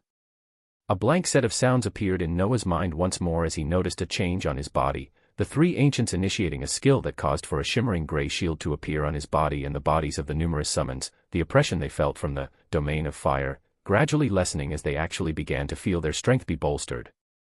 The moment this finished, the three ancients went back to duking out terrible attacks towards the draconic fire behemoth and its summoned dragons, these mystical and yet eerie beings actually being the ones that were dealing the most damage in this battle so far. Noah looked at these hard-to-understand beings called ancients as he thirsted for more knowledge about them, the shimmering gray shield wrapping around his body causing him to feel weightless as he smiled and flapped his pairs of wings forward. He felt the domain of fire that the draconic fire behemoth had cast just now, finding the extreme difference between it and the first ability that the dragon had used to actually break apart his time stop and even stop the activation of Emperor of Greed. The ability the dragon had used, which he called a type of authority, was much stronger and was one of the bigger causes for worry as this battle continued. Yet from all his observations as he spammed numerous skills and began cornering this powerful beast, this authority was not used again, making him believe there were certain restrictions to such a fearsome power that could even go as far as canceling enemy skills. He would confirm his thoughts later after this battle finished though, for now, he had to focus. He placed the glaive of simmering ember behind him as he carried the golden blade and shield from the abilities of Fate's Guardian, his sword tip pointing towards the many incorporeal dragons summoned in the surrounding as he called out vibrantly. Portals of Terror. Sever. Numerous dangerously colored portals began to appear on the sides of the draconic fire behemoth as they trembled to release destructive energies, the cast, Sever, going on to bisect the incorporeal dragons as a few were cut in half. Noah couldn't help but call out as the thrilling battle continued. Chapter 387, A Budding Economy. As a spectacular battle took place in the underground cavern of a volcanic mountain, elsewhere in the celestial realm, wild adventures of numerous exploration teams continued. Tens of thousands of void-ranked beings continued to pour into the celestial realm, with a few hundred at the soul realm making their entrance as well as more and more hunting teams to take down behemoths and explore the wonders of the celestial realm were formed. The Celestials were the biggest winners as always and as planned, watching as many beings perished while others learned from their mistakes, and ultimately create a smooth process where they received the resources of numerous materials from the bodies of behemoths, and even further increased their exploration of the celestial realm. The benefits were slowly opening up as a bright future showed itself in front of their eyes. The more powerful forces of some prime worlds guessed the intentions of the Celestials, but the rewards were simply too enticing, so they went along with it. This was because they found out the immense uses of the bodies of behemoths that were drenched in universal laws, finding that the consumption of these beasts would rapidly propel their own comprehension and increase their power, not to mention that swallowing their origin cores where most of the universal laws were condensed gave 1 year's worth of comprehension in that law. This made for a very competitive atmosphere as many beings formed powerful teams to gain access to even more resources. On this particular day, the newly formed Order of Blood was conducting its first hunt, the royal vampire Elena at the lead as they faced a powerful ice behemoth. This particular behemoth had huge tusks that made it seem like an oversized mammoth, its large amount of fur acting like a thick coat in the freezing and snowy region of the celestial realm. Numerous spears of ice continued to form and shoot out from its body every second as it faced its enemies. The curvaceous body of the royal vampire twisted as her hands flew forward, initiating a sea of blood that formed into powerful lances that smashed towards the behemoth and kept its attention. This powerful royal vampire was actually acting as the tank while the Emperor Penguin and others adorned with weapons pulsating with the fire element released their attacks towards the behemoth. The behemoth roared out as Elena sent a telepathic message to the others. Ready. Focused looks appeared on the other vampires in the surroundings, the Emperor Penguin stretching its flippers as it replied and nodded, the calamities of the sea and other harbingers that were not staying and training in the time-space of the spiritual land ascertaining as they carried out a plan they discussed beforehand. The body of the Emperor Penguin teleported as it disappeared and reappeared far into the skies, feeling the strong gravitational pressure begin to pull its body downwards already as it did not have the capabilities to fly in this celestial realm like many others. Its goal was something else though, as its beady eyes locked in on the ice behemoth still letting out wild attacks towards its teammates, a shimmering silver light appearing over its body as it cast a particular skill it unlocked from its skill tree. Spatial displacement. A shining silver light flashed in the skies as the body of the Emperor Penguin disappeared, the even more shocking thing being the mountainous body of the ice behemoth disappearing as well, their positions actually switching as the huge celestial beast found its body high in the skies and dropping towards the ground at an extremely fast rate. Attack! Elena's valiant scream rang out as the group below released colorful bouts of mana with their own skills towards the mountainous beast falling from the skies, the job of the Emperor Penguin not done as it waved its flipped once more, the silver light it released going on to cover the bodies of the calamities of the sea and the Imperial Phoenix as their bodies appeared even higher in the skies above the ice behemoth, their attacks also ready as they released them in a splendor of colors. Attacks from above, attacks from below, and all while disorientingly falling from the skies. The ice behemoth let out another roar as the many attacks pierced its thick hide, its mountainous body acting against it as it smashed towards the ground at a horrible speed. Boom. Crunch. The breaking of bones could be heard as the many skills lowered its defenses and pierced its skin, the fall damage going on to disorient it even more as the beings from the Order of Blood released even more attacks, not giving the beast even a chance to retaliate as they successfully went on to hunt their first behemoth. Scenes like these continued to spread out over the celestial realm, whereas in another location, the Righteous Fire Exploration team was finishing hunting yet another fire behemoth, Athena's potent blades of liberation striking down from the skies and ending the life of the mountainous beast. Haha, I never knew your abilities were this unique, being able to read the flow of battle like it is nothing. Boru's boisterous voice rang out as he looked towards Athena in admiration. The past few fights, Athena's unique ability shone as she actually began to conduct the pace of the battles, directing the teammates on how to move and expecting where the enemy would strike even before it did. This led to a shift in the paradigm where Boru was not the only major contributor in the team, Athena coming in close as their fights became easier and easier. With you too, maybe hunting an elite behemoth would be a possibility. Boru's eyes shone as he said this, looking forward into the future as he gained the spectacular ability from Athena that allowed for his team to move even faster, and the addition of Crixus that released a unique attack from Fate's Guardian that even they weren't aware could be utilized to that extent, causing enormous soul damage to the behemoths and taking them down even faster. Bah, an elite behemoth. Don't even joke. Maybe once one of us breaks into the domain expansion realm. One of Boru's teammates replied while divvying up the body of the dead behemoth, Noah smiling as he waved his hands and accepted a material that would create the last piece of the incandescent Flammyborn set while enjoying the words of the celestial around him. Little did they know, his clone was trying to take down an elite behemoth right now. Chapter 388, Ancients Lead the Way, an Elite Behemoth's Fall. Chapter 388, Ancients Lead the Way, an Elite Behemoth's Fall. 5 hours. This was the amount of time that had passed in the underground space of the blazing volcanic mountain as a ferocious battle was underway. The draconic fire behemoth still had an air of regality, but its body held numerous deep gashes and decaying muscles that were caused from the eerie energy being released from the 3 summoned ancients. Numerous incorporeal summoned dragons roamed the surroundings as they supported the behemoth, but the Archlich Arazon summoned even more undead to combat them. Every time that an abyssal Jiangshi or revenant fell, another one taking its place soon after. Truth be told, the power of this draconic fire behemoth was simply too powerful at this stage, its body not being able to be pierced easily by many attacks. Even with Noah overlaying the abilities that relied on the law of fate, he could only deal a small amount of damage that was healed by the monstrous life force of the dragon soon after. So the pathway that led to victory for him was to simply protect himself while wearing down the energy of this monstrous beast.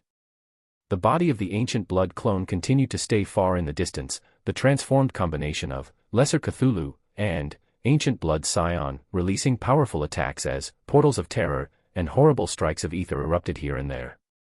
Even while staying at a far distance, the clone received enormous amounts of damage from the draconic fire behemoth, to the extent that his wings were burnt off numerous times and lances of fire dismembered his limbs, but they all healed rapidly under the abilities of Ancient Blood Scion that allowed for him to heal from 30% of the damage he dealt and received, as well as the passive life steal he had from the abilities of the vampire progenitor bloodline. He simply became an undying cockroach as he ridiculously withstood all of the powerful attacks and continued forward. On the front lines was the Archlich that directed the undead, acting as cannon fodders as they continued to wear down the strength of the draconic fire behemoth. But the ones leading the charge and actually piercing through the thick scales of the dragon and dealing the most damage so far were the ancients. These mystical beings flapped their dark wings and they teleported across the field of battle, their bodies acting like their own weapons as they released sharp lights whenever they struck the dragon, leaving behind a powerful energy that caused the inflicted portions to actually decay. If it wasn't for the fantastical life force of the draconic fire behemoth, as well as the rejuvenating flames that wrapped around his body and continued to heal him passively, the mountainous body would have long sucked you in bed to the injuries. So the battle of attrition continued, but this was the biggest mistake that the behemoth could have made, because the enemy it faced was the worst to fight a battle of attrition with. As the fight continued, Noah's main body got a hold of yet another large portion of the body of a behemoth, these materials directly being placed in the expansive space, as a thoughtful expression covered his eyes. He glanced at the pace of the battle as he gave a few commands to the summoned creatures, his body shrinking in size rapidly as he teleported away from the cavernous area and caused the draconic fire behemoth to become even more vigilant as it guarded its surroundings while parrying off the many attacks still coming towards it. But Noah's teleportation target was the spiritual land as he appeared in the blacksmith's forge, showing the most possible disrespect in a battle as he left midway to forge the last piece of the incandescent Flammyborn set. The enormous body part of the behemoth defeated by the righteous fire exploration team was cut into pieces and swiftly absorbed by the hearth, a few minutes passing before a resplendent fiery helm shot out of the shimmering hearth. Crown of the Simmering Ember, an item created from the wrathful body of a behemoth. Plus 50% enhanced damage of all fire attribute skills, plus 25% fire element resistance, plus 25% increased all element resistance.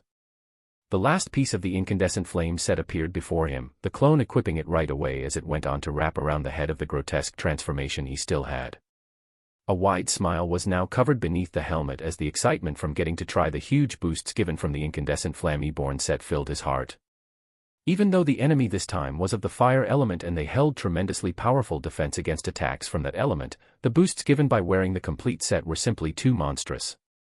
He glanced at the description of the completed set boost as he reappeared right above the fiery draconic behemoth that always had its guard up for him, its wide jaws shooting up as they attempted to swallow the controller of these horrible summons right away. Yet the only thing that met the wide open jaws of this dragon was the eruption of a blazing ring of fire. Like the sound of waves crashing into the shore, a molten ring of flames erupted from the clone's body once, and again, and again. This ridiculous ability smashed into the dragon right in the face as it looked incredulously towards this being that was actually using attacks in the law it was proficient in, and these attacks were actually causing it a great deal of pain. What the foo dash? A blazing ring of fire continued to be released as soon enough, the strong soul of the dragon actually began feeling a burning sensation, an unbelievable reality opening itself up in the underground cave as the behemoth that had been worn down for 5 hours finally had its defenses pierced through the moment the soul immolation effect was applied to it. Even though it was a fire behemoth, even though it was extremely proficient in the law of fire, its worn defenses actually began taking great damage from the flame attacks released from its enemy. It was ludicrous, nonsensical, and did not follow the natural course of actions. But because of the 1000% boost in damage achieved from the soul immolation effect that could only come by from the completed incandescent Flamme-born set and its other monstrous boosts, abilities that relied on the flame element actually damaged a being extremely proficient in the law of fire. Monster. The regality of a dragon remained as the draconic fire. Behemoth felt its strong soul actually burning, something it never thought to be possible occurring as even more attacks smashed into it from the mystical summoned ancients and abyssal undead. Its authority could not be used any longer, the damage to its soul and body actually increasing as time passed. Swarmed on all sides, its air of a ruler stood strong as it knew that unbelievably, it would be facing its death today. Chapter 389, Loot from an Elite Behemoth. Destructive portals surrounded it on all sides, terrible winged beings nearing its size let out mystical attacks that left a unique energy that caused the decay of the essence protecting its body, and the tireless and fearless abyssal undead that continued to be brought to life the moment another one died. It was an extremely tiring and helpless battle for one to go through, especially so for someone as powerful as a being nearing the full title of an elite behemoth, just needing a few more years to advance before fully stepping into the domain expansion realm. Alas, fate would not have it so as the draconic fire behemoth could feel its origin trembling, knowing it had overused all of its immense mana as its prideful aura of a ruling race shook when looking at the being that apparently beat it in terms of mana capacity. Truly a monster.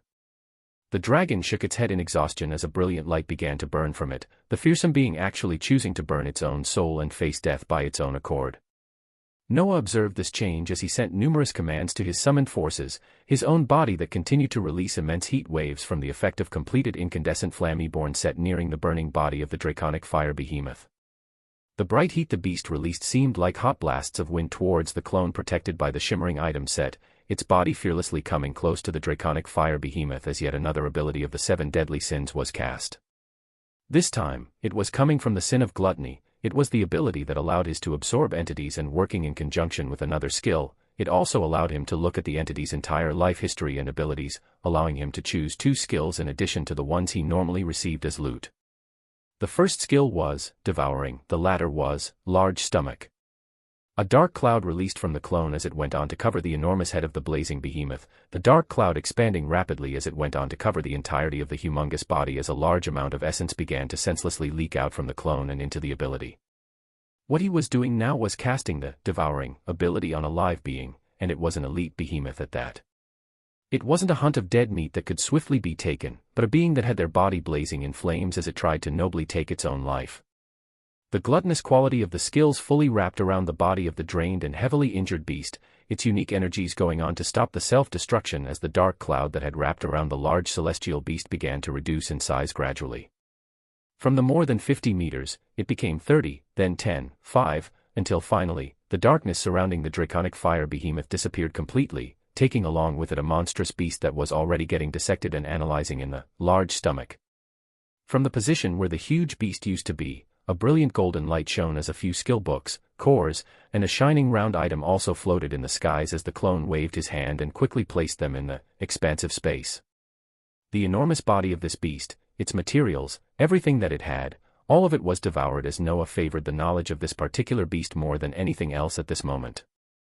As he breathed heavily at the finished battle that had taken hours and too much mental stress, he deactivated Ancient Blood Scion and Lesser Cthulhu, as well as the wide area buffing skills like Descent of the Blood Lord, as the only thing he left behind was the Blood World that kept everything occurring in this underground space a secret. He turned his eyes towards the 3 summoned ancients that had been the major cause of this battle going smoothly, finding that their blank white eyes were turned towards him as they seemed to be scanning him up and down, nodding their heads as a scratched non-understandable voice was released in his mind again. The forefront ancient seemed to be speaking as no communication came across, nodding his head towards the clone in affirmation thereafter as these summoned beings actually began to disappear into particles in front of the clone's eyes, somehow having the power to desummon themselves as they wished. Noah looked at this as he mentally shook his mind in frustration, one of the messages he was sending towards the summoned ancients seeming to go through as the mystery surrounding them increased. He put this aside for now as he began looking at the boon from the defeat of a dragon of immense stature. Between Noah's real body and his clone, he was currently giving over half of his mental processes over to the clone as it speedily began going through the memories of the fearsome draconic fire behemoth, as well as the loot that had erupted from it. Of the skill books that came out, 2 were at the soul rank, and 1 was at the soul plus rank, with no such luck in easily gaining a skill of the domain rank. The other was an abundant amount of cores that in addition to the few that Noah already had from the massacre in the Magus world as well as the divided origins from the fire behemoths that the righteous fire exploration team continued to defeat, he would have more than enough to propel himself from the void rank and into the soul rank, all the while having more than enough cores for the refinement of items. As a large number of memories of the draconic fire behemoth continued to be sorted, the clone took out the other loot that had erupted out in an aurora of light when the beast was defeated. This particular one was something unique that Noah had not come across from defeating an opponent before, finding himself quizzically looking over the scintillating red-gold ovular item that was nearly as tall as he was. His confusion was cleared up soon after as a resplendent set of blue words appeared in front of his eyes, the description of the item becoming clear as he gained something new for the first time ever with the defeat of an opponent. Origin Core, Behemoth Zygote, an incubating origin that will eventually give rise to a pet that the user can bind to themselves. Caution is required as the position of pet and master can change if there is a large gap in origin strength. Incubating time varies depending on location and amount of essence available. Chapter 390, The First Treasure from the Celestial Realm. Noah's clone was staring blankly at the set of words that described something out of his wildest dreams. Aside from the numerous cores and skill books, the other thing to come out of the loot from the draconic fire behemoth was an incubating egg that would actually gift him a behemoth. This was something unique that Noah was coming across for the first time, sending a message to the planetary system as a reply was quickly sent back. The celestial beasts have extremely potent origin cores that are fused with their souls, making it capable to extract their origin and reproduce it into this form of being. Shocking words were transferred into Noah's mind as something huge was said so simply, nodding as he looked at the incubation time for this huge egg to pop. The time varied by location and the amount of essence, so he would see if it was possible to achieve some results today. His thoughts transferred from the loot as he now placed his attention towards the memories of the devoured behemoth that were slowly made clear, the hundreds of years' worth of this monstrous being's life playing themselves out rapidly in his mind as he sat down on the back of an abyssal revenant to absorb all the information. The life of this celestial beast was extremely unique, its first memories beginning while it was still in an egg when it first came to be in this same volcanic mountain. It very rarely left this home it found itself in, but it did move around over the last hundreds of years, which granted Noah a large amount of information on some of the nearby geography. But the thing that made the draconic fire behemoth stay in this volcanic mountain and continue to guard it all this time, was the resplendent red crystal that was attached atop the mystical ancient pedestal.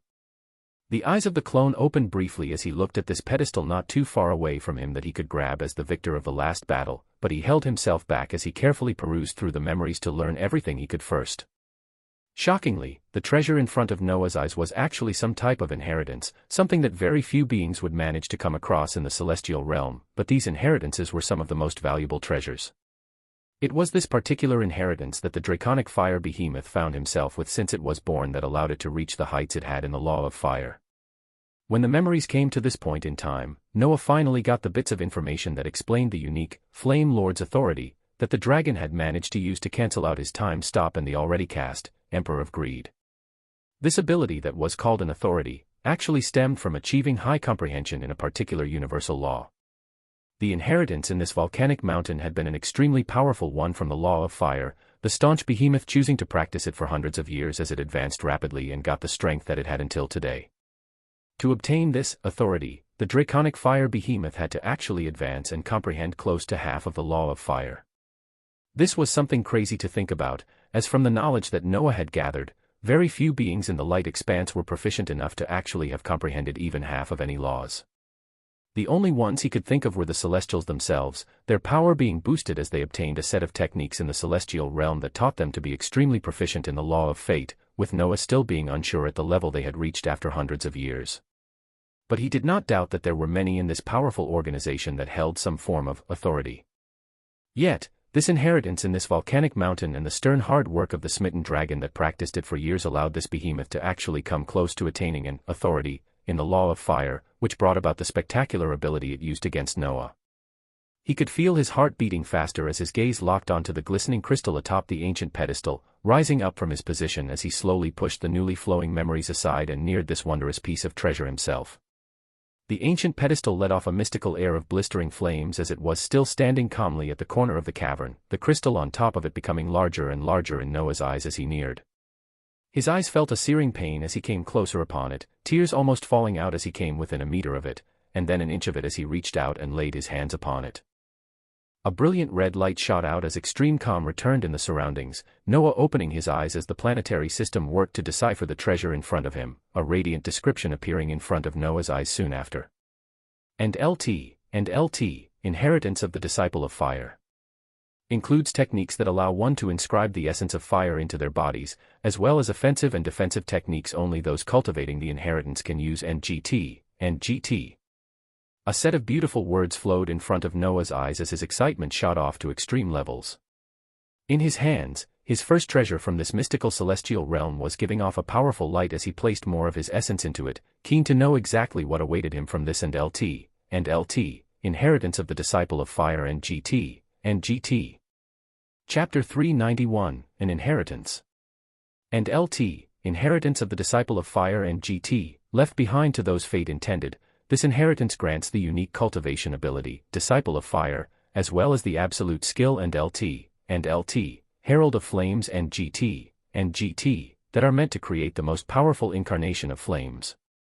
The knowledge swiftly came into Noah's mind as he hungrily looked at the abundant information stored in the crystal, the immense value of this treasure just now becoming clear in his mind. The biggest value that could be gained from this. And LT, inheritance of the disciple of fire. NGT, was not just its unique cultivation ability and the absolute skill, but the fact that this inheritance was something that could be learned by others.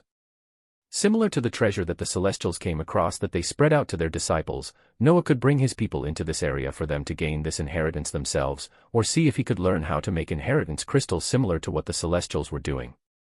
He had used his abundant essence to try and move this ancient pedestal from its spot as he began reading the information on this inheritance, but found that some sort of inviolable law was keeping it in place, where he could not even make it budge an inch. This would not be a problem though, as he would simply have to teleport his people here to have them experience this amazing boon as well. His gaze went down towards the unique cultivation skill, Disciple of Fire, first. Disciple of Fire, a technique geared towards cultivating the law of fire. Grants the user the ability to form a unique fire origin core. Only 2 sentences for the description of the skill, but he found it eerily similar to the Fate's Disciple ability that cultivated the law of fate by inscribing fate lines on the body of the practitioner, but this Disciple of Fire instead allowed one to form a fire origin core. Noah put everything else aside as this unique skill that was extremely similar to the one dealing with the law of fate that he received from the Celestials took his central focus. Far away from his position, the Righteous Fire Exploration Team had already returned after they finished hunting the last fire behemoth that also provided Noah with the last piece of the incandescent Flammeborn set, with his main body going into the regal structures that served as the sleeping quarters of Celestials as he secluded himself. A mini blood world bloomed in the scintillating gold room that Noah was in as it covered him entirely, the knowledge about the unique skill, Disciple of Fire, filling his mind as he wanted to see how different it was to Fate's Disciple. It felt like an explosion was occurring inside his body the moment he activated Disciple of Fire, something new appearing deep inside him. At the position that could be considered the center of Noah's body, there was an incorporeal blue-colored core that held streaks of gold that was standing stably. This could be considered the center of his origin core. Besides this large origin core, a small dot that shone with a fiery red light began to come to life, not even being 1/100th the size of his origin core. This could be referred to as the Fire Origin Core. A storm of converging essence rushed into the room that Noah was staying in as the other Celestials in the exquisitely built structure noticed this wild convergence and looked forward while shaking their heads with smiles. They knew this to be the dwelling of a new Celestial that was also a being with a noble fate. They took this wild convergence of essence as a breakthrough that affected the surroundings of this being, choosing to be respectful and not even send their auras towards the dwelling. Meanwhile, an enormous amount of essence continued to accumulate as Noah absorbed both the surrounding essence, as well as the reserves of the planets he was connected to and drove them all according to Disciple of Fire, into this budding fire origin core. At the very center of his origin, besides the stably rotating blue core inlaid with a few golden stripes, the formation of an extremely small red core was completed as it was quickly wrapped up in a mantle of flames, a unique energy being released from it and into every single cell on Noah's body as it began to rotate slowly, absorbing as much essence as it could with no reservation. The unique energy that the fire origin core released the moment it was fully formed went on to wrap around every cell it came across, having an arduous journey in front of it as there were trillions of cells to cover.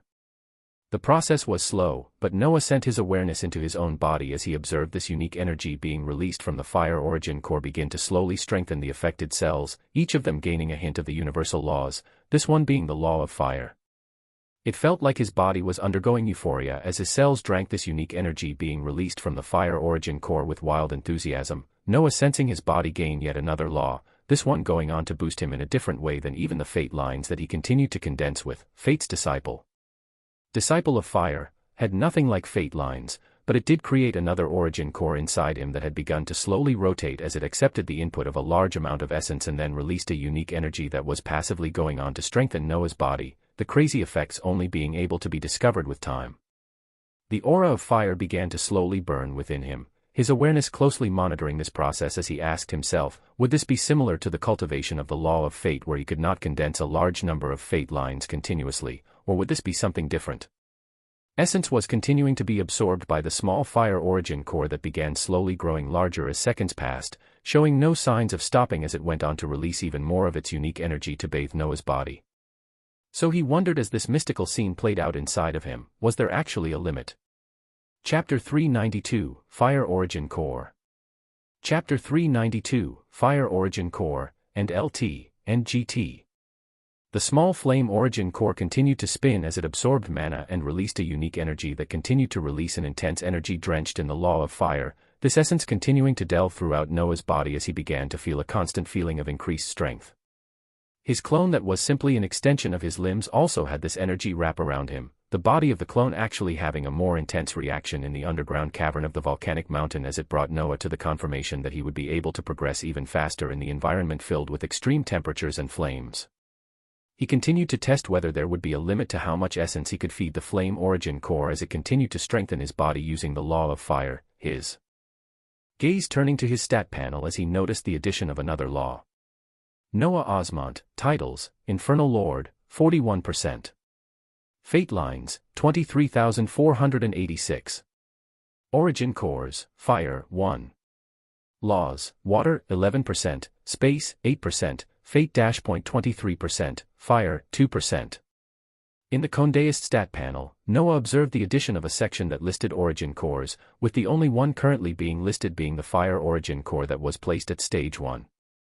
There was no mention of his much larger origin that shone with a blue luster slowly rotating at his very center, only this new origin core being given a stage as it continued to grow ever so larger and begin to drench Noah's body in the law of fire more and more. Different from the fate lines which he could activate and use the strength they provided to bring forth even larger amounts of physical and soul damage, the energy released from the fire origin core went on to directly enhance the strength of his body as he felt like his attacks would always be even more explosive, taking with them a destructive power that would burn all those that stood against him. Essence continued to pour into this fire origin core as Noah continued to test the limits, because if there wasn't any, then he did not see a problem in raising the stage of this fire origin core from 1 and all the way to 10. Or whatever the maximum stage of such a core was. But would the universal laws allow for such world-shattering possibilities to come to life? His question was answered soon as he felt his body become drenched in the law of fire more and more, wisps of flames appearing on his skin as they danced around him beautifully. Beneath the volcanic mountain where his clone was surrounded by immense heat, his body was having an even greater reaction as it fully became wrapped in dark red flames, both the body of the clone and even his main one not feeling any pain as these flames felt very comfortable for them. At this point, a metamorphosis seemed to occur with the fire origin core as it instantly doubled in size, its presence even stronger as it changed from stage 1 to stage 2. Noah also saw the law of fire slowly rise from 2% until it reached 10%. In the span of a few minutes, he had ridiculously raised his comprehension of a law from nothing until it reached 10%. He was expecting to continue, but this was when the worries he had were affirmed as similar to when he first gathered fate lines. Something stopped him from completely breaking the rules and just piercing through the stages. The large amount of essence from the atmosphere and from the reserves of the many planets he was connected to simply stopped going into the now Stage 2 Fire Origin Core as began rotating peacefully, not even paying attention to the bountiful energy trying to get into it as it now slowly underwent a cycle of releasing the unique energies it was released before, and then slowly absorbing the essence around it at a rate that would be considered a turtle's pace. Similar to fate lines, he was stopped from rapidly shooting through the ranks of the Law of Fire, his thoughts now focusing on to what extent the effect of this new restriction was, and whether his thoughts of these restrictions being lesser than the supreme law of fate would be confirmed. Noah sighed with a light smile as he finally hit the wall he was testing for, shaking his head as he observed the changes to his body. He felt a fiery and explosive strength in every single part of him, knowing that if he went hunting for ice behemoths in the future, he had the perfect skills and body to take them down with a much easier time than other behemoths.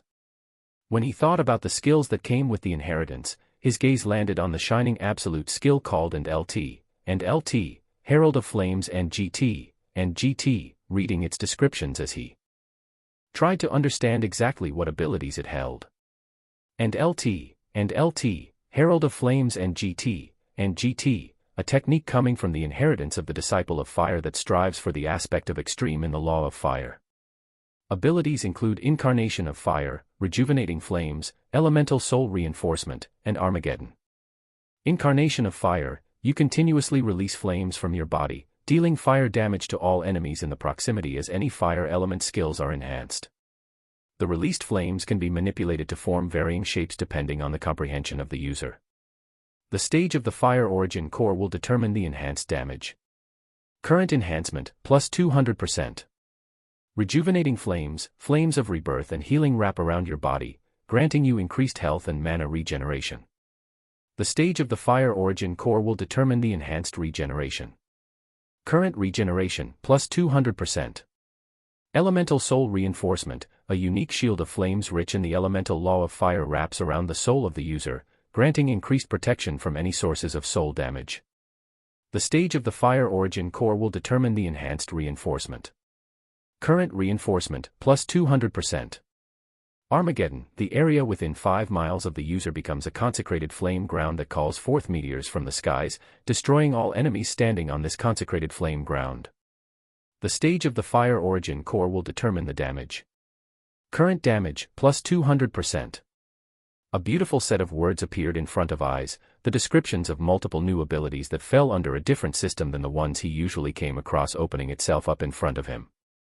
Most terrifying of all was the name of the last ability that fell under and LT, Herald of Flames and GT, and that was the ability coining the name, Armageddon.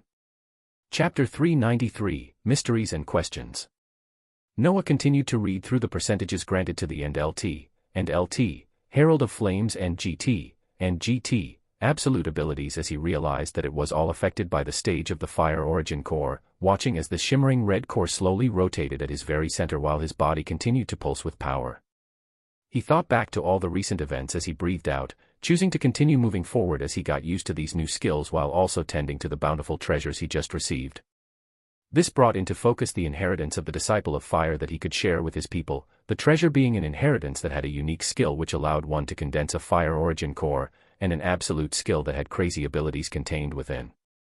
He smiled at the possibilities of the future as he used Unique Origin to conceal the strong hint of the law of fire on his body while the clone in the underground cavern of the volcanic mountain stretched its body that was now filled with abundant fiery essence and looked over at the ancient pedestal which held the huge inheritance crystal that could not be moved. The ancient blood clone reclaimed the spiritual land from the faraway location and brought it close to the blazing ground that had molten magma not too far away from it, the unique floating landmass standing stable against the extreme heat as he sent a few telepathic messages to his people. Barbados, Kazuhiko, and a few others chose to train their skill trees in the time-space of the spiritual land, their hearts set on seeing if this cheat area where time was much faster than the outside world would allow them to catch up to a single person. Many of the ranks of the Harbingers now neared the void or were stably on it as Noah was coming across cores very easily, their ranks almost reaching his as he had yet to choose to break through into the soul rank yet. His considerations for this were currently because of the restrictions of the infernal realm of the first hell, which only allowed the origins of beings up to the void rank to remain in it. Those who were not of the void realm were pushed out of the first realm of hell, and in the case of infernals, they were transferred into the second realm of hell that was much wider and grander, the location where some genuine infernal lords made their home.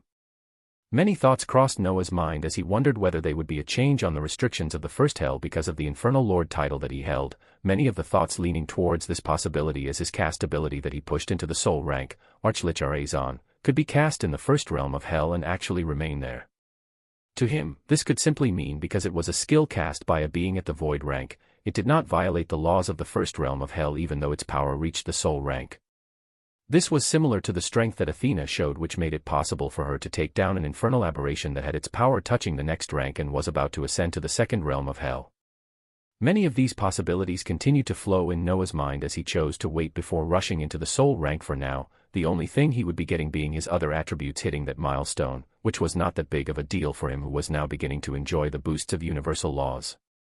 What he wanted to do now was explore the celestial realm even more as he used the memories of the new regions that the draconic fire behemoth had explored in his lifetime when he chose to reluctantly leave the volcanic mountain that had the inheritance of the disciple of fire, as well as observe the other regions that held numerous different behemoths. There were ice and water behemoths he had yet to come across, earth behemoths he had only heard about from the celestials, and even the powerful fate behemoths that were nearly impossible to kill, these behemoths also being the ones that were disrupting the advancement of celestials the most.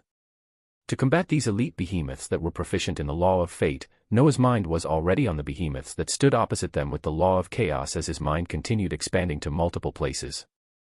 The biggest question on his mind was similar inheritances like the disciple of fire and fate's disciple that he now had his hands on. If he went into the regions of other elements, would he be able to get his hands on other inheritances of those elements? Would they be similar to the origin core given by the inheritance of the disciple of fire or similar to the fate lines made available by fate's disciple? There were so many questions that made his curious heart tremble in anticipation as he wanted to quickly get the answers to all of them. Among these many questions, the biggest one that still remained unanswered was about the celestial realm itself. What exactly was this esoteric realm that had inheritances like disciple of fire and fate's disciple? What was the true identity of this realm that was filled with enormous beings that were extremely in tune to the universal laws? This was the biggest mystery on Noah's mind, and the one he was not even close to answering as he continued to move forward with his own aims. The ancient blood clone took out the origin core behemoth zygote from the expansive space as he chose to begin with this first, waiting while his people gathered themselves after he sent the telepathic messages pertaining to them partaking in the recent treasure he had found. A curious smile spread out from him as he looked at the shimmering egg in front of him, wondering of the being that would come out of this. Chapter 394, A Land of Fire. The origin core behemoth zygote stated that its incubation period would be affected by the region it was in. Noah looked at the bubbling lava around him as this region was extremely suitable for this purpose, but there was another possibility he could think of that was even more perfect. He teleported into the miniaturized spiritual land as he appeared atop a snowy region in the north of the expansive landmass. He gazed at the beautifully falling snow as he glanced at the description of a particular feature of the spiritual land. Yes, the place he thought would be the most perfect for the incubation of this spectacular egg was something that he could make in his spiritual land, and that was the law space. The clone smoothly landed on the snowy field as he breathed out, using spiritual land management to initiate the feature of law space. His thoughts went forward as he selected the element of fire, a holographic square image of where he wanted this space to be appearing in his eyes as he tweaked with it. He found that he could increase its size and also decrease it, expanding the holographic field as he made it a few tens of miles before he used his mind to overlay it to the vibrant snowy field in front of his eyes. The moment he affirmed with spiritual land management and the blue holographic layout was selected, a tremor passed through the entire spiritual land as its abundant essence began to congregate towards this selected region. The bountiful snow that was spread throughout the nearby fields melted rapidly as the clear earth below it was revealed, a shade of red beginning to spread out from all directions as the calm earth of the surrounding area began to crack and fissure. Some areas were elevated as others were brought down, the phenomenal creation of the law space filled with the law of fire occurring in front of Noah's eyes in real time. The environment of the frozen plateau spiritual land that was always cold and frigid began to change in this particular region as heat spread from all around, the formation of small blazing mountains appearing as the area quickly changed from an austere white and into a blazing red atmosphere with palpating heat. Just as it had begun, the process continued to finish rapidly as the changed geography stopped shaking, the concentration of fire elements in the region now beginning to rise as even Noah felt it becoming increasingly hotter. This was the field being created by a feature of the spiritual land. This was the law space where there was a higher concentration of the law of fire. Waves of heat released outwards continuously as the process finished, the surrounding region that was not even designated as the law space also seeing its frigid air melting as the effects spread out for quite a distance. The melting of the snow continued until an area of spectacular balance was reached, Noah observing as a region of flames and fire came to an intersection point as neither of the two invaded the other. Calmness returned to the surroundings as his attention locked in on the newly built law space. To put it simply, it was a shimmering land of fire that actually had wisps of flames dancing in its atmosphere, the very earth itself blazing hot as spurts of lava could be seen coming from the ground. The ancient blood clone entered this spectacular region as he felt the fire origin core attached to his main body tremble in joy as he came in contact with the unique fire elemental energy in this space, its slow spinning in his main body becoming slightly faster as it moved with even more vigor. The clone walked through the space filled with the law of fire, whipping out the origin core behemoth zygote. As the moment it was released into the hot atmosphere, it shone a red luster as the excited fire elements in the surroundings began to be absorbed into this crimson egg. Noah carried this large egg the same size as him further into the fire space as he neared the center where bubbling lava could be seen, laying this egg down at the location he felt the most congregation of the law of fire as half of the origin core behemoth zygote sank into the rapidly changing earth. The speed of fire elements converging into the egg only increased with this action, the egg actually rising slightly in the air by itself as smoldering flames and lava began to swirl around it, the intensity of fire elements only increasing in this region as the clone pulled back and watched this process occur. He watched for a few minutes as this process continued without a change, affirming in his mind that he expected the possible awakening of the creature inside this egg to happen in a matter of hours as he left it alone to float in the sea of flames and lava, his body disappearing to the underground layer of the spiritual land where multiple portals stably stood. He would give the enormous egg the time it needed as he moved on to another task he had to take care of, this one involving the inheritance of the disciple of fire. Of the portals present in the underground layer of the spiritual land, one shone with a red luster, another was tinged with white, one was swirling in darkness, another was verdant green, and the last one was a beautiful blue. This particular blue portal was connected to his home world, where he had laid down numerous portals in this world and the others that he was connected to, forming something close to what he observed in the world of cultivation below where a circle of portals that led to different worlds stood. From the portal that led to the demon world, the tactician Agars who was overseeing this world was the first to arrive as he sunk to his knees while bowing his head down towards Noah. Master. From the beast world, those in the upper echelons from the remaining 3 mythical beast kingdoms and the frozen kingdom also began to appear from their portal as they all did similar bows of respect towards Noah, Queen Adelaide coming to Noah's side with a shy smile. Steel Mikhail soon came from the portal leading to his home world as he nodded towards Noah with his same strict face, the bulky protector's body gleaming with power as his eyes shone for whatever opportunity laid in store for them today. From the ancient blood world, the exploring vampires also appeared from the red portal as the frost race of the icebound world also made their entrance, the underground layer of the spiritual land becoming livelier as many beings were granted permission to enter into the spiritual land for an opportunity they did not yet fully know of. Barbados and Kazuhiko's auras could also be felt as they came out of the time-space and joined them, a unique event about to take place as Noah was about to share a spectacular inheritance that could only be found in the celestial realm. An inheritance that granted one a unique cultivation ability and an absolute skill was about to be freely shared to multiple beings as the erection of Noah's own powerful force continued, this time their power being boosted at an unimaginable level as they got their hands on something that nobody else could even find. Chapter 395, A Scholar, Chaos and Fate. In the region immediately south of the sanctum, frigid winds ravaged the snowy environment as a large ice behemoth was rolling in the snow peacefully. Not too far from this ice behemoth, a hidden figure covered head to toe with a dark robe was crouching beneath the sparkling snowy vegetation as he wrote a few lines in his notebook. Both the northern and southern regions have a similar level of elemental particles in the atmosphere, but their levels are still much higher than any other realms. The being was carefully documenting his findings of the celestial realm as his vibrant power at the peak of Soul Realm hid its aura from the nearby behemoth. This was someone that had managed to enter the celestial realm with the aid of the pureblood vampires from the underworld, a powerful covert operative from the Scholars Guild that boasted great power in the dark expanse.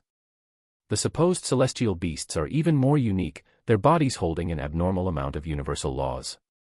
The being continued placing more findings, pushing up his glasses as his eyes remained on the ice behemoth rolling in the snow with its enormous body. The structures of the behemoths I have managed to get my hands on shows that their physiology is similar to their species counterparts in other worlds and realms, but their origin seems to have been influenced greatly by the force behind this celestial realm. Numerous possibilities passed through the mind of the scholar, comparing his abundant experience and knowledge with the new land that the Celestials had managed to explore for the past thousands of years. With his tenure in the Scholars Guild that only the most genius wizards and magicians had a chance to take positions in, his experience was wide and vast. The biggest possibility so far is that this celestial realm is one of the highest-tiered realms to be found in our novice galaxy, or the even more unbelievable possibility is that this realm could be what we have all been searching for, the place where universal laws are abundant and the atmospheric essence is immense. This could just be the C-. The men from the Scholars Guild stopped taking his notes as his gaze went towards the mountainous ice behemoth, seeing an exploration team from a prime world nearing the beast and beginning a hunt as the scholar used his power to veil his body even more, sinking into the earth as he continued observing. What was on his mind was the same thing that many beings were recently trying to figure out, and it was the question of what exactly was this mystical realm that the Celestials had been enjoying for so long. Near the center of the sanctum itself, Athena and Noah were meeting with a serious Grandmaster Vredril as they discussed their recent ventures, the Grandmaster approving of their fast progress as he adopted a careful expression and spoke. "You've gotten used to the pace of normal behemoths and learned how to best take them down, and we can move on to the next stage of your training as you tackle even more fierce behemoths, and these ones will actually be of great aid for you to increase the speed at which you obtain fate lines." Grandmaster Vredril spoke with a powerful voice as Noah and Athena looked forward respectfully, many thoughts passing through Noah's mind as he looked forward to anything that could enhance the speed he could raise the supreme law of fate. Past the fire behemoths in the northern region, the danger increases as you start getting into the dangerous regions where mainly those at the soul-forging realm explore, with the highest-tiered teams like the Righteous Fire Exploration Team and elite teams coming into play as the enemies you might come across are those proficient in supreme laws. A powerful light shot through the eyes of the Grandmaster as he said this, using his power as he waved his hands and created the illusory image of a dark behemoth in front of their eyes. The ones that are the most dangerous to us as well as the most profitable, are the terrible chaos behemoths that are proficient in the opposing element that we cultivate. This means that our attacks backed with the law of fate are especially harmful to them, but it also means that their attacks filled with the law of chaos are especially dangerous to us as well. But with danger comes opportunity, where the hunting of chaos behemoths has shown to rapidly cause an increase in the number of fate lines one can condense, rapidly gaining strength through this dangerous path. The Grandmaster finished his words as the two disciples in front of him had shining eyes, Athena being the first one to speak as her body pulsed with a gold light, her expression that of excitement.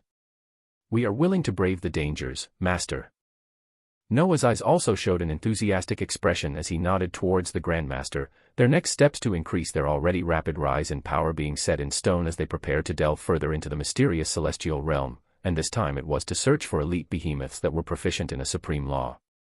Preparations went underway as the leader of the Righteous Fire Exploration Team became excited at the news that their team was granted clearance to delve past the fire behemoths and into the more dangerous regions further away from the sanctum, the boisterous Boro bringing Noah and Athena to celebrate the entire night as a feast was carried out.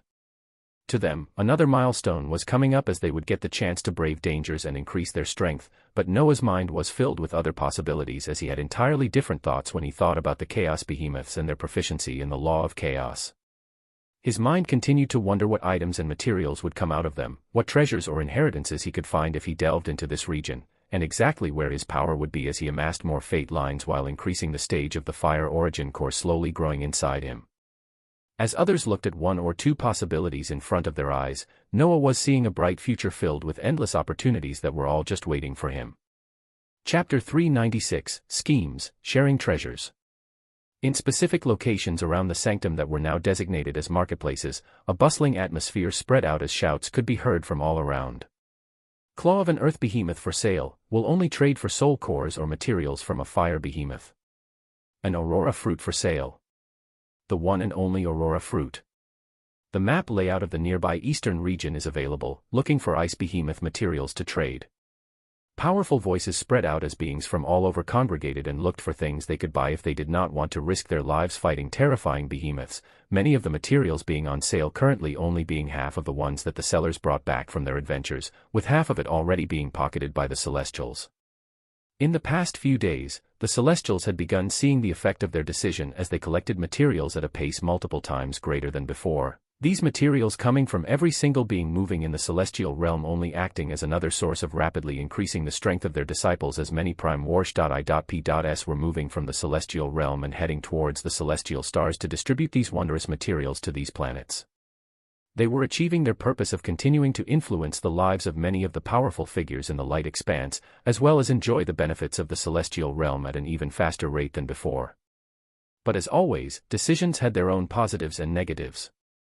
Among the many beings entering the celestial realm, many of those with expert hiding skills from the dark expanse also made their way in. Whether in the initial party of pureblood vampires that came in with Elena, or the arrival of later parties as they began to explore and map out the celestial realm as well. Among these beings, there were those who had skills similar to a certain imposter that allowed them to teleport across realms and planets, their only limitation being the distance they could jump across. More mana was required the longer the distance was, which presented an arduous challenge for those in the dark expanse as the location of the celestial realm was surrounded in all directions by the eyes of the Celestials, any nearby planets being kept under close watch as they took into account the unique spatial abilities that some beings held. On this day though, another unique being from the Scholars Guild of the Dark Expanse had managed to pass through the eyes of the Celestials and smoothly enter into the sanctum, sending a telepathic message to another member of the Scholars Guild that was observing ice behemoths in the southern region. Argus, I have arrived. We can now begin. The contents of the message could only be well understood by the one that heard it, a telepathic message being sent back right away. You finally arrive, Malthus. We have much to do. This realm. Numerous messages began to be sent back and forth on this day as two well-known beings in the Scholars Guild of the Dark Expanse actively began their plans in the celestial realm. One was known as Argus, the walking library, who was proficient in covert skills and held a large amount of information on many things. The other was Malthus, the spatial magician that excelled in the law of space, holding abilities that many beings envied. Yes, slow down Argus, you've been keeping in contact with Elena. I am ready to establish the spatial connection that will allow us to transfer the boons of this realm with ease in the coming future. Which locations have you scouted? Start heading south, I'll send you my location. One expert talked to another in the field of powerful beings moving around the wide sanctum established by Celestials, moving directly under their nose as the initial stages of the plans of the beings from the dark expanse went underway. They knew the strength of their enemies stemmed from this realm, and these same enemies were bold enough to open this realm to others as the conflicts heated up and the way neared. Before all hell broke loose, they would harvest the boons of this realm themselves as they strove for one goal, finding treasures at the same level as the Celestials that have allowed them to move with extreme strength these past thousands of years. As many beings continued to move across the vast celestial realm, a few lucky ones were getting their hands on a powerful inheritance beneath a volcanic mountain.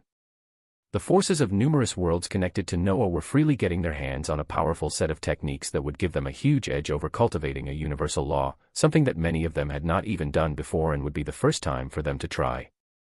But they had no need to ponder or try to comprehend the law in an abstruse manner, all they needed was to have enough energy to use Disciple of Fire, and create the Fire Origin Core, continuing to build up this new origin as they also became able to use the absolute skill that came with the inheritance. The spiritual land was stationed very close to the ancient pedestal that held the inheritance crystal that could not be moved, Noah guiding those that were too weak with a protective barrier, and those who could handle the baleful lava floating in their surroundings simply went out themselves to accept the inheritance.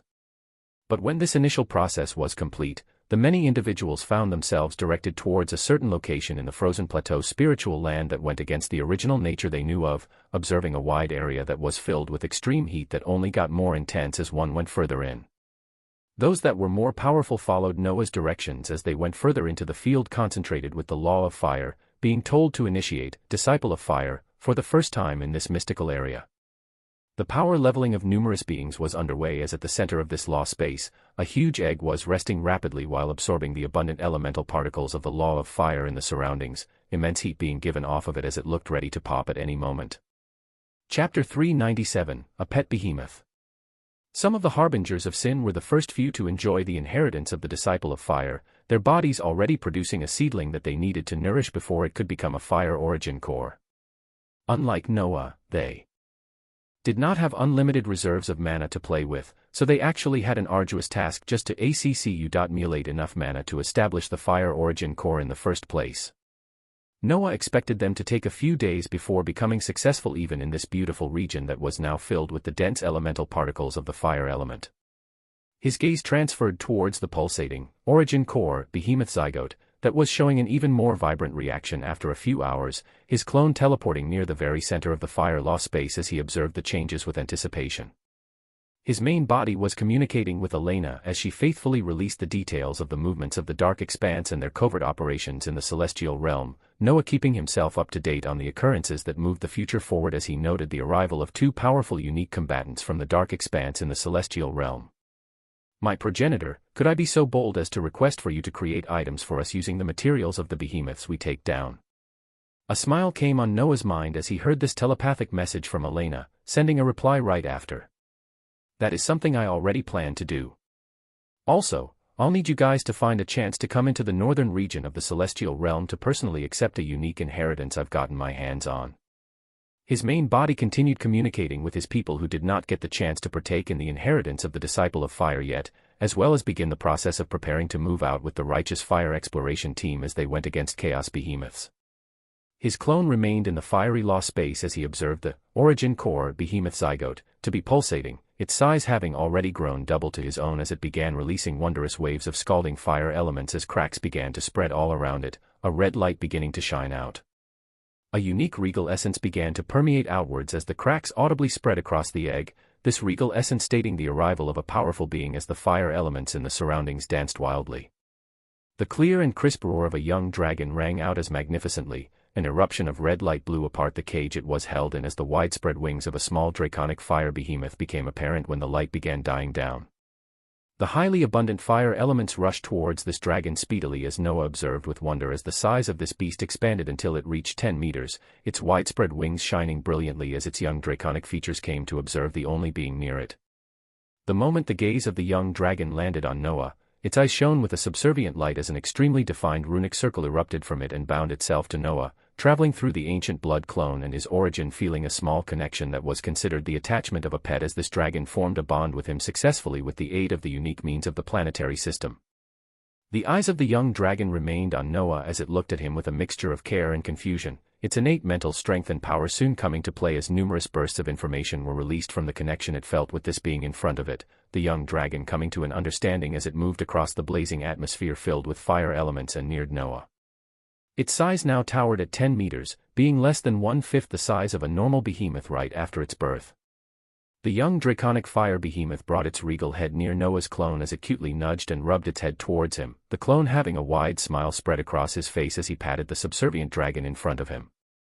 The voice of a young dragon rang out in Noah's mind as he nodded, looking over the body of this 10-meter beast right after its birth as he calculated its strength. Currently, it actually held vibrant strength at the phantasmal rank, its strength right after being born depicting the regal rank of this being and the huge possibilities it would have for the future. The thought of the uniqueness of this draconic fire behemoth that he just got his hands on did not pass by Noah, and he perfectly understood that he was most likely the first one to ever hold a behemoth from this celestial realm as a pet. This was made possible with his planetary system that took the origin of the monstrous fire behemoth that was half a step into the domain expansion realm and fused it together with the shattered soul, making way for the possibility of this spectacular young dragon in front of his eyes. In the brief period of time that his clone had entered into the celestial realm and began moving by himself, he had managed to find an inheritance, defeat a draconic fire behemoth that was already half a step into the domain expansion realm, and get his hands on a pet of an unknown caliber as a powerful dragon subserviently nudged his body. His expectations for the future were bright as he looked towards the dragon and called out. There was much to do as he took the time to absorb the boons of the recent venture and continue strengthening the people around him, his thoughts especially focusing on the behemoth he had gotten his hands on as he prepared to raise a terrifying beast for his own uses. Just the thought of this now 10-meter-tall dragon that could someday grow to become the mountainous draconic behemoth that he just battled made him look excitedly into the future. Chapter 398, Time is of the Essence. Noah's ancient blood clone temporarily returned to the first realm of hell, his figure teleporting to the blazing skies as he stood on top of a curious young draconic behemoth. His gaze stretched across the area around him as it had already filled with droves of infernals. The essence within his body thrummed as he adorned the incandescent Flamme-born set with its ridiculous set boosts, getting ready to carry out high-speed farming of the infernals as he set the goal of fully obtaining the title of Infernal Lord soon. He had only been leaving the Archlich Arrazon behind to farm the infernals and increase the skill points along with the progression of the percentage on the title of Infernal Lord, but he planned to move personally and claim this title even faster as he wanted to enter the soul-forging realm soon. He wasn't confident of breaking the laws of the infernal realm if he reached the rank that was always pushed out of the first realm of hell, so this was his next best choice as his main body began moving with the Righteous Fire exploration team to delve deeper into the celestial realm looking for chaos behemoths. Let's go. He sent a command to the young dragon that was ever so slowly growing larger by the minute, the clone providing abundant cores to bring the rank of this behemoth up as he expected it to reach the void realm in no time. He had with him numerous Saint and Void rank cores, with a decent amount of Soul rank cores put aside to propel his own level forward when the time was right. As the dragon reveled in another fiery environment that was the infernal realm, Noah's clone began casting numerous skills as the Archlich Arrazon appeared once more in the first realm of hell, its qualification as a skill cast by a being at the Void realm allowing it to bypass the restrictions of this infernal realm as it began summoning a large amount of undead, the huge runic circles that brought forth abyssal undead also appearing in the skies. The mystical ancients were brought to life once more from the use of the ability in the Kin of the Ancients skill tree, the dark-winged humanoid creatures grandly appearing in the infernal realm as they glanced towards the clone. Noah's thoughts seemed to have gone through to them as their gazes turned towards the maddened infernals below them, seeing how weak these beings they were summoned to kill were as they turned their heads to the side and glanced at Noah again, seemingly posing a bewildering question that was asking, really? Summoning us for such weak creatures? Yes. Compared to the power that Noah and his summoned beings held, this campaign that he was about to carry out against these infernals whose strongest powerhouses were at the Void realm was going to be really one-sided. It was similar to a high-level veteran coming back to a low-level area filled with mobs that dropped loot which still had great uses for them. If just the Archlich moving alone with droves of undead over the past month brought the percentage of the Infernal Lord title over 30%, with how he planned to move personally while using his overpowered abilities in this realm, the only question that remained was how many days it would take him to bring the percentage of the title to 100%. Archdemon Lord Transformation. Lesser Cthulhu. Dawn of the Blood Lord. Incarnation of Fire. The repetitive casting of numerous skills and stacked transformation and buffing skills were being cast as a terrifying aura bent on hunting down infernals with extreme efficiency appeared in the first realm of hell. The shining trident of the sea appeared in Noah's enlarging hands as he adopted the terrible combination of the transformations of the Lesser Cthulhu and Archdemon Lord, his other hand carrying the glaive of simmering ember from the incandescent Flamme-born set as the gorgeous casting of skills erupted from him again, the targeted infernals almost pissing their pants as they felt an aura that was in no way at the acceptable level of this realm come for their lives. Noah's main body was standing next to a boisterous Boru who was talking about the fearsome power of the chaos behemoths they would soon be facing as they waited for the rest of the team members to join them. I was able to battle a single one while following an elite exploration team of grandmasters. I can tell you now that these beasts will make the superiority you feel while aided by the law of fate disappear. They will truly show you what beings proficient in supreme laws are like. The power of the chaos behemoths continued to be hyped up as Boru continued. The only reason I am confident of our chances this time is because Grandmaster Vredrel favors his two disciples that have noble fates and will be coming along, haha. Noah smiled at this comment as he knew for this upcoming trip, they would be accompanied by the powerful Domain Expansion Realm Grandmaster as they withstood against the unique strength of chaos behemoths. The Grandmaster favored their lives too much to let them explore such a dangerous location where these beings resided with just the Righteous Fire exploration team, so he would be acting as the leading figure in this upcoming hunt as Noah got a glimpse of the power of this Grandmaster that had a relatively high position on the 7th celestial star. Noah and Boru didn't wait too long before the rest of the team began to gather, Athena appearing last with the Grandmaster as eyebrows were raised at her entrance. A proud smile was apparent on Grandmaster Vredrel's face as Athena walked in with an aura that had just broken through from the Void realm and into the soul-forging realm, the strength of the War Princess pulling ahead as her body seemed to be bubbling with power. Chapter 399, Venturing Further North. Congratulations, Senior Sister. Noah replied with a light smile as he looked towards the shocking strength being released in the small body of the girl in front of him. She had already been at the Void rank when he first met her months ago, her power slowly continuing to build up as she finally exploded upwards and entered the soul-forging realm today. Thank you, junior brother Crixus. You must not tarry behind. Her eyes were languid and filled with longing for battle as she joined the team, all the other members sending her their congratulatory words as Noah was instead wondering where the power of this war princess was actually at now. As he spent more time amassing fate lines, he was growing more and more capable of discerning just how many lines of fate a celestial held, and his intuition told him that Athena was actually nearing on the magical number of 100,000. This was a number that made one qualified to be a celestial grandmaster, something that very few joined the honor of achieving in their lifetimes. The power of this war princess when she was at the Void rank was terrifying, where she was capable of standing against a soul-forging realm-devouring black serpent in the Magus world and battle against soul-rank behemoths in the celestial realm.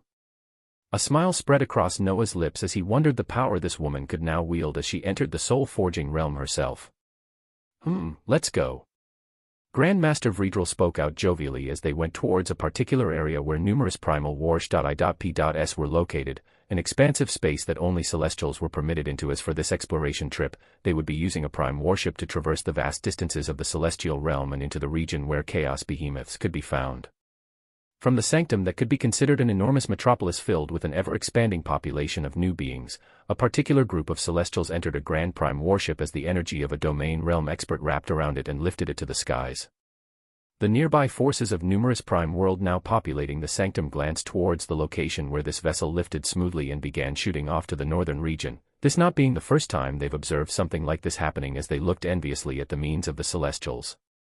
A particular party that was returning from their hunt, the newly formed Order of Blood, stared at this particular ship as a few of them felt a familiar aura from it. The Emperor Penguin was walking through the mystical streets of the sanctum valiantly as it raised its beak towards the skies, a sharp light passing through its beady eyes as the royal vampire Elena had an even more fervent look in her gaze while she stared at the direction that Noah had gone to. Onward. She decisively sent a message to her people as she communicated with the forces of the Dark Expanse beginning their own plans in the celestial realm, the current goal of the Order of Blood being heading towards the same direction where numerous fire behemoths could be found, using this as a source of training as they made their way towards a certain inheritance beneath a volcanic mountain. The many pieces on the board continued to move as Noah comfortably stood in the advancing prime warship and looked out to the expansive landscape of the celestial realm below him. The enormous shimmering trees and the fantasy-like atmosphere always took his breath away, linking this feeling to a similar one he felt when he observed his spiritual land but on a much larger scale. He found his thoughts actually wondering as he arrived at this comparison. Would the spiritual land ever be able to reach something as remotely as amazing as this? He shook himself out of his fantasies with this thought as he serenely watched the passing surroundings, not trying to daydream about impossible things at such a time. They came across quite a few fire behemoths that were moving below, their gazes turning up towards them with a sharp light as they only observed the powerful vessel shoot past them. A few times, he observed attacks being thrown their way, the vessel either completely evading them, or a thin barrier of light appearing around the prime warship that stopped the incoming attacks. So far, they had not come across any flying behemoths that would have caused them trouble, beings like the draconic fire behemoth being unique and rare. Like this, a few hours passed in the prime warship as the Grandmaster steered it competently through the explored areas of the celestial realm, contemplating Noah watching the passing scenery and committing it all to his memory as his clone was moving with vigor in the infernal realm. He could observe the constant shooting up of the infernal skill points at a speed multiple times what the stationed Lich was bringing in the past, with the percentage next to the title of Infernal Lord also continuing to rise every now and then.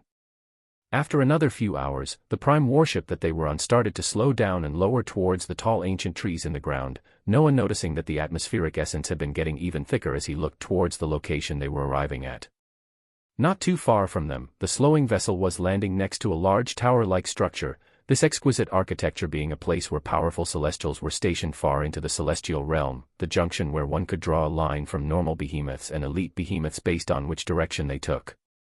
Noah had arrived at his first celestial watchtower that was surrounded by numerous prime wars.I.P.S., the auras of powerful celestials even wilder than the ones he normally sensed in the sanctum being present as he further pierced into the ranks of celestials, this time following a team being led by a grandmaster as they planned to hunt chaos behemoths.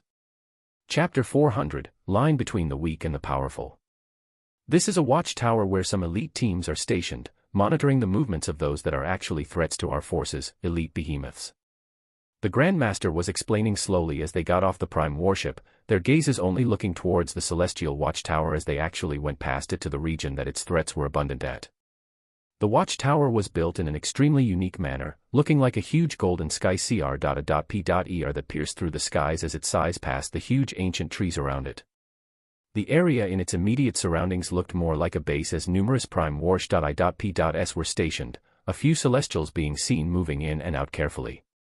Passing this watchtower means we directly put ourselves at risk of coming in contact with an elite behemoth, and any tower that you pass will be considered a line that distinguishes the truly powerful and leaves the weak behind.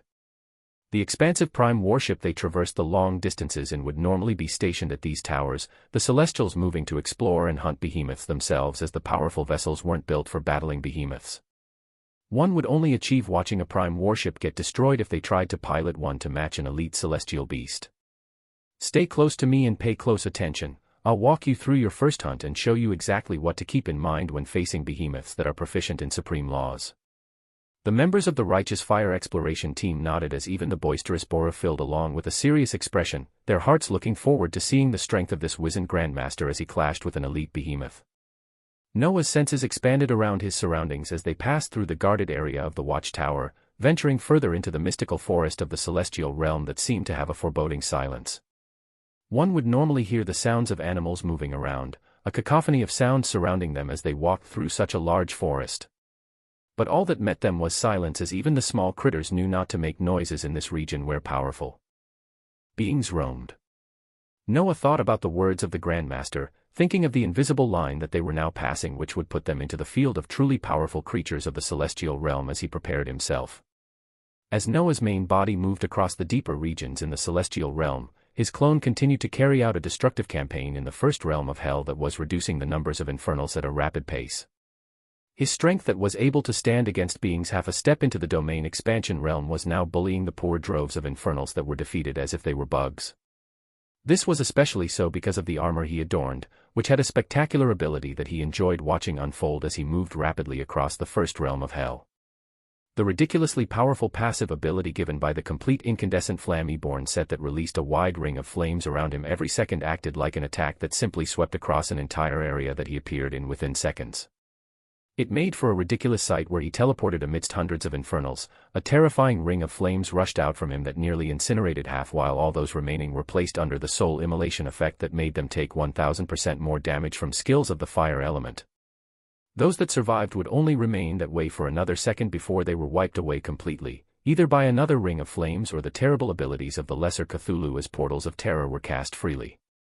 The clone had so many means possible as he went all out, freely using the mana gifted to him as he worked efficiently to rack up skill points and increase the percentage of the Infernal Lord title.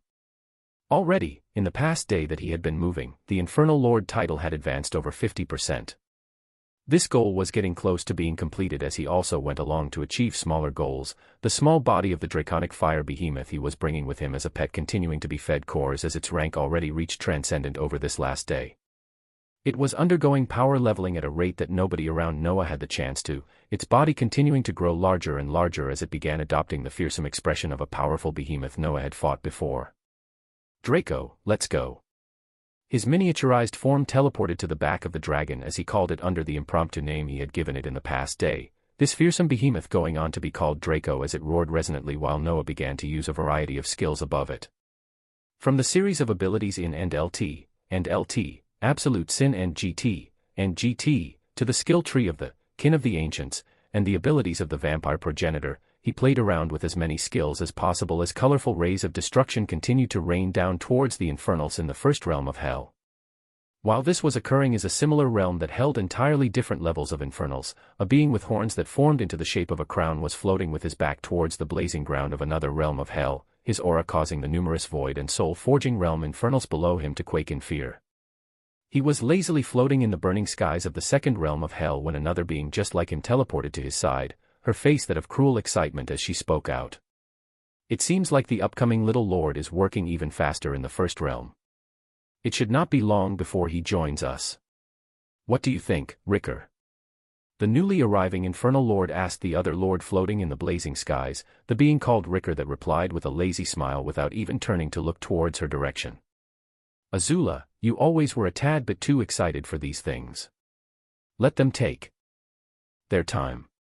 You know that the moment they fully hold the title of the Ninth Infernal Lord, it means our future is about to become that much busier.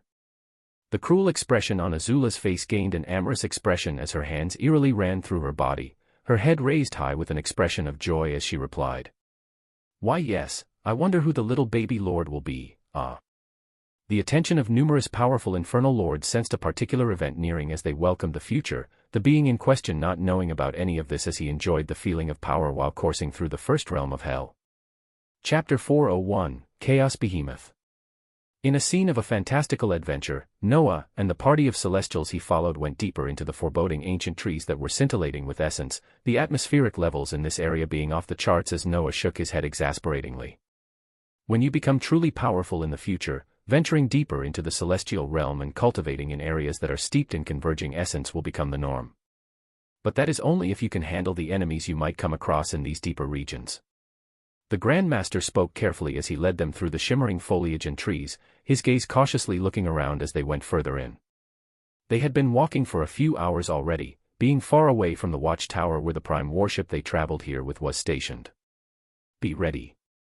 I can already sense the aura of chaos begin to permeate the surroundings. Tell me, what can you perceive?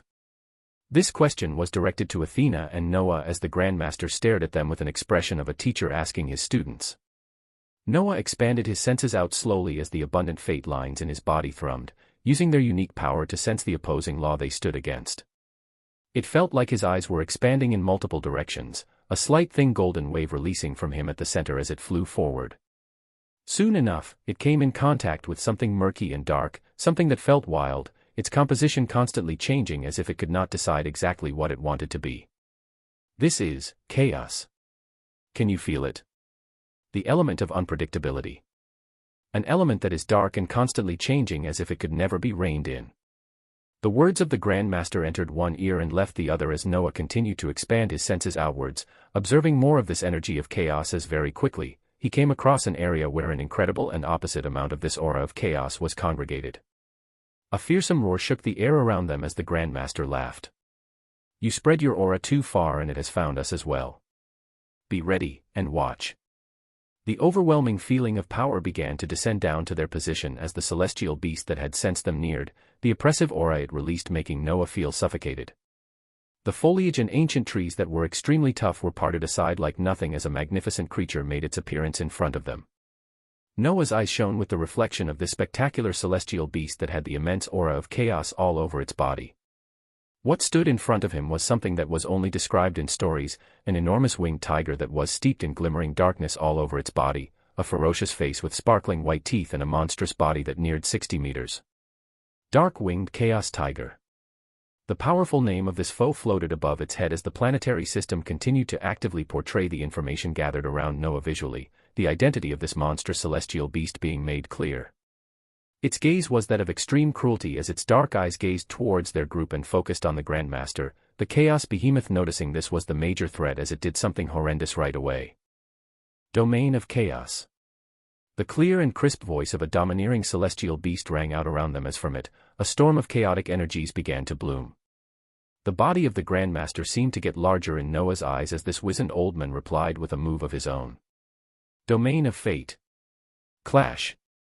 From the bodies of the terrifying domain expansion realm experts, their respective domains were released as a powerful clash of opposite elements smashed into each other and fought for control.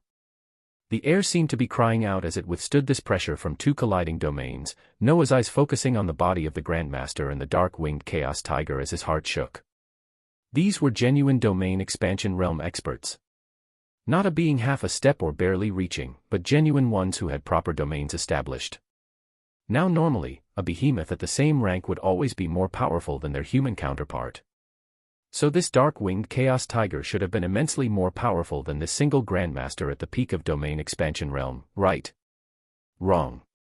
The battle between the two domains was actually in favor of the Grandmaster, the clash ever so slowly pushing the Chaos domain of the dark-winged Chaos Tiger back as it roared furiously towards them. Watch carefully, O you with noble fates. Watch what your level of power soon needs to reach in order for you to live to your full potential. The words of the Grandmaster rang in Noah and Athena's minds as a golden light began to permeate from his body.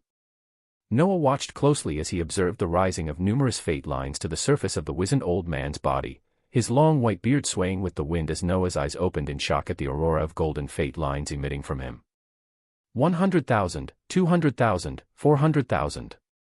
This shocking reveal reminded Noah of the esteemed title of Grandmaster as the number of fate lines he could count on this old man's body continued to grow ever so larger. Athena looked towards the Grandmaster with a sharp look as a longing expression appeared on her face, this war princess that was nearing 100,000 fate lines herself looking at this powerful teacher in front of her with a passion. As the clash between the two domains continued, Noah came to fully count the revealed fate lines coursing through the body of the Grandmaster. The number was ridiculous as shockingly, this Grandmaster Vredril held over 600,000 fate lines. 600,000. A shocking number when compared to his own that was currently slightly over 20,000, and even higher than the monstrous Athena that neared 100,000. But this was the strength of a Grandmaster that stood near the top of the food chain, someone acting with a few other Grandmasters to control the seventh celestial star. This was Grandmaster Vredril. Chapter 402, An Old Man Flexes. Smite of Liberation. A soft whisper could be heard in the wind as the words of a skill Noah was familiar with was cast, yet an entering different feeling spread out through the entire area as the skies split apart, an exquisitely designed golden sword that seemed very corporeal coming out of the shattered sky with a magnificent aura as it targeted the dark-winged chaos tiger that continued to fight with its domain of chaos. The enormous wings of the dark-winged chaos tiger flapped serenely as its body disappeared into particles of darkness, its domain being wiped away as the blade of liberation that was multiple sizes larger and more physical compared to what Noah and Athena could cast smashing into the area and burning up any aura of chaos in the surroundings. Heavy winds released as the opposing laws of fate and chaos came together, the magnificently dark shimmering body of the dark-winged chaos tiger rematerializing in the skies as it glanced down towards them with an expression akin to looking at ants. Arm yourselves with Empyrean armament, and watch what else you can do with these skills as you amass more fate lines. Grandmaster Vredril spoke coolly as he stretched his neck, seemingly getting ready to go all out as numerous Empyrean guards that had a wild aura were summoned, their presence soon turning to rays of light as they moved to wrap around the body of the wizened old man. A bright golden light pushed out any remaining aura of chaos as an exquisitely designed armor appeared on the body of the Grandmaster, his voice ringing out again as he now wielded in his hands two pulsing golden hammers. Crixus was genius enough that he was able to show variations in the abilities of Fate's Guardian when he just began amassing fate lines, but the possibilities of what you can make these abilities do only increases as the number of fate lines breaks into a certain point. The old man was teaching as he fought, the golden armor and weapons surrounding him being filled with runic inscriptions that were not normally seen when Athena or others cast the abilities of Fate's Guardian. This was something attainable by those with a large number of fate lines, something that Noah had already begun doing because of his usage of skill points. The dark-winged chaos tiger took the threatening atmosphere of fate as a threat, its body expanding as it seemingly became even larger, an attack being thrown from its mouth as vicious winds began to rage around them. Chaotic cyclones. Voom. Voom. Numerous terrifying cyclones of darkness began to rush towards them, Grandmaster Vredril looking at them coolly as the other members of the Righteous Fire exploration team were equipped with the armament from Fate's Guardian. When you get to this stage, you will bypass the stage of passively using fate lines to augment your attacks and the body of the old man seemed to tremble with power as the roiling lines of fate became high-strung and tight, Noah observing the stellar essence of fate actually leaving from these fate lines and going towards the hammers in each of the Grandmaster's hands. Become able to actively use the strength of fate as you momentarily take control of the fate lines in your body and release pure fate energy. The golden hammers in his hands waved towards the oncoming chaotic cyclones as a scintillating golden aura of fate shot forth from them, smashing into the cyclones as making them disappear as if they were nothing. The furious roar of the dark-winged chaos tiger could be heard as even more cyclones rained down, the shining lights of fate energy being swung from the Grandmaster only increasing as the battle against the chaos behemoth was in full swing. You puny beings and your incoherent handling of fate, learn what it means to actually comprehend a law.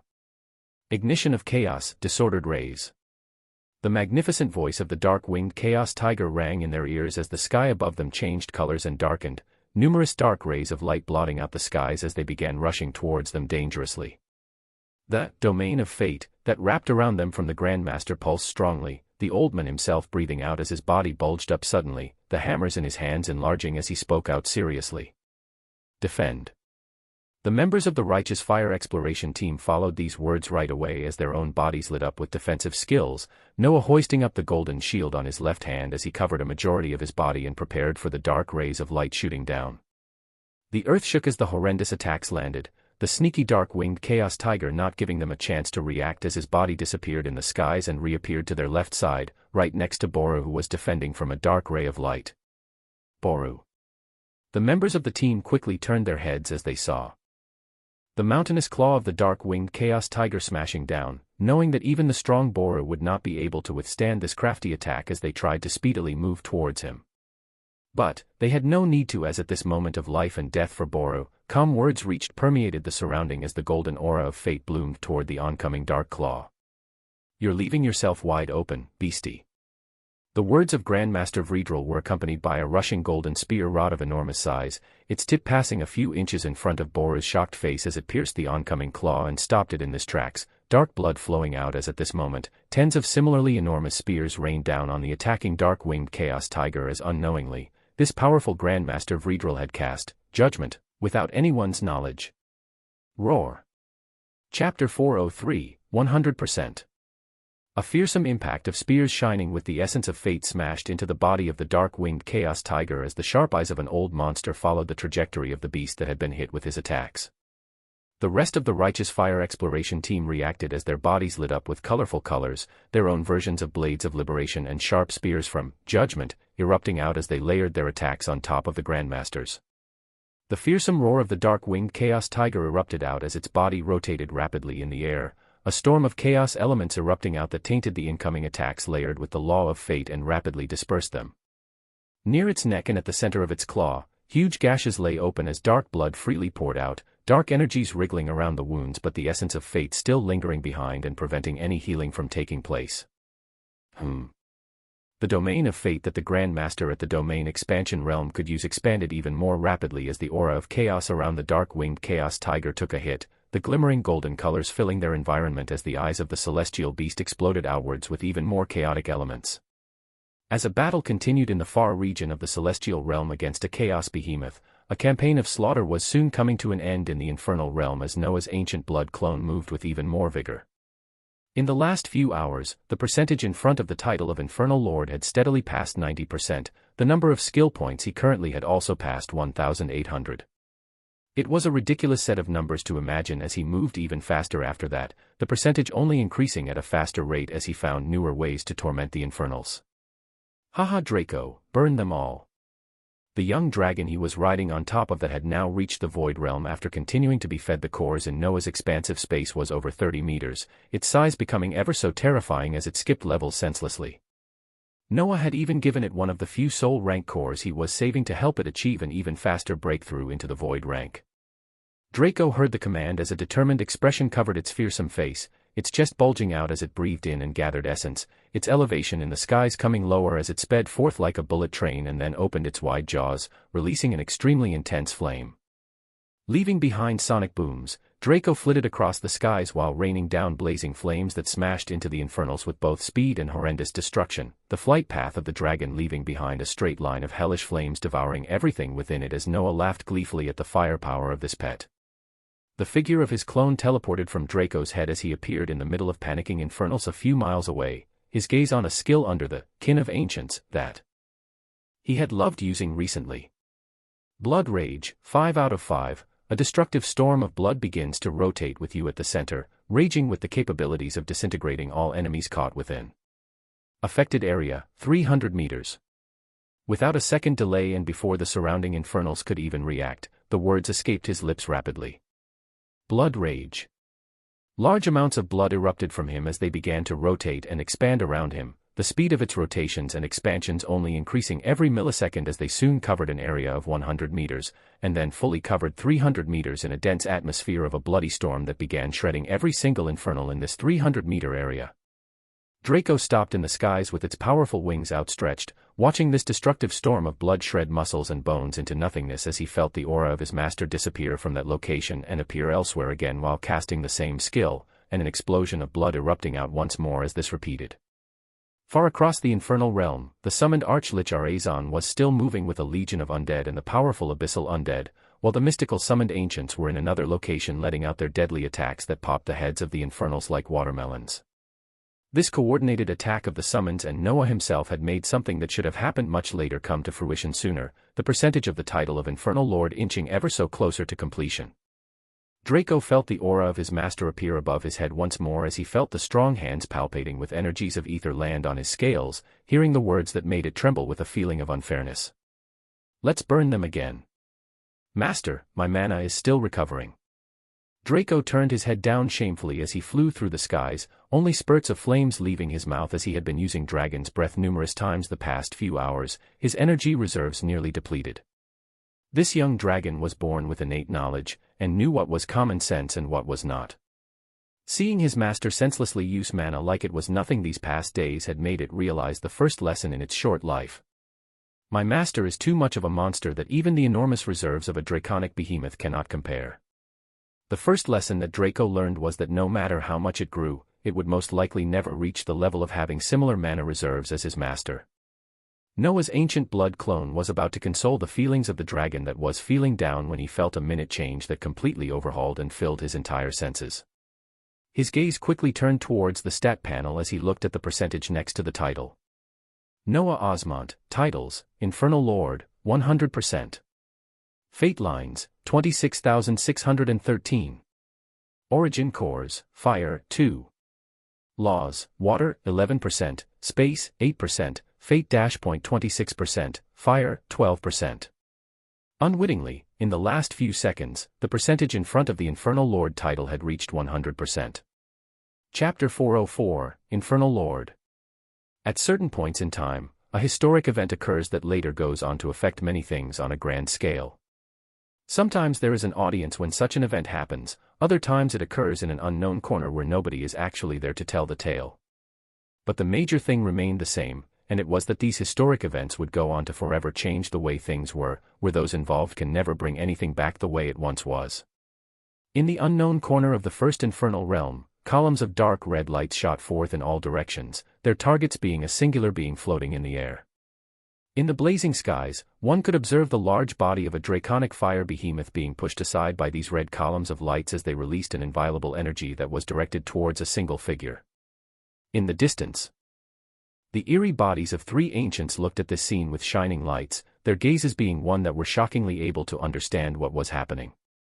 Their intrusion was joined by an archlich that flew in on a bone dragon, a legion of undead following closely behind as they simply stared patiently as their master underwent a transformation. The moment that the percentage next to the Infernal Lord title had reached 100%, these brilliant columns of light shot forth from every corner of the infernal realm as they held Noah's ancient blood clone in place, a unique energy being passed through these columns and into the clone, where this energy then traversed space and began following the invisible connection that allowed Noah to use this clone as an extension of his own limbs. This energy actually followed the connection as it began, entering his main body that was an insurmountable distance away in the celestial realm and currently battling a chaos behemoth. Noah's main body felt a shocking jolt as the energy traversed through the millions of miles across space and began wrapping around his core, his thoughts moving rapidly as he focused his attention on the ability of the vampire progenitor, Unique Origin, as he quickly began to cover up the unique energy threatening to erupt from his body. Grandmaster Vredrel's face that was focused on the dark-winged chaos tiger turned towards Noah momentarily as he blinked confusion away, his senses almost picking up on something dangerous that he had felt a few times before. The counterattack of the celestial beast brought his attention back as he coordinated the movements of the righteous fire exploration team, their attacks flying out as they valiantly changed positions constantly while facing the unpredictable chaos behemoth. During the fight, Athena's voice would occasionally ring out as she herself directed her teammates, her eyes shining a unique color as she read the movements of this powerful beast with ease. Noah kept up the pace of the battle as his mind and body was experiencing a horrific change, the energy threatening to spill out any moment as he continued pouring mana into the Unique Origin skill to make sure what he showed outside of his body was only the energy and aura of a celestial and nothing else. The energy that traversed space from the clone in the infernal realm and into his body was wrapping around his very origin, the large blue origin core that had streaks of gold beginning to gain numerous red streaks that were quickly taking over as seconds passed.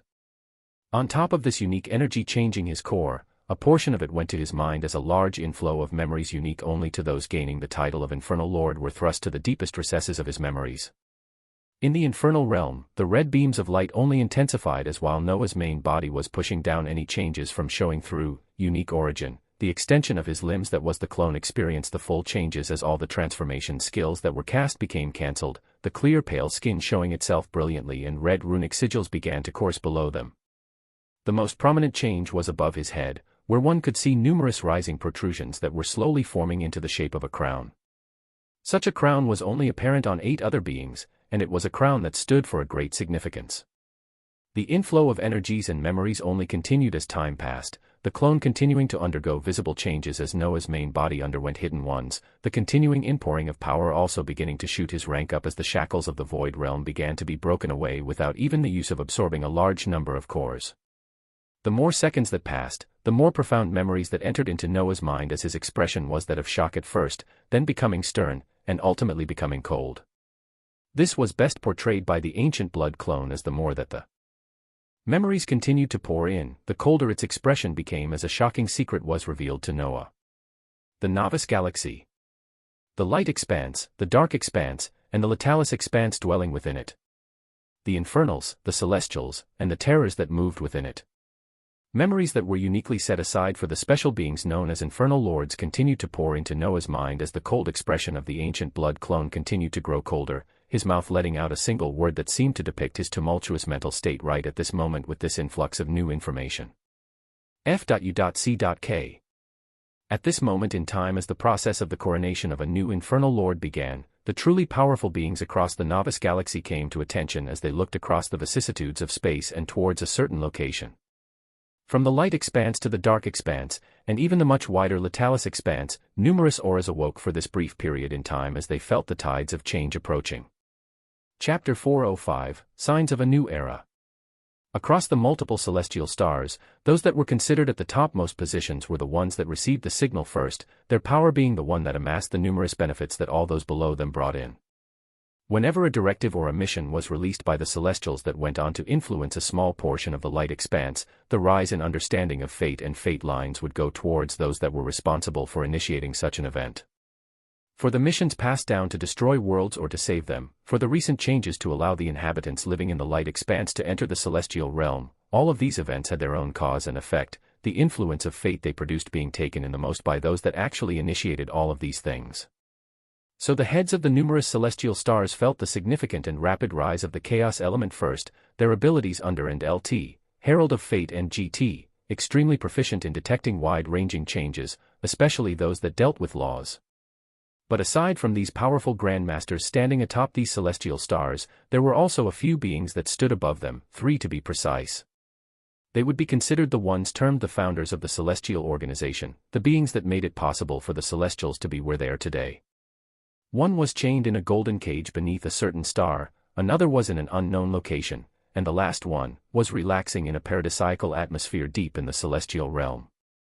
In this paradisiacal atmosphere where the mystical aurora of coagulating essence was abundant, a single man who looked to be in the prime of his life was lying back on the head of a mountainous creature that was a few hundred meters tall. This creature was one of fantasy, commonly heard about as a mythical beast with a shining white horn protruding from its head, and expansive white wings expanding on its back. Being a mixture of a Pegasus and a unicorn, this monstrous celestial behemoth called an alicorn was blankly walking forward as this single being sat atop its head comfortably. The being in question, one of the 3 founders of the Celestials, had a wide smile appear on his calm face as his abilities showed the indication that the coming of a new infernal lord they were all expecting for had actually come to fruition faster than anticipated. The founder crossed his arms in thought as numerous bursts of information appeared on his mind, a few words leaving his mouth that only he would be privy to. Well, at least it is becoming slightly more exciting once more. He used his palm to pat the head of the enormous behemoth he stood on, a unique energy shooting from his hands and entering the thick skin of the alicorn easily as he spoke with an enthusiastic tone, the significance of the event that had just occurred seemingly not bothering him one bit. "Little horse, let's go find another one of your little brothers for lunch. It's been a few days since I've tasted a supreme behemoth." "Oh!" A blank roar released from the alicorn as it followed the given command, its enormous body turning into shades of scintillating golden lights as it moved forward at a speed even faster than light, trenching even deeper in the celestial realm. In the Latalis expanse, a moving mass of a being that was the size of large planets had its red eyes staring in a certain direction. As it moved across the vastness of space, its dreadful power was expressed outwards as a swirling mass of destructive elements and ether pulsed from it. One could distinctly observe the purple-blue color of ether lighting up the large sections of this being's body, star-sized tentacles and feelers only seeming much more terrifying in this light. The bulging red eyes were the ones that would draw someone in the most, holding a unique charm and terror that very few could handle. These red eyes seemingly having a light of conflicting emotions as a thought passed through this being's mind. Was such a thing even necessary for you to do? What exactly do you hope to achieve with all of these events? The thoughts of the always slumbering being were awoken briefly as it sensed the rise of the last infernal lord, knowing that this indicated for a new era on the Novice Galaxy, where things would begin moving yet again towards a certain direction. Last time, this being, this terror, interfered and actually brought an end to an era. It ended the War of the Righteous as it hoped the direction of things could play out differently, but it seems like they were still set to head towards the same direction. Very well. Do what you must. There will be no interference from me this time around, even if all of these ignorant creatures kill themselves. Its thoughts came to a stop as its red eyes looked upwards, where even those that were knowledgeable would never be able to understand exactly what it was looking at. A fearsome authority that spanned tens of thousands of miles spread out as it returned to its task, moving across the Latalis expanse as its red eyes gradually closed yet again. In farther reaches of space elsewhere, a similarly huge planet-sized creature that held a different physiology than the aforementioned one also had similar thoughts, its attention eventually going on to what it was previously doing. This was just another one of the many truly powerful creatures that noticed the coronation of the last infernal lord and felt the beginning of a new era, each of these powerful creatures having their own thoughts as they felt the changes and prepared or returned to what they were doing calmly. In the first infernal realm, the ancient blood clone continued to feel the changes that it and the main body's physiology was going through, a stellar red crown created from his own protrusions on his head lying grandly above him. He held a devilish charm as he felt his main body stably entering the soul-forging realm, the clone's aura changing as well. He began to feel the laws of the infernal realm wrap around him as he experienced something that the advancing aberration had tried to do months ago before its life was ended by Athena. The clone was ascending from the first infernal realm and into the one above it where multiple infernal lords resided. Chapter 406, Shocking Knowledge. As the coronation of the last infernal lord neared its completion, a stern look came upon Grandmaster Vredrel as he also finally perceived this overpowering rise in chaos. Athena's face changed a few seconds later, her face also turning grim as she stared at the Grandmaster for confirmation. The dark-winged Chaos Tiger continued to be hit with multiple attacks as at this moment, Grandmaster Vredrel's power began rising up wildly, raining down even more attacks as he utilized the golden hammers on his hands to release deadly fate essence. We have to wrap this up, something has happened. His energy bubbled as enormous blades of liberation pierced through the skies, their deadly edges aiming towards the Chaos Behemoth rapidly changing positions as it continued to be swarmed from attacks of the members of the Righteous Fire Exploration Team. Noah's body also began rising in power as in the middle of all of this as his body stepped into the soul-forging realm, he used, unique origin, to portray a breakthrough occurring right at this moment as the essence his body gave off continued to rise and pierce through the wall of the void rank. A surprised expression appeared on the somber Grandmaster as he nodded. Good. Keep going. The fierce battle continued as more attacks rained down, Noah himself officially stepping into the soul-forging realm in the eyes of the Celestials as his clone ascended from one infernal realm to another. The 5 infernal realms were spread out over a wide area in the Novice Galaxy.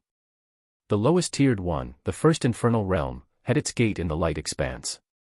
The second infernal realm was located in the dark expanse, the fourth one being at the border of the dark and light expanse. The remaining 2 infernal realms where the most powerful infernals and infernal lords resided were located in the Latalis expanse that was filled with danger and mystery.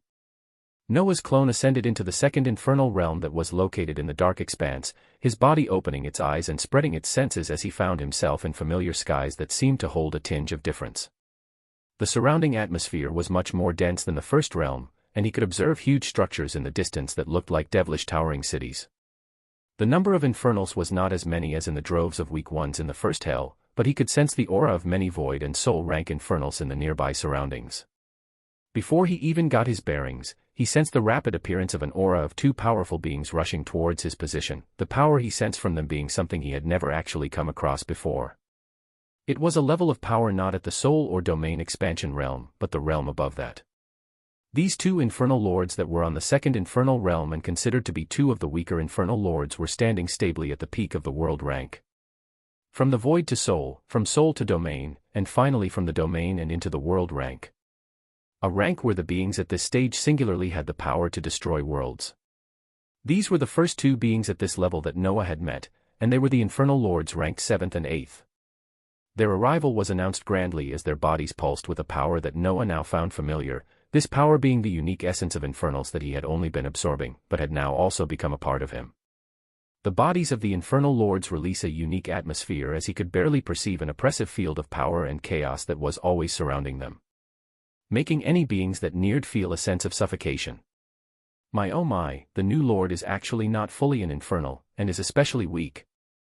The curvaceous woman that held a pronounced crown similar to Noah and the other figure standing by her side spoke, her words sultry as her body curved magnificently while she spoke. Her words seemed sultry, but her power was surreal as Noah knew the identity of the two beings in front of him to be genuine infernal lords. He nodded towards them as he paid respects, the woman smiling while the devilishly handsome figure of the male infernal lord looked gruff while glancing towards him up and down before he spoke. I care not of your power now, just whether you understand your role in the future. Do you know why you are here? A simple question that anyone would come across throughout their lifetimes was asked, Noah's ancient blood clone nodding with an impassive face as he faced these beings of immense power. He held no fear towards them as the many memories he obtained the moment he became an infernal lord told him of many shocking secrets, and he knew that these two beings in front of him would never harm him. The question they asked was regarding the status he obtained the moment the title of infernal lord was fully his, and the unique existence he became because of it.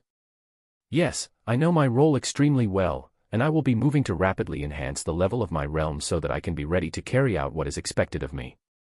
The male infernal lord finally nodded with some goodwill at this, his body disappearing in particles of light as this was all he needed to hear. The sultry infernal lord remained as she stared at Noah with shining eyes, and he returned her gaze as he thought about the true identity of the infernal lords, and exactly what his role would now be. When comparing the identity of infernals and the numerous other beings of numerous races he had come across over the months, they could be considered two opposing life forms. He was a life form that stood opposite to infernals a few minutes ago, but ever since he took the full title of infernal lord, he had become a hybrid of something else. This identity came with many secrets that changed his viewpoints and perceived notions entirely, especially so affecting how he would move from now on. As among the many shocking pieces of information he had come across, one of them told him the main purpose for the creation of infernals. That purpose that he now had to carry out, was to destroy. Ah, little lord, let's talk for a bit, tell me how a being like you reached a special existence such as us while being at this level. Come, oh and call me Azula. Big Sister Azula. The powerful infernal lord at the world rank smiled widely as she spread her arms out and pulled Noah's blood clone forward, heading towards one of the many grand castles spread across the ancient-looking cities in this infernal realm. Chapter 407, Purpose. Along the dredges of history, the knowledgeable beings knew that the infernals came to everyone's knowledge in the battle of righteous, standing against celestials as in this battle, one of the weakest infernal lords fell. Since the battle was ended by the monstrous terror, things have been in a constant state of conflict as the infernals stood against the forces of the celestials alongside the beings of the dark expanse. One side apparently stood for order and balance, the other was created for chaos and destruction. But, the many memories that Noah was granted told him a bigger story than just that. The infernals and the celestials, the celestial realm, or really its true name, the central realm that is closest to the true center of the novice galaxy, and the many creatures that are being cultivated within it. They were all connected. The beings called the founders simply named themselves celestials, and also named the realm they chanced upon as their own, simply calling it the celestial realm. But the true identity of this realm was something much grander, something that the celestials did not and could not actually lay claim to. But it was because of this realm that they were able to obtain the powerful techniques and treasures that placed them in the position of power that they were in today. The way that they used this power, though, went on to directly go against the universal laws, and thus the infernals came to be. Their rise was a singular effect from the actions of the celestials, the spawning of multiple infernal realms across the novice galaxy coming to be for the single purpose of balancing the flow of fate and chaos. The infernals stood for chaos and destruction, but their true purpose was actually something that the Celestials regularly spoke of as one of their main ideals. The true purpose of the infernals was to actually bring back the original order and balance that was gradually being tipped by the Celestials. This was just what some of the shocking knowledge that the privilege of the title of Infernal Lord told him. The information overhauling his worldview and numerous possibilities of how he would move in the future were already blooming in his mind. For now, he followed and listened to the words of the seventh Infernal Lord Azula, as he looked for the description of the Infernal Lord title that was not incoherent symbols anymore. Infernal Lord, variant, a special existence born for destruction and chaos, all in order to bring back balance. A holder of this title is granted powerful knowledge about the true nature of the novice galaxy, but restrictions exist which prevent them from acting on this knowledge as they remain strictly in the bounds of their purpose. This variant title makes the user a unique existence that bypasses this restriction. Among the abundant knowledge obtained, the user has obtained the cultivation and martial techniques for the supreme law of chaos.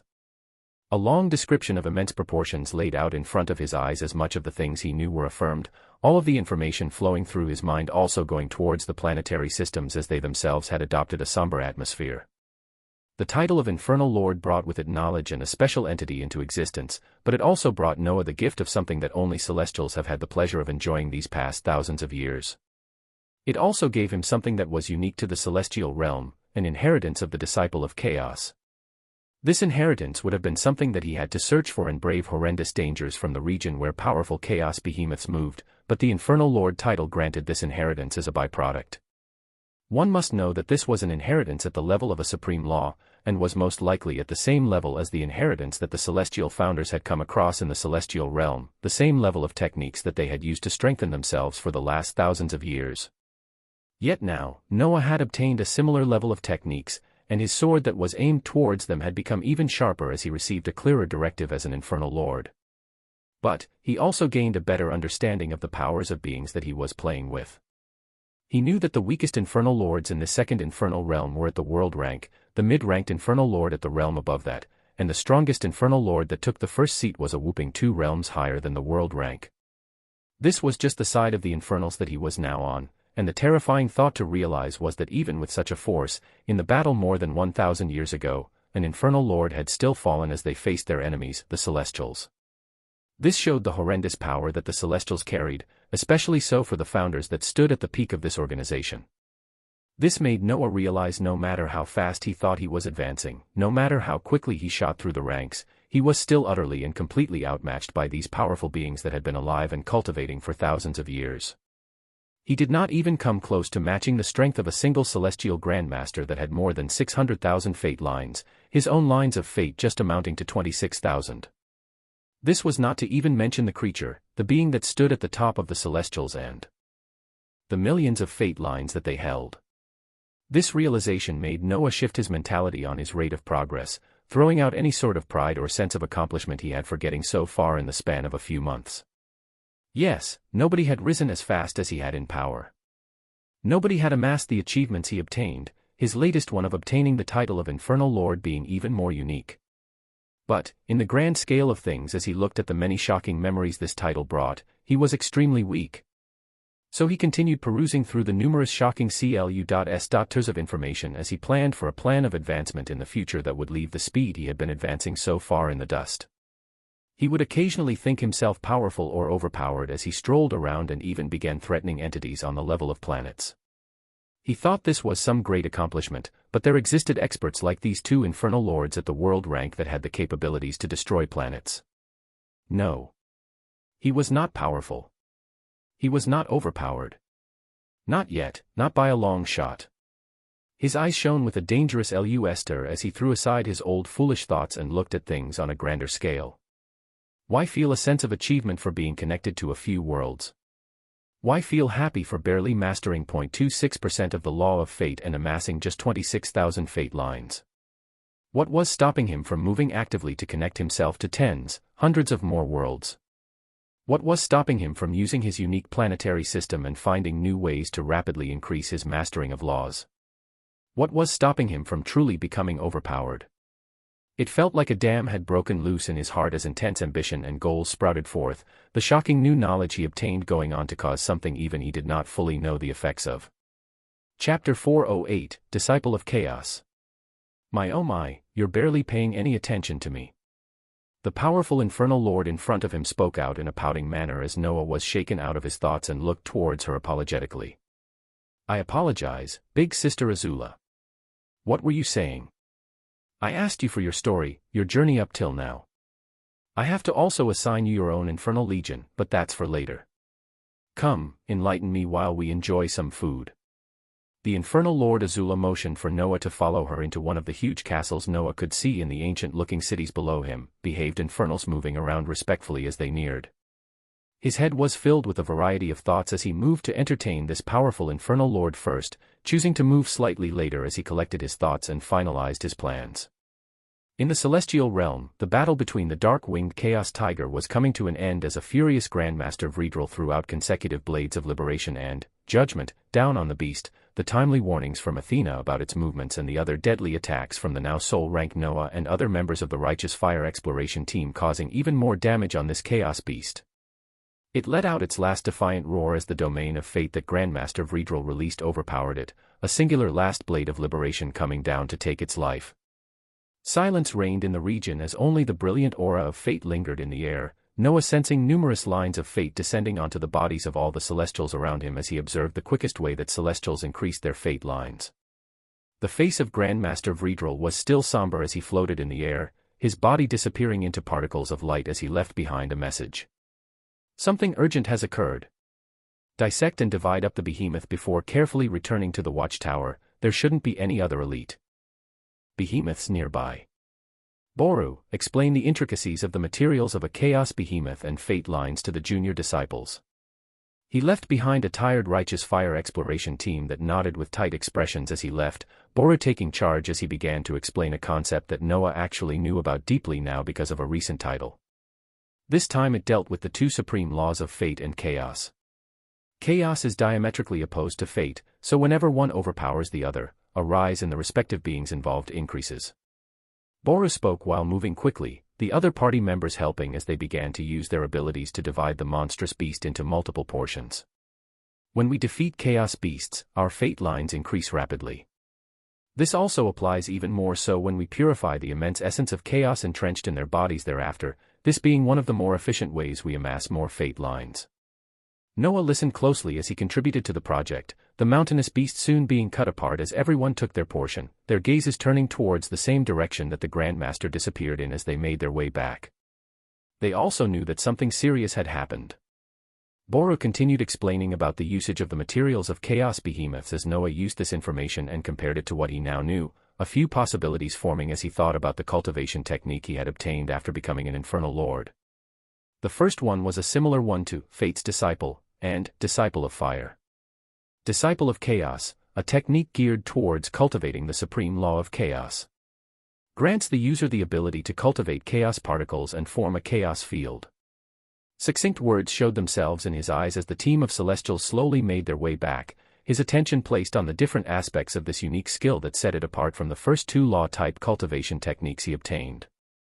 The Disciple of Fire granted him a fire origin core, Fate's Disciple granted him fate lines, while this Disciple of Chaos granted its user a chaos field. He thought back to the oppressive feeling of strength that the infernal lords released, especially their surroundings that always felt suffocating for anyone that neared as he glanced at the chaos field even more. Chaos field, a field created from the unique particles of chaos, granting its user the reinforcement of the law of chaos passively and actively when any abilities are cast. Attacks reinforced with the chaos element bypass most defenses and reduce the vitality of opponents directly. A thoughtful expression appeared on Noah's face as they continued moving forward in the celestial realm, his clone being the one about to actually test this unique cultivation technique at the same level as the one the Celestials had their hands on. Back in the second infernal realm, the ancient blood clone looked at infernal lord Azula as they enjoyed a variety of unique foods he had never come across before. Besides being assigned a legion and increasing my strength for the foreseeable future, what else will I be doing? Azula's devilishly handsome face turned to the side at this question, smiling broadly as she replied. A letter of summons from the first infernal lord will most likely arrive for you in the near future, detailing out a specific mission for you to carry out. Wait patiently for that as you cultivate, little lord. The powerful infernal lord replied with a sultry voice, Noah nodding as he prepared to move. Then I'll have to be impolite and get myself acquainted with my new power first. Thank you for the great welcome. He bowed towards the curvaceous infernal lord that replied without missing a beat. Why, of course. You can dwell in the castle right next to this one for now as I get things prepared. And if you need anything, just ask. His face remained respectful and impassive as these words were released from the infernal lord, bowing as he moved out of one grand castle and went towards another. He simply had too many things on his plate to even think about anything else currently, and he had to start right away. Cultivating the supreme law of chaos, the supreme law of fate, the law of fire, and many other objectives that were only ideas so far and not made into action. He left to start on his long line of goals as he left behind a smiling infernal lord whose eyes shone while glancing at his back. An infernal lord, yet not really, Chapter 409, Fate Lines and Chaos Particles. Noah's ancient blood clone descended onto one of the grand castles that were present in this devilish-looking metropolis at the center of the second infernal realm, the few attending infernals inside it bowing towards him respectfully as his aura seemed inviolable to them. This was the aura of an infernal lord, and it came with many positives, but also a number of negatives as well. The biggest negative currently was that Noah could be classified as an infernal, and a high-ranking one at that, which made it so that he could not obtain the unique energy in the form of skill points that was only available when beings of polar opposite existences defeated each other in the Novice Galaxy. When the Celestials and other beings in the Novice Galaxy entered into an infernal realm to hunt down infernals, they would receive this unique energy as their power and comprehension was boosted. When the infernals defeated them, in turn they would also power up rapidly as their rank increased. The obtainment of the infernal rank title had effectively made Noah a special existence that now neither stood on one side or the other, actually being a hybrid existence that took away this unique feature, but granted him so much more. But this also meant that the skill points he currently had were limited to this number, his gaze looking at the overall skill points that were hovering a bit over 2,000.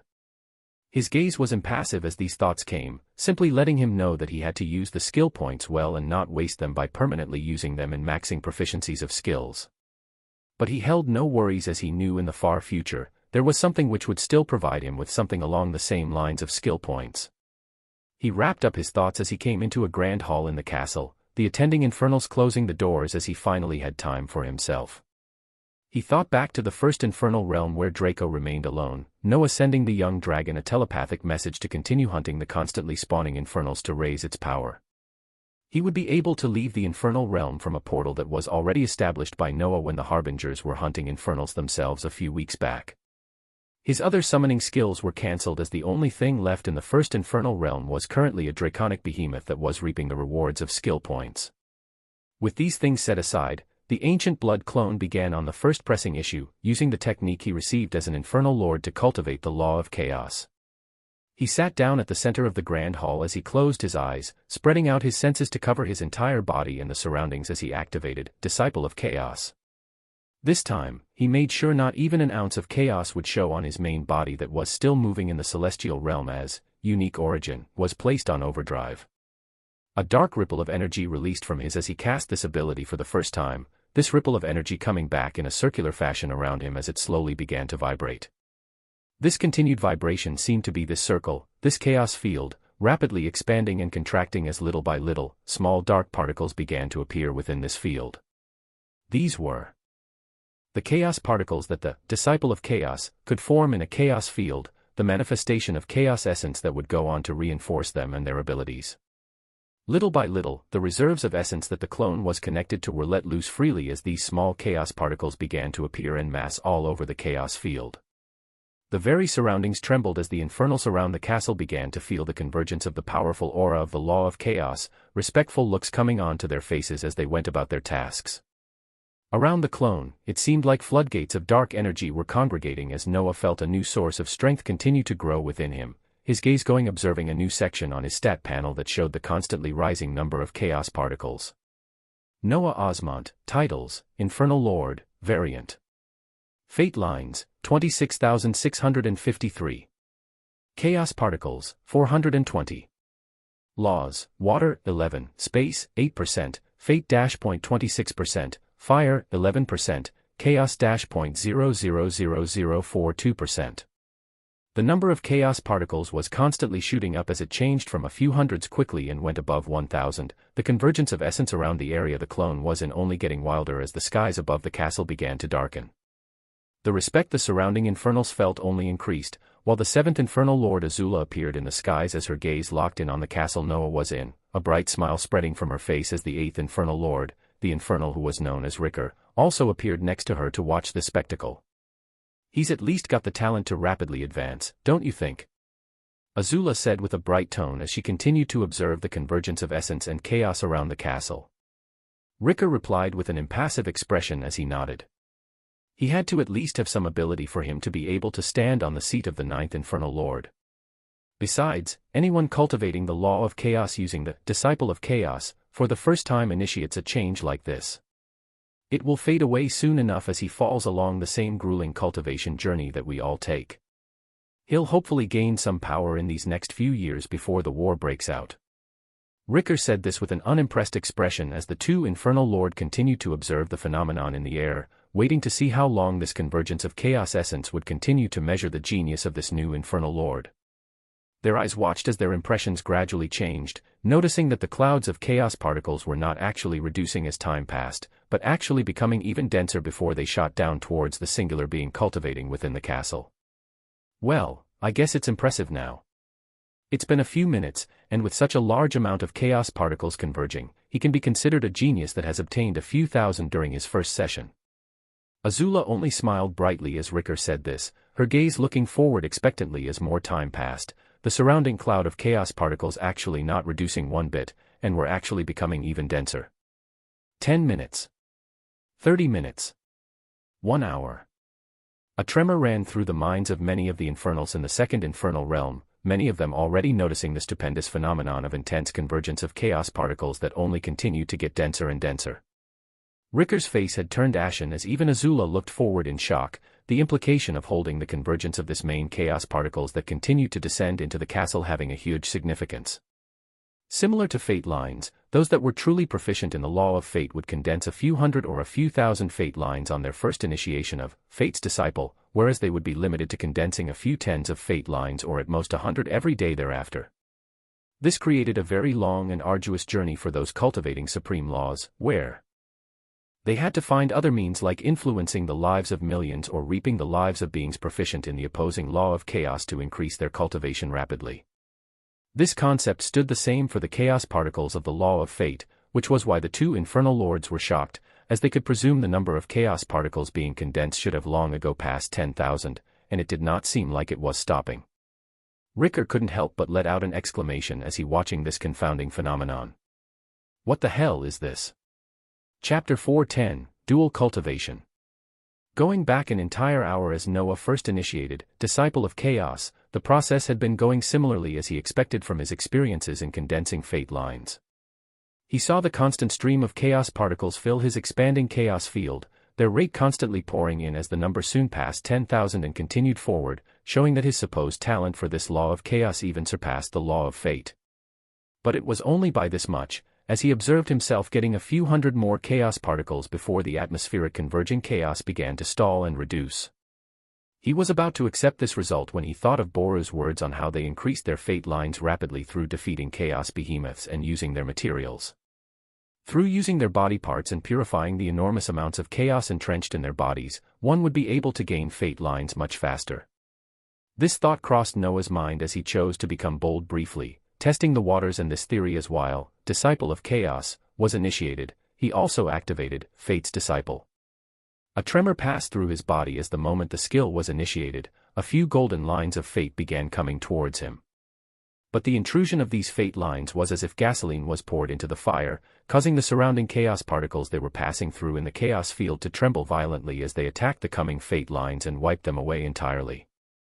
Noah observed this change with a shocked expression as the moment that these golden fate lines were disintegrated, the surrounding chaos particles became excited as even more of them converged towards him, the number that had stagnated at 10,836 pushing upwards as it broke past 11,000 very quickly.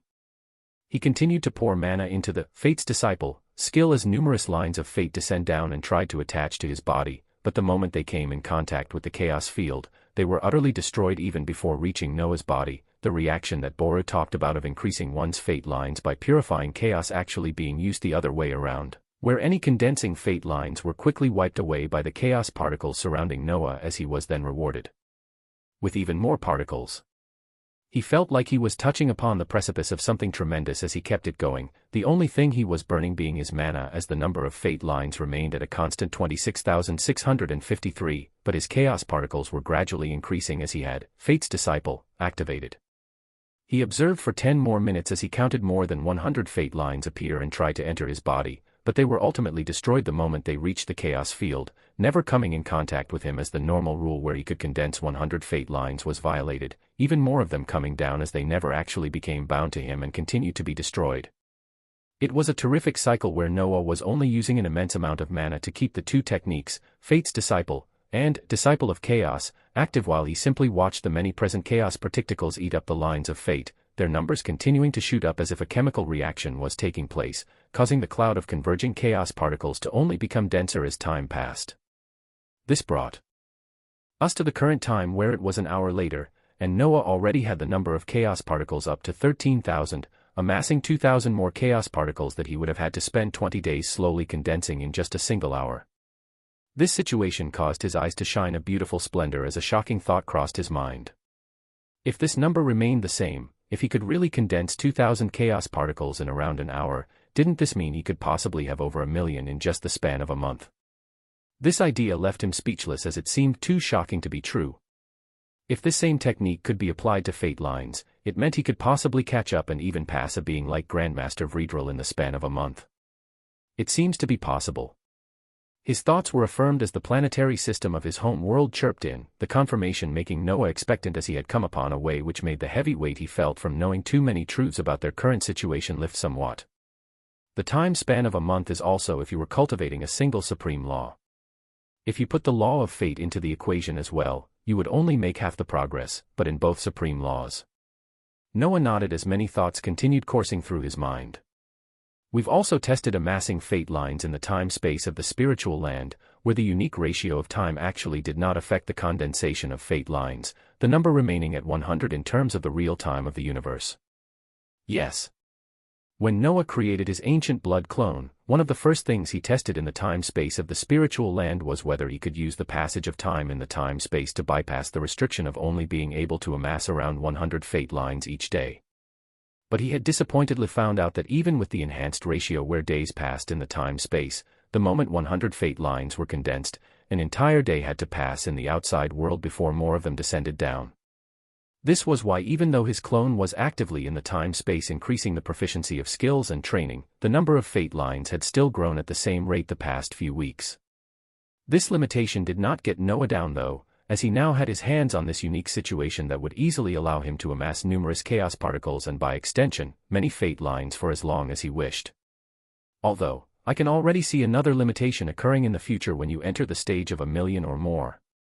I've observed the usage of mana to exponentially increase when you reach the 10,000 mark for both fate lines and chaos particles, which means it will increase even more as you continue in the future. This is especially so with this new method you are currently using, where the essence you burn to constantly keep both Fate's Disciple and Disciple of Chaos is of no issue or consequence now, but it might cause a strain as you get closer near the 10 million number of fate lines or chaos particles and get close to mastering these supreme laws through this dual cultivation method. Hearing these words from the planetary system about possible limitations in terms of something he considered to have an infinite amount of, his eyes shone with an oppressive aura as dangerous thoughts rushed out from him. If a strain in energy might occur in the future as I near mastering these supreme laws, I'll simply nip that problem in the bud right now. The planetary system had simply mentioned that there would be a strain if he were to constantly burn mana as he kept the two skills active when the number of fate lines or chaos particles reached the millions, meaning that it still would not be that much of a problem, and would simply be a strain. But even this he did not want to hear. Because in his heart, the mana he could use was always infinite. The thought of there being a strain should never even come when it dealt with him. His eyes shone with luster as he affirmed his next steps while he continued to amass even more chaos particles. If the connections of a few planets will not be enough, I'll simply attach myself to 100 more. If 100 more will not be enough, I'll simply upgrade them to become realms. Mana will never be a problem for me. Arrogant and domineering thoughts swirled in his mind as he perused through the abundant knowledge he now held about the novice galaxy, the ideas of worlds and how they became realms being extremely clear in his eyes as he looked forward to a grand future. Outside the castle where he was dual cultivating both Fate's disciple and disciple of chaos, two infernal lords were looking at this scene with ashen faces as they thought the genius of this new infernal lord was simply too monstrous. Chapter 411, Movements. As a new infernal lord just chanced upon a terrifyingly rapid way to increase his strength, the powerful figures on opposing sides were moving with their own discussions and plans. The Righteous Fire exploration team had returned to the watchtower where they stationed the prime warship, the tense air being sensed around the tower as over the next few hours, they were briefed on future changes as the Celestials reacted to the knowledge that a new infernal lord had risen. This event meant that in the near future, whether it be months or years, a new war would be breaking out. The coming of the ninth infernal lord was just another one of the signs for this, with many more to follow. For the Celestials, their allowance of the inhabitants of the novice galaxy into the celestial realm continued to provide them with multiplied benefits as those in high-ranking positions were able to increase their progress in the law of fate, while also being able to bring in even more materials from the behemoths that continue to be hunted by tens of thousands of teams currently. With this project going smoothly, the next item on the list for the Celestials was the even more rapid rise in strength of their own forces, a few grandmasters like Vredrel putting forward the ideology that they needed to focus their treasures on a few specific individuals that would hold a tremendous amount of battle power, and not spread out all the resources to create average strength Celestials. This brought forward the command for the seeds of Celestials like those with noble fates and those showing unique strengths to be put at the forefront of receiving materials and treasures, their rise in strength being favored more as they showed a different level of strength. This made it so that a majority of the materials combining into the hands of the Celestials were directed to powerful grandmasters and beings that held unique titles like those with noble fates, meaning Celestials like the War Princess Athena and Crixus the Destroyer would be freely receiving huge boosts very soon. When the day ended, numerous new directives had been laid out as Celestials began to move with even more discipline and haste. They were not the only ones though, as the alliance of the Dark Expanse that was made up of organizations like the Scholars Guild and ancient clans of vampires and other powerful beings also continued to move forward with even more vigor. Their spies that had made it into the celestial realm began moving even faster as a unique spatial connection was hiddenly established in this central realm at the center of the novice galaxy as they began reaping the rewards of the celestial realm in full swing. The unique atmosphere gradually growing in the sanctum, the central location that many being converged to sell and trade their treasures in the celestial realm, became even more active beginning this day as it was not just the powerful beings standing near the top that felt the gradual change in atmosphere, even the forces of numerous prime worlds knowing they were entering another stage. Noah gradually absorbed all of these changes as his clone continued his stupendous dual cultivation of both chaos and fate simultaneously in the second infernal realm, the watching seventh and eighth infernal lord glancing at this show of talent with ashen faces as it had been continuing for the past day. His clone was currently increasing chaos particles, where golden fate lines continued to try descending down on his body and were gradually destroyed, the destruction of the fate lines granting Noah a never-ending cycle of even more chaos particles. He breathed out slowly as he glanced around the enormous chaos field surrounding his body, especially the thousands of chaos particles randomly moving around within it. His surroundings were dark and cloudy as any nearby infernals felt their bodies grow stronger as they were exposed to the unique environment for a few hours. His body was the one with the most changes as he glanced at his stat panel, the number making his ambitious thoughts grow ever stronger as they foretold countless possibilities. Chaos particles, 45,635. Vitality, Soul. Strength, Soul. Laws, Water, 11, Space, 8%, Fate, 0.26%, Fire, 11%, Chaos, 0.45%. The number of chaos particles had risen from nothing until they broke through 45,000 in the single day that he began cultivating the Disciple of Chaos. The percentage under the law of chaos also rose to 0.45%. This was more than the entire progress he made over the past month as he amassed fate lines as Celestials normally would. It was a shocking rate of progression, but it made him slightly less apprehensive as he thought about the strength of the beings he had to move with. The truly powerful celestial grandmasters in the light expanse, the ancient forces moving in the dark and Latalis expanse, as well as the most fearsome creatures of them all, the terrors. With this new method of cultivating laws that was only made possible by the enormous reserves of mana, he felt a level of confidence when looking at this big picture. He waved his hands as he stopped burning his mana towards Fate's disciple, and, disciple of chaos, the dark clouds that had been gathering for the past day beginning to slowly clear up as the aura of chaos reduced. Around his body, the chaos field rumbled as more than 45,000 chaos particles chaotically moved within it. He moved his thoughts as these particles slowly settled, the chaos field around his body gradually becoming transparent as it disappeared, never to be seen by anyone else unless he wished it. He breathed out as he rose, feeling the auras of the two infernal lords floating atop the skies of the second infernal realm. He turned into red particles of light as he disappeared, reappearing in the skies in front of them as he knew he must have shocked them beyond comprehension. Infernal Lord Azula looked towards him with shining eyes and a fervent expression, looking at his impassive face that seemed to say what he did wasn't much. The eighth Infernal Lord, Ricker, glanced towards Noah with sharp eyes as he could not help but comment. What the hell are you, really? Chapter 4:12, Utilization. Noah glanced at the two Infernal Lord in front of him as he replied impassively. It seems I am more in tune with the law of chaos than I thought. His answer only caused the two powerful beings in the world rank to shake their heads helplessly at the simplification of the unbelievable cultivation session where this being most likely amassed more chaos particles in a day that would normally require one to cultivate for a month. If your power rises like this, your realm progression past the soul-forging realm will only become smother, the profound comprehension of a supreme law only aiding you in faster breakthroughs while also enhancing your strength. Noah nodded at this as he spoke once more. I'll have to be impolite and leave our realm soon. I know you all sense that I am not fully an infernal, my unique position allowing me to move freely. I am planning on further increasing my comprehension in the law of chaos by actively moving in the outside worlds and realms. His words brought a period of silence as Azula smiled sweetly while Ricker looked towards him carefully, the curvaceous Azula speaking with an amorous tone. Just be sure your identity as an infernal lord is hidden so that you don't inadvertently start the war early. We wouldn't want the ninth infernal lord to die again as soon as he just took his seat. Noah nodded as he glanced at the eighth infernal lord Ricker, who also nodded, his clone casting, unique origin, as the regal crown protruding from his head began disappearing, the dark hair filled with silver streaks returning as he took back his actual form that was Noah Osmont. A form of a human that is so seamless, all your talents are going to become very important in the future. Go on and be careful. I will send you a message whenever a letter of summons from the first Infernal Lord comes down for you. The seventh Infernal Lord Azula said this as she waved her hand, a runic medallion pulsing with a unique power coming towards Noah as he swiped his hands and placed it in his expansive space.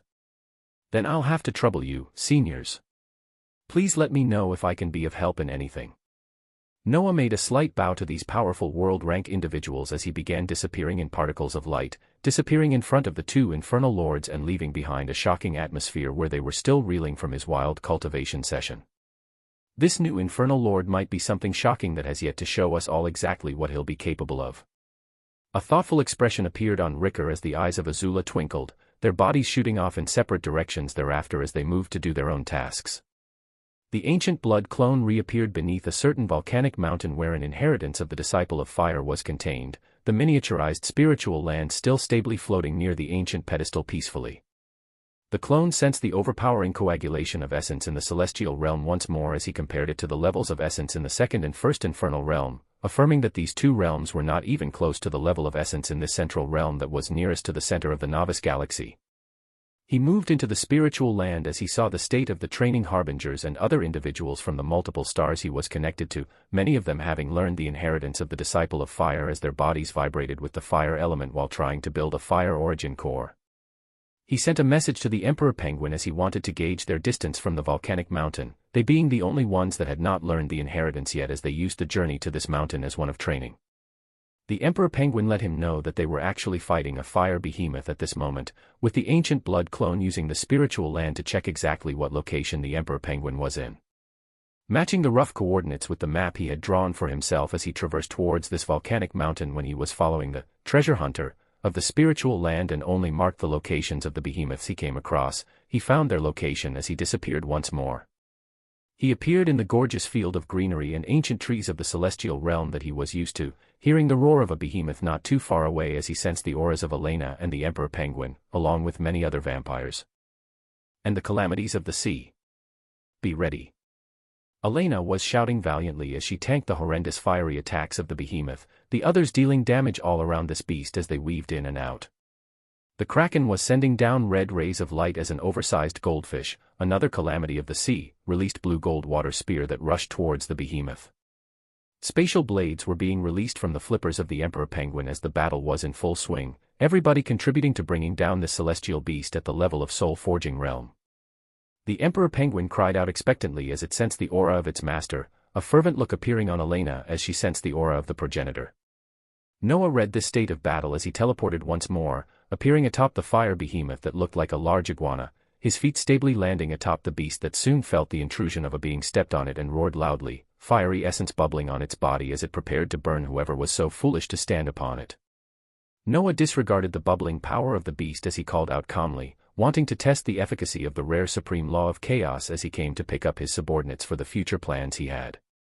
Chaos Field, Essence Disruptor.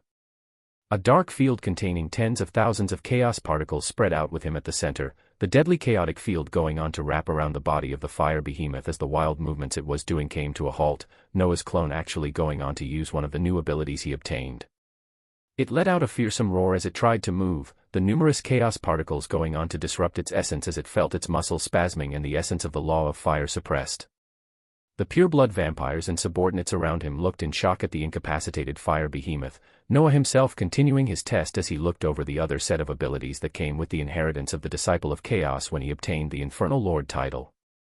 He glanced at the absolute skills called and LT, Herald of Chaos and GT, and Agent of Chaos, as his mana began moving wildly.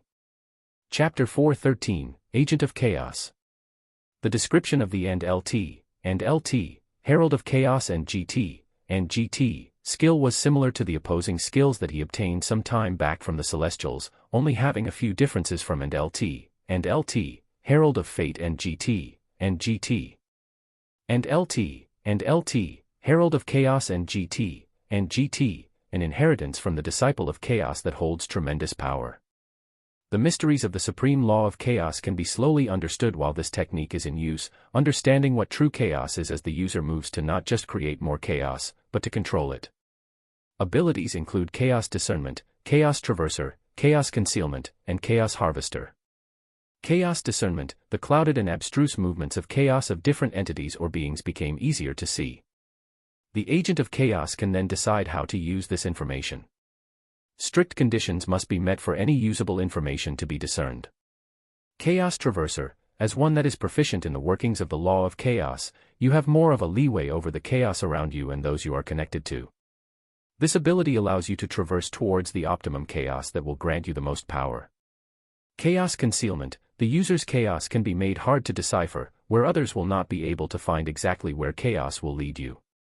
Chaos Harvester, an ability given to the Herald of Chaos that allows them to grant chaos to others while reducing chaos from themselves or others. One must use it sparingly as the distribution of chaos is harder to control than expected.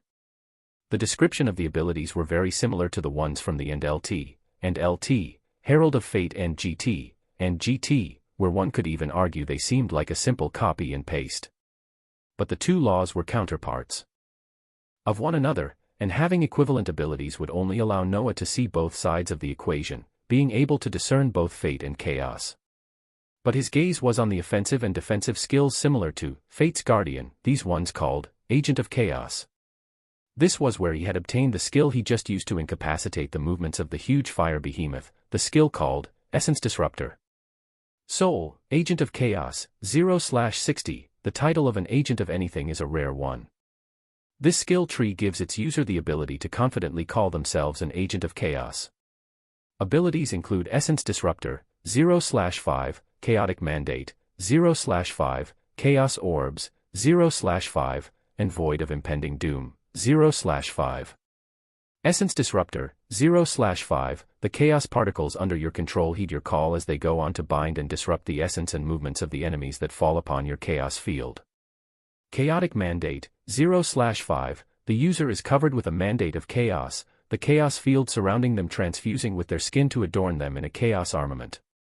This mandate allows the Agent of Chaos to stand as a true being capable of raining down unmatched retribution.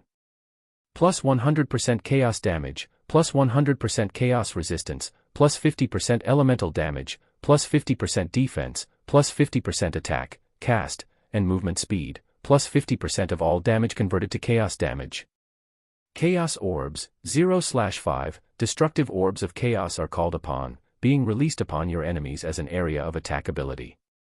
Each of the orbs carry with them the explosive force of a disordered star. Affected area, 50 meters. Void of Impending Doom, 0/5, a void of chaos is focused on one particular enemy, this void installing the fear and oppressed effect onto the enemy and disordering their mental state before deadly doom spikes rain down. A set of beautifully described skills were laid out in front of his eyes, and he started by testing out Essence Disruptor. First, the more than 45,000 chaos particles under his control permeating through the body of the fire behemoth as it tried to will its essence and muscles to move, but it was rendered unable to. The Emperor Penguin watched this scene where his master incapacitated a monstrous soul-forging behemoth the moment he entered, being taken out of his stupor when he heard the calm command ring out in his ears. Attack. The harbingers of sin and the pureblood vampires became pumped at the show of power, moving with even more vigor as their attack smashed into the fire behemoth who could not even use its essence to defend itself, Noah's clone remaining on top of the huge iguana-looking beast as he continued to pour mana into the Essence Disruptor skills to allow the chaos particles in his chaos field that wrapped around the entirety of this huge beast to continue disrupting its essence. With his power, this was the extent of what he could do currently, which was a terrifying thought to imagine as he coolly stopped the movements of a powerful normal behemoth.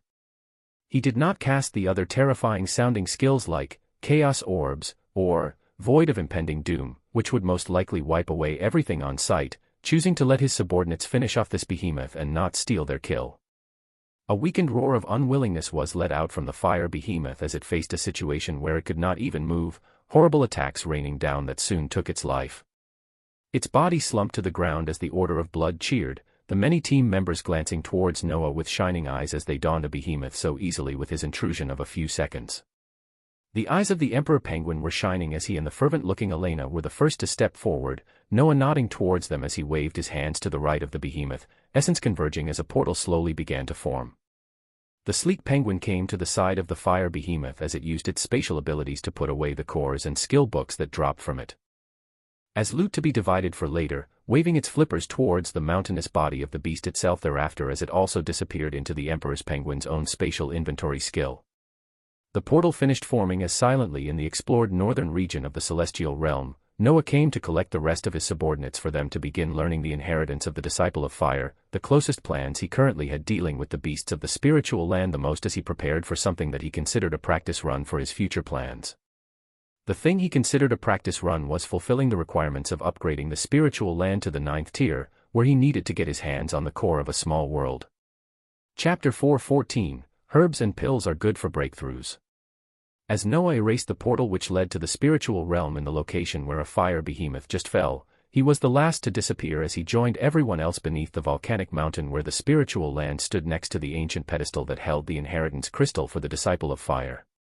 The extremely hot environment was one where only those at higher realms could withstand, with all the newcomers that were just battling the fire behemoths being those who could easily learn the inheritance on their own. He looked towards Elena as he gave out multiple directions to her and the others. Gather all those that haven't learned the inheritance and oversee the whole process. You. He pointed towards the Emperor Penguin as he continued speaking. Gather your brothers and sisters. We have another power leveling session to go through. He released multiple commands towards many beings, those familiar with Noah noticing the slightly colder tone as they nodded with serious faces and each went about their tasks. The normal smile that Noah carried months ago was fading away slowly, his disposition becoming more serious when he obtained the vampire progenitor bloodline, and now becoming even colder as he was hit with some of the truth about the true reality they were all in, and just how outclassed they were. Those paying attention would recall his disposition becoming more cheerful or feeling a sense of excitement only when he explored new areas, obtained new skills, or got his hands on powerful new treasures. His emotions were gradually settling down on the more impassive and calmer side, the cheerful and excited side of himself slowly being tucked away in a corner. Many beings went about their tasks as most were simply learning a powerful inheritance and then cultivating in the fire law space to form their fire origin cores, with the spiritual land beasts having a different task as they were brought down to the time space of the spiritual land for more intense training.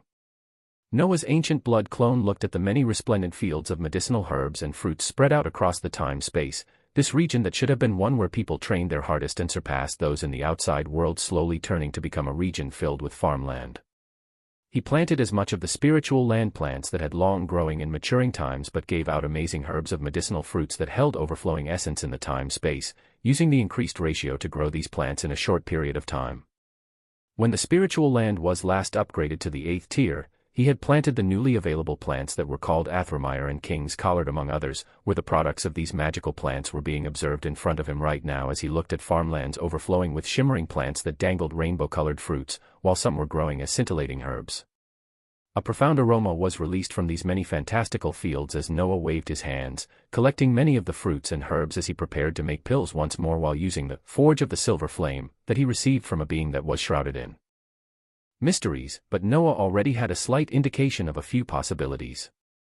This being that called himself the Karmic Sect Master had also left him something he had not been using all that much since he received it, the item called Lawful Nourishment that helped one with cultivating laws.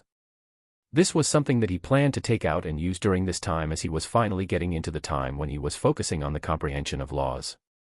He put these thoughts aside as a cauldron materialized in front of his, a shining silver flame beginning to burn as the shimmering medicinal fruits and herbs that were filled with essence began to be refined and turned into pills.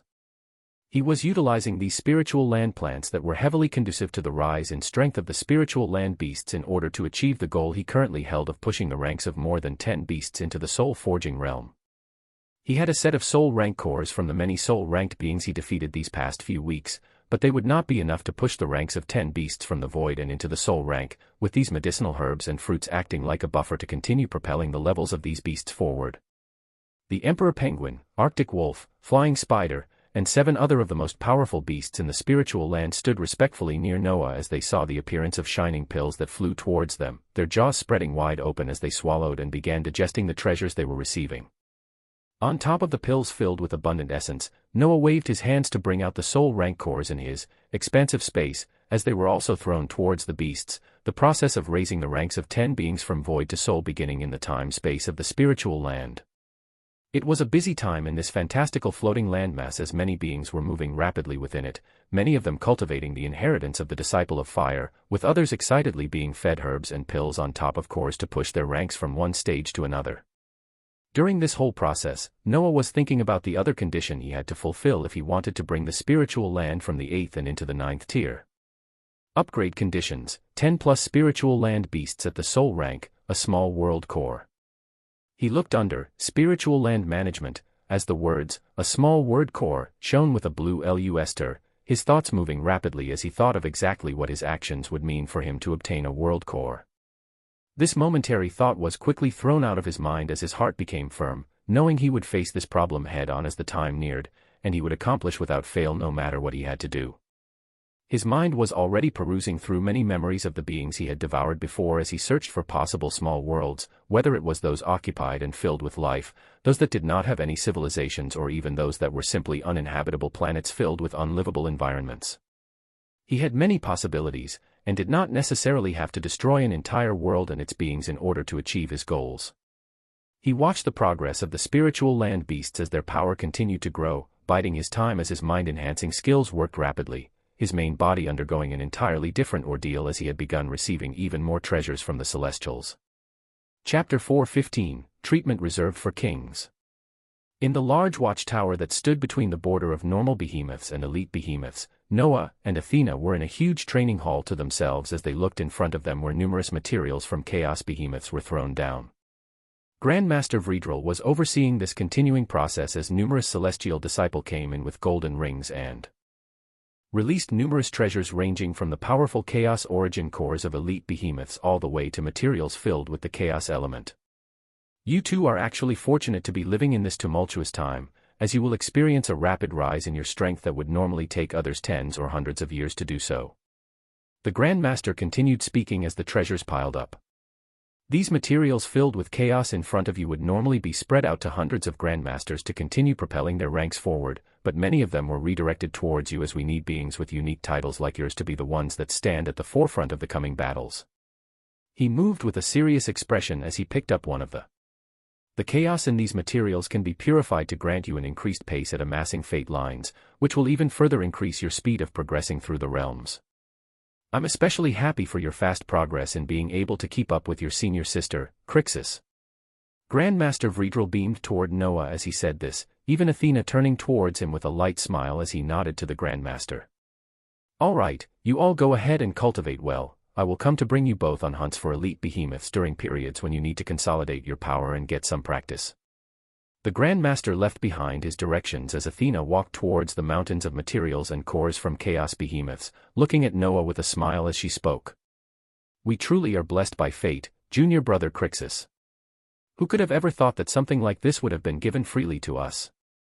Noah walked towards the mountain of treasures as he hid an impassive interior with a smiling exterior and replied. We should do our best to cultivate then. Don't let me catch up to you in fate lines as well, senior sister. Oh, is that a challenge? The valiant and battle-driven war princess looked towards him as she took his words a challenge, sitting down next to the pile of treasures as grabbed a piece of a chaos behemoth that was entrenched with the law of chaos. Her body lit up with tens of thousands of fate lines as she released a golden aura, this aura going on to actually burn the material that held the chaos element as it began to burn the opposing law within it. As this process continued, yet another line of fate descended down from the air and stably attached itself towards Athena, putting aside the material that had lost the darkness of chaos and grabbing the next one as she looked at Noah competitively. I'll take you up on your challenge. Let's see if you can even get near the number of my fate lines in the next few years. The brilliance of a relationship of a senior sister and a junior brother seemed to be blooming between them as two beings with noble fates began using the treasures that were handed to them to cultivate.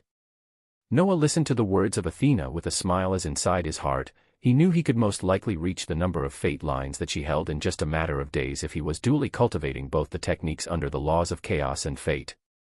He kept these thoughts to himself as he began purifying the materials in front of his, slowly increasing his fate lines as his clone continued to do the brunt work for the both of them. He had currently only spent a day focusing on increasing the chaos particles when his clone was training in the second infernal realm, bringing the percentage of the supreme law of chaos to 0.46% where he bypassed the 0.26% of the supreme law of fate that he had obtained first. When he switched to increase the number of fate lines, he would have to be careful to hide his true number from the eyes of Athena and other celestials that came near him. He planned to show a monstrous talent that amassed fate lines quickly, but he could never explain his rate of amassing close to 48,000 fate lines in the span of a day. When he first used the method of cultivating both the disciple of chaos and fate's disciple, where the chaos field around him was destroying the oncoming lines of fate, his chaos particles had increased by a rate of 2,000 every hour. This meant that in one day, he could amass 48,000 chaos particles, while his fate lines would remain the same as he was burning any incoming fate lines in order to continue his obtainment of chaos particles. For the future, he had to make a thorough plan where he purified chaos particles one day in order to increase his fate lines, and then do the opposite the next day in order to increase his progress in the opposing law. This was also under the pretense that he spent all the 24 hours of the day simply cultivating and doing nothing else. His mind made the calculations as he came to some crazy numbers. If he were to focus on only one law for 24 hours a day for the next month, with the rate of 2,000 per hour, he would be able to amass 1,440,000 of either chaos particles or fate lines in the span of a month. If he wanted to progress in both of them at the same rate as he divided his attention to both, this number would simply be halved as he would need to focus on chaos one day and fate another day. And once one took into account that he would be doing other things besides isolating himself for a full 24 hours during the day, maybe it would be possible to amass 500,000 of both fate lines and chaos particles every month. This was an increase of roughly 5% in two supreme laws simultaneously every month, a terrifying thought that would horrify any knowledgeable being. Chapter 416, A World Core. As terrifying calculations were carried out in Noah's mind, his ancient blood clone had finished his pill-making session as he observed the swirling of different colored essence around the 10 spiritual land beasts. He spread his senses out as he monitored the continued strengthening of other beings on the wide spiritual land. The numerous portals lying stably in the underground area he was in pulsated with colorful lights as those given permission would occasionally enter the spiritual land while an individual like Steel Mikhail would enter and live freely as he moved to do his job on the blue planet and then return to cultivate in the spiritual land. After observing everything moving smoothly, the clone disappeared from the time-space of the spiritual land as he let the spiritual land beasts finish their breakthrough into the soul-forging realm, leaving behind numerous essence-pulsating pills and cores for them to continue absorbing. He performed a long-distance teleportation this time as enormous amounts of mana was used, his body reappearing in the wide expanse of space not too far away from his homeworld. The ancient blood clone glanced at the small blue world that only he could currently see, the world veil he had cast on this world and the other ones he was connected to long ago still active and hiding the world from any passing eyes. The world in front of his eyes was already nearing the position of a prime world as it continued the powerful feedback of essence from the many worlds it was connected to, especially the ancient blood world that was an entire realm sometime in the past. Yet this powerful and expansive world still seemed so small as he looked at it from an extremely far distance, his body continuing to move away from this blue planet as his target this time was not to check up on all the advancements that had happened so far, but to search for viable worlds he could pluck the cores of in the surrounding area. This was something that even his own mind just a few months ago would never have been able to fathom. The fact that someone like him could be traversing through space actually looking for a viable world to steal an entire world core and possibly destroy such a world was something extremely foreign to him, yet now about to become a reality. His body moved across space as the child of space ability from the lesser Cthulhu skill tree made him feel like he was in the most comfortable possible environment. His body was shooting through the vastness of space at a shocking speed. The tremendous boosts that he received from his many passive skills made it so that his speed and power was already nearing those at the domain expansion realm. He could only confidently say this when it came to those at the normal level of the domain expansion realm, and this was not putting into account the celestial grandmasters themselves like Vredrel. He continued moving across the vastness of space as he wandered across the void looking for specific stars.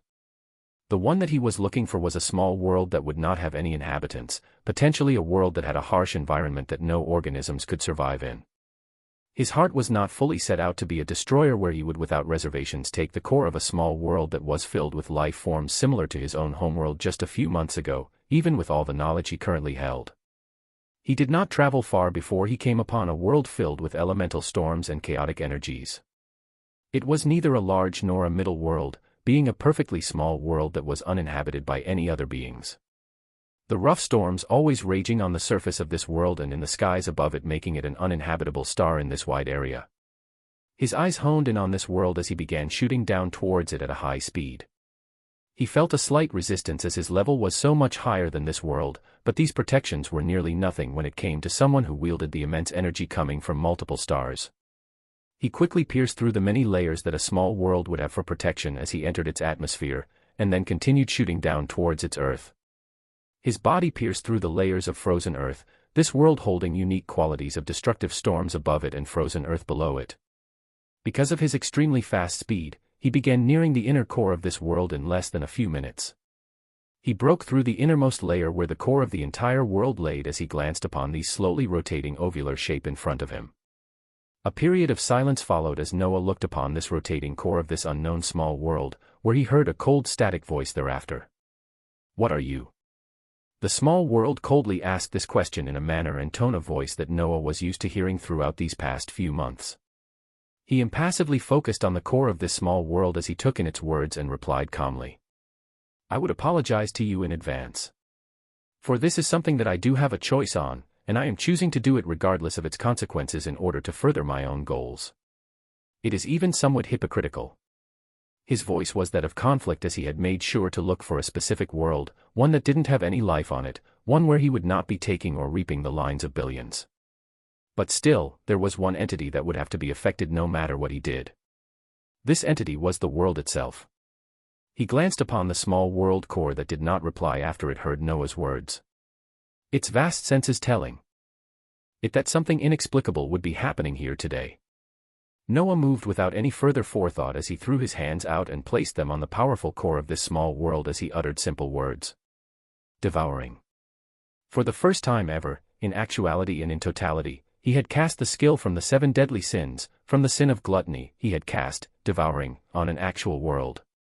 A cloud of darkness went on to wrap around the rotating world core. Its manner was that as if a beast had opened its jaws and was rapidly closing in on this resplendent core. Devouring was fully cast as the cloud of darkness had circled the entire core of the small world in front of Noah, with essence beginning to leak out of the body of the clone nonsensically as the target of devouring was an actual world this time around, not just an enemy that was at the mythical or a legendary rank, but an entire core of a small world. Essence leaked out of him with wild abandon as the entire surroundings of the small world were shaking. At this moment in time, something that had rarely occurred in history was happening, where one existence that was on an entirely different tier from another was doing something unexplainable. The process of essence continuing to leave his body recklessly went on for a few minutes before everything went silent and the darkness that was wrapping around the core of the small world rapidly began to reduce in size as Noah began to see cracks appearing on the layers of earth around them. At the moment that the small world core fully disappeared and the devouring skill had successfully done its job and devoured an entire core of a small world, space shattered and began folding in on itself. This destruction continued spreading throughout the area of the inner core that Noah was in, his figure teleporting out of the area as he began to see notifications of messages from the planetary system discerning the exact results of his actions. He appeared in the space above the uninhabitable planet that was filled with even more destructive storms as he looked at the visible result of his actions. Crack! Crack! Boom! In front of the already destructive world, cracks were visibly spreading all around the spherical planet, the instability of a world without a core being visible in front of Noah's eyes as he went on to watch the destruction of something that he had caused with his own hands. Space shattered and refolded as the world had a force rapidly pulling itself in near the center of the missing core before it exploded outwards as a supernova. Shards of the planet began to spread out far and wide as in front of Noah's eyes, the storms gradually reduced and calmness slowly returned. The only thing left behind in front of him was palpitating destructive essence and floating debris over the wide area of space. A small world core has been obtained. Error. Analyzing. Error. From the void of space, numerous chaos particles had begun appearing as they willingly fell upon Noah. The chaos and destruction he had caused being rewarded as a few hundred chaos particles were added unto his already abundant amount. The planetary system was also sending various messages as the results of devouring a small world core were slowly unfolding in front of his eyes. Chapter 4:17 Possibilities. In the large stomach that was created from the abilities of the sin of gluttony, an ovular world core was floating stably as the essence of gluttony tried to absorb it ever so slowly. Noah felt these changes as he gave a command, everything going silent in the large stomach with the messages of the planetary system continuing to ring out and float in front of his eyes. Analyzing. The devoured core is an entirely separate entity compared to you. There is a high rate of failure if you try to absorb the small world core. 2. Options exist after the successful devouring of a world core. The first is to use the core as a basis to upgrade a spiritual land. The second is to use the world core as the basis to upgrade the levels of the connected worlds. You cannot personally gain benefits from it as it is an entirely different plane of existence compared to you. Noah listened to these words as he nodded, his thoughts just being affirmed as he had already looked at this possibility while using and LT, Herald of Fate and GT. He would not have been able to even fathom if he could somehow obtain quantifiable or actual benefits from him actually absorbing the core of an entire world. Unlike him, a world did not have statistical values. It did not have vitality, strength, or focus. Nor did it have any skills or abilities. It was an entity that was bound by the universal laws. It was him that was an anomaly. It was him that had stepped out of the bounds of his existence and actually intruded upon the existence that was a world, being able to actually devour its core through using the large reserves of mana that he was borrowing from the many worlds he was already connected to. He thought of the two options that the planetary system had laid out for the possibilities on what to do with world cores as at this moment, he was focusing on the first one. The use of the world core to fulfilling the requirement that the spiritual land needed. In the void of space, Noah's clone glanced at the destruction that he had caused, the debris of an entire star floating around him as he began to disappear in particles of light. He reappeared in the underground space of the spiritual sand as he looked in the time-space where multiple beasts had already broken into the soul-forging realm. The emperor penguin was of course the first, with the arctic wolf and the polar bear following thereafter, where now only two of the spiritual beasts had yet to finish their breakthroughs. Noah waited patiently as he thought about his recent actions, his heart not wavering one bit.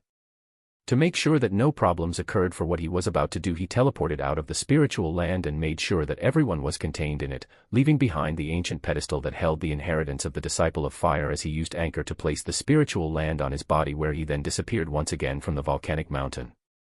This time when he reappeared, he was actually near the ancient blood world that stood at the junction between the light and dark expanse. This was an area that he knew very few beings would be passing by as he laid out this spiritual land in the vastness of space and let it bloom to its full size. The spiritual land that could have been considered a floating city multiple tiers ago could now already be called a country in itself. Noah always messed around with the spiritual land size regulation feature, so he never really let it bloom to its full size in the past months, with the spiritual land almost always remaining miniaturized as he moved along with it. This time around he was in the vastness of space as he let the spiritual land freely get to what could be considered its size at the 8th tier. The enormous floating landmass bloomed further and further as Noah's figure slowly became the size of an ant. The spiritual land itself continued to expand while he pulled back further and further to observe its enormous size. When he made some quick calculations as the fantastical landmass that was holding its large shade of white color and still keeping to its name as the Frozen Plateau Spiritual Land, he found that it was approximately around 1,000 miles in size. This was a landmass that had been obtained in the frozen kingdom of the beast world. At that time this landmass was only a few tens of miles long, being something that floated in the skies near the frozen kingdom. Yet now, the spiritual land had grown to a size of over 1,000 miles, and from what Noah expected, after the upgrade to the 9th tier that actually required the core of a small world, this spiritual land was about to get even bigger. He glanced at spiritual land management as he saw under the upgrade conditions for the number of beasts to reach 10 had turned green. For the requirement of a small world core, it had also turned green. The spiritual land could already sense a core of a small world on the body of its master, and the requirements could be considered completed as now all that was needed was an immense amount of energy and essence in order to initiate the upgrade from the 8th tier and into the 9th tier. This was an upgrade that required the core of a small world, so what exactly would be the boons of it come out of it? What exactly would the possible locked feature that was listed as division for this next stage of the spiritual land hold in store? Noah wasted no further time as he looked at the mystically floating landmass that stably stood in space, his thoughts already moving to initiate the upgrade to the 9th tier. Chapter 4:18, An Upgrade of Enormous Significance. The mystical spiritual land floated in the vastness of space near the junction of the light expanse and the dark expanse. It had a blue light film of light covering it in its entirety, making sure that it acted as a protective barrier between the suffocating space and the beings that were currently within the spiritual land. To them, the environment had changed from the red blazing earth and lava that was the volcanic mountain that they were under, and now when they looked to the skies of the spiritual land all they could see was the expanse of space. Some of the more knowledgeable beings in the spiritual land knew that something grand was about to happen. This was even more so for the beings that had followed Noah the longest, as the calamities of the sea, along with Barbados, Kazuhiko, Steel Mikhail, and many others that CLU.S. tiered near the center of the spiritual land where Noah had built the most pristine buildings while using the architecture feature of the spiritual land. While a majority of the beings gathered here, the Emperor Penguin appeared in the skies of the spiritual land, his brothers and sisters not too far behind him as the 10 of them looked out into the void of space, barely being able to see Noah's clone through their connection that they held to the spiritual land master. Their bodies had the aurora of having just broken through to the soul-forging realm, completing one of the requirements as they simply waited for yet another resplendent upgrade to occur in the land that they were born in. They had a deep trust in their master, and simply bid their time as they waited for the event to start. Noah's clone was staring at this fantastical sight that was a spiritual land as he put aside his thoughts and commanded the item that was contained in the large stomach ability of the sin of gluttony. Right in front of him, the sizable core of a small world appeared, not rotating anymore as it floated stably in space. Noah's thoughts then went to the spiritual land management, which showed the upgrade conditions as met, and without further ado, he went ahead and initiated the upgrade of the spiritual land from the 8th tier and into the 9th tier. The world core that was standing next to him suddenly shot out with extreme speed as it was attracted onto the floating spiritual land, going through and easily passing through the blue film of light as it continued downwards. The soil that it was about to hit on the snowy area of a spiritual land seemingly opened up in front of this core as it continued to shoot down further and deeper into the spiritual land without any issues until it settled in a place that could be considered near the very center of the spiritual land, deep in the underground area where the time, space and the blacksmith's forge was located. In the vastness of space, the spiritual land began rumbling with energy as from Noah's body, a ridiculous amount of mana began flowing out. The spiritual land itself was using the atmospheric essence it held along with the energies in the void of space and dropping them towards its center as the process of upgrading the spiritual land from the 8th tier and the 9th tier went underway. If one would describe it, it would be a cacophony of colors and regality where one could observe blue essence rushing in one direction, red essence rushing in another, and a gorgeous color of white bathing every inch and corner of the spiritual land. What many could observe before they had to close their eyes as it was shining too brightly, was actually the mana that was leaking out of Noah's ancient blood clone. It was coming out at such a rate that one could visibly see the shining blue color that continued to descend down towards the enormous spiritual land. Noah simply acted like a conduit, as he 100% knew at this moment that he was the only being who remotely had the possibility of doing something like this, the mana that was required being something that maybe only those nearing the peak of power in the novice galaxy being able to provide. This reality of upgrading this unique treasure called the spiritual land simply required too much mana that when he looked at people like Steel Mikhail and Kazuhiko or the Imperial Phoenix that held their own spiritual lands, he knew for sure that they would never be able to upgrade their tiers at the stage that he was currently doing. They would never be able to get their hands on a world core, nor be able to provide this abundant energy that was all coming out of the reserves of the many stars he was connected to. This led him to briefly think about all the things that had brought him here. How the beast world that was being overtaken by the demons from the demon world was the reason for and where his journey into other worlds began. With the demon invasion and then entering the beast world to fight off the demons until he got his hands on the spiritual land in the process. He thought of all the events that led up to him obtaining this unique treasure and what had happened since then, as everything seemed to be steered by the hands of fate. He seemed to be a singular being that met the many strict conditions to do what he was currently doing because of a coincidental set of events that all led here. It was at this stage, but he evaluated many of the things that had occurred to him as he wondered just how many of them were based on his choices and his actions, and how many were steered by an unknown hand of fate. He actually found himself asking a question that a certain war princess always had in her heart. What exactly did fate have in store for him? He held no answer at this moment as he put these terrifying thoughts in the back of his mind and continued observing the upgrade of something beautiful. He visibly watched the floating landmass that was the spiritual land continue to expand ever so larger, its size going from 1,000 miles to 1,500 and then simply doubling to 2,000 from the original size when it was in the 8th tier. When it reached approximately 2,000 miles in all directions, light continued to converge towards it with even more vigor. The blue thin film of light that surrounded it only getting stronger as it reached a crescendo of buildup. At this point in time, from the circular shape of the floating spiritual land, a blast of blue light released from it that went out in all directions. It was a light that announced the completion of something grand, of something beautiful, as even Noah's eyes were blinded by the light entirely. His eyes opened to glance at the magnificent spiritual land thereafter as he observed it now held an even stronger protective film of light, its grandeur stably standing in the void of space, as at this moment, he shockingly heard something that could only be coming out at the center of the spiritual land. "Hello, Master." Noah's eyes opened wide as he heard this voice, his gaze focusing on the spiritual land and piercing through the many layers as he followed the voice to the exact center of this floating landmass, where he now saw a powerfully shining blue core slowly rotating, the voice that he had heard in his mind coming from this exact location. For the first time in the past day since he received the Infernal Lord title, Noah finally found himself having a real smile as he was faced with this new situation. His expression was actually joyful as he realized a consciousness had appeared from the frozen plateau spiritual land the moment it absorbed the core of a small world and was upgraded from the 8th and into the 9th tier. This voice was also very similar to the voice of the small world that he had obtained the core from. Furthermore, under the management skill he had always used for this floating landmass, he had seen a change of words from spiritual land and into spiritual world. Chapter 419, A Manager. A mystically floating landmass was amazingly stationed in the void of space, its size nearing that of small worlds. In the past, it could have been called a spiritual land. But currently, it was known as a spiritual world.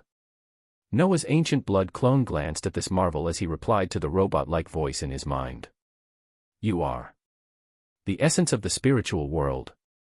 With your permission, I will be overseeing many of its functions, being capable of designing cities and countries, as well as using all the other features under spiritual world management to craft in the blacksmith's forge or design the law spaces." A wonderful reply came to his mind as he explored the fantastical situation opening itself to him after the upgrade of the spiritual world. He nodded as he glanced at the skill that was now renamed Spiritual World Management, First. Spiritual World Management. Frozen Plateau, 9. Beasts, FXXX, EXXX, DXXX, CXXX, BXXX, AXXX, SXXX, Epic, 15, 285, Legendary, 6, 613, Mythical, 3, 163, Phantasmal, 749, Transcendent, 242, Saint, 42, Void, 21, Soul, 10. Plants: whitefall trees, snow vine, sacred rye, pygmy melon, ice fire persimmon, ice phoenix fruits, spirit of the Arctic, frozen angelica, regal flora, Chelan's cold stone, resonant okra, arctic flora, king's collard, athermire, phantom mulberry. Available for planting: fire starter, frigid apple. Features: size regulation, unlocked, movement, unlocked, anchor, unlocked, boost surroundings, unlocked, architecture, unlocked, frozen barrier, unlocked, offensive maneuvers, unlocked, time dilation, unlocked, treasure hunter, unlocked, interstellar travel, unlocked, law space, unlocked, blacksmith's forge, unlocked, division, unlocked, alchemy hall, locked, email protected, $%, locked. Upgrade conditions: 10 plus spiritual land beasts at the domain rank, a large world core. A large set of words shown in a clear blue in the panel of Spiritual World Management, Noah glancing through all the changes as he observed the newest ones with shining eyes. The first thing he noticed was the fairly eye-catching descriptions of the new medicinal plants available for planting. Fire starter, a unique medicinal herb that can only grow in the fire law space. The matured herb will contain the essence of the law of fire, granting those that consume it faster comprehension in this law. Maturing time: 10 years. Frigid apple, a unique fruit that can only grow in the water law space. The matured herb will contain the essence of the law of water, granting those that consume it faster comprehension in this law. Maturing time: 10 years. Noah read over the description of the plants that were the first of their kind to actually give benefits to laws. The long maturing time that was attached to them did not bother him one bit, as he had, budding farmer, to reduce this time by a large amount, and he also planned to have many of them planted in the time-space of the spiritual world that was many miles wide now. Next up, he observed the newly unlocked feature, which was called Division. Division: the spiritual world is unique, holding features that are rare to find across the stars. One of these features is the ability to divide the spiritual world into connected landmasses, giving one the versatility of designing something that is only limited by their imagination. A fairly straightforward description that also left a lot of things in the air floated in front of him, his mind already thinking of the possibilities when he heard the voice of the spiritual world again. Master, this division feature can be used to exquisitely design areas where you can have things like different law spaces or special environments. The fire law space could be made into its own floating island, the time space could have its own area, and much more. Noah listened to the thoughts seamlessly entering his mind as he knew he would be utilizing the spiritual world to an even bigger potential now that it had an entity to do every single task for him. All he would need to do was give the commands on what he wanted to be done, and this entity would carry it out in the best way possible. He already had a grand image in his mind of the spiritual world having exquisitely designed areas with multiple environments and law spaces, specifically designated lands for farming and architecture from different worlds appearing beautifully all around this large spiritual world. These were all ideas in his mind, but this entity that now stood at the center of the spiritual world would make them a reality in the future. He put these thoughts aside as he continued looking through the changes under Spiritual World Management, seeing that all the previous features were boosted in their own ways. He glanced at the upgraded changes under the Law Space feature as currently, only the Fate and Chaos spaces seem to be remaining locked. Law Space, fields containing a higher concentration of particular laws can be created, granting increased comprehension speed to all that cultivate within. Currently unlocked spaces: water, fire, earth, air, time, space, light, dark. Locked spaces: fate, chaos. It seemed like the next upgrade of tiers for the spiritual world would be when he would be able to make the fate and chaos spaces, which should be able to drastically improve how fast he condensed fate lines and chaos particles. He glanced at the changes of the blacksmith's forge next. Blacksmith's forge, unlocked features: forge, refine, repair, recipe design. Locked features: evolve. A new feature had been unlocked, this time being the recipe design. Recipe design: the spiritual world master can design item blueprints that the forge can then analyze the viability before they are forged with the required materials. A simple explanation laid out in front of him, giving him even more thoughts as he knew he would be very busy in the coming days with all the things he had on his hands. The last thing he looked at was the conditions to upgrade to the 10th tier, requiring a similar number of beasts like last time to reach the next rank, but the requirement of a large world core going along with it. This was a fairly difficult requirement, as it was nigh impossible to find a large world that was uninhabitable and did not have any beings in the billions populating it. This was because a world only had the possibility of reaching that stage because of the fates of the beings it carried if it wasn't already at that stage in the beginning. This meant that when the time came for him to look for the core of a large world, he had to be creative or end up doing something horrendous. But he left all of these thoughts for the future as he currently focused on the task at hand. There were a multitude of things he wanted to explore in this fantastical newly upgraded spiritual world, and he also wanted to begin the dual cultivation of chaos and fate, where he focused on fate next as he brought the number of fate lines from 26,000 and pushed it further up. The number of lines of fate was already slowly increasing as his main body was with Athena in the celestial realm continuously purifying materials from chaos behemoths, but its rate did not even come close to the speed he found with his dual cultivation method. His body disappeared into particles of light as he descended into the spiritual land first, wanting to test its new manager as well as observe how it would carry out the features. Chapter 420, Breathtaking. Steel Mikhail glanced at the surroundings of the spiritual land as he had his usual cold exterior on the outside, but inside his heart was trembling at the continuing unfolding situation around him.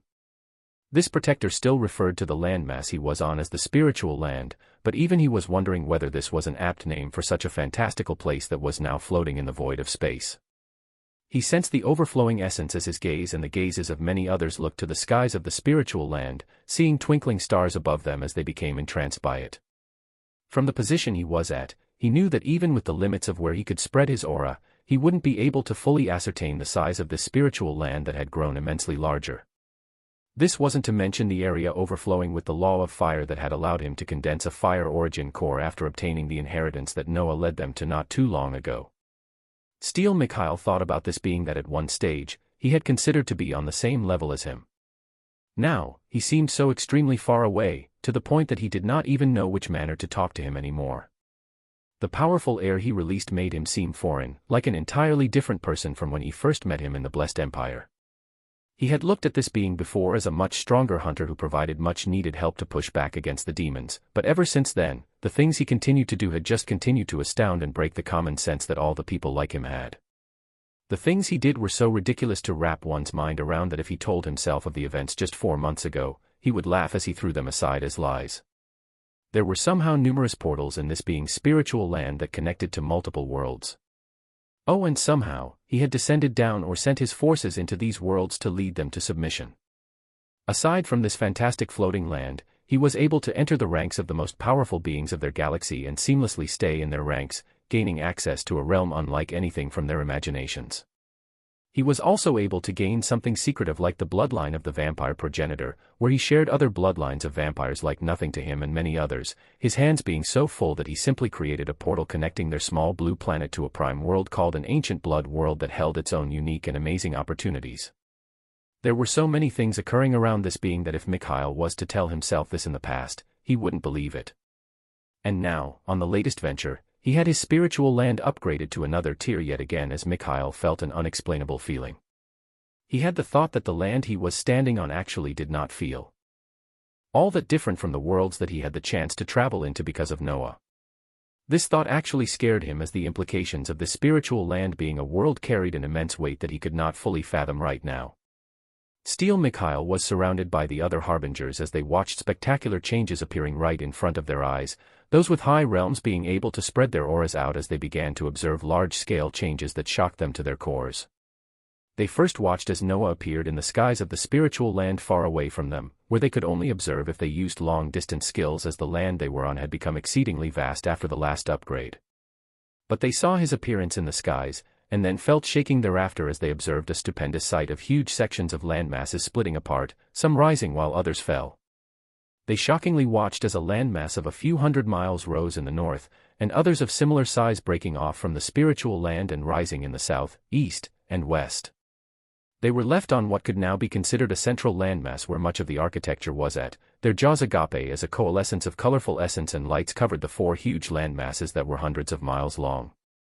To their north, the huge landmass that had risen there had the fire law space that they were cultivating the disciple of fire in before, its sheen being slight red as those whose eyes could observe more would be able to see that the fire law space was expanding rapidly, going on to cover most of this floating island as the atmospheric fire elements began to wildly converge in this particular island. The other ones did not have a law space initiated to be built yet, so the next thing they could observe was the formation of resplendent blue lines from each of the risen land masses as they connected to one another, and to the central landmass they were on as well. These blue lines shimmered as they seemed to be calling forth the surrounding earth, the beings in the spiritual world watching with agape expressions as solid earth converged on these blue lines that connected the land masses and began forming into the shapes of exquisitely designed bridges. It was something reminiscent of the small floating peaks of the frozen kingdom in the beast world that had staircases one could climb in a matter of minutes to reach another peak, but the huge bridges and stairs being created to connect each of the land masses that had broken off from the spiritual world were tens of miles long, with some even being more than 100 miles long. It was a scene straight out of fantasy as in front of the eyes of shocked beings, 4 huge islands had broken off from a central one on the spiritual land, huge and long connections being built on each of these floating islands as a beautiful scenery was created. Essence gradually settled down on the spiritual world that floated stably in the void of space between the light and dark expanse. If one were to observe from the expanse of space, they would see an extremely large landmass that could be considered an entire world by its size. A blue film of light shimmered and surrounded this small world as one could distinctly see 4 smaller continental land masses on each of the 4 directions of this world. It was a scene of a never-before-seen world with a unique look, but this was just the beginning as the possibilities for what could be designed in this wondrous spiritual world were endless. Part 6 of the series ends here. Thank you for watching and listening. If you find it interesting, please give us a like, a comment and a subscription so that we have the motivation to make the next videos.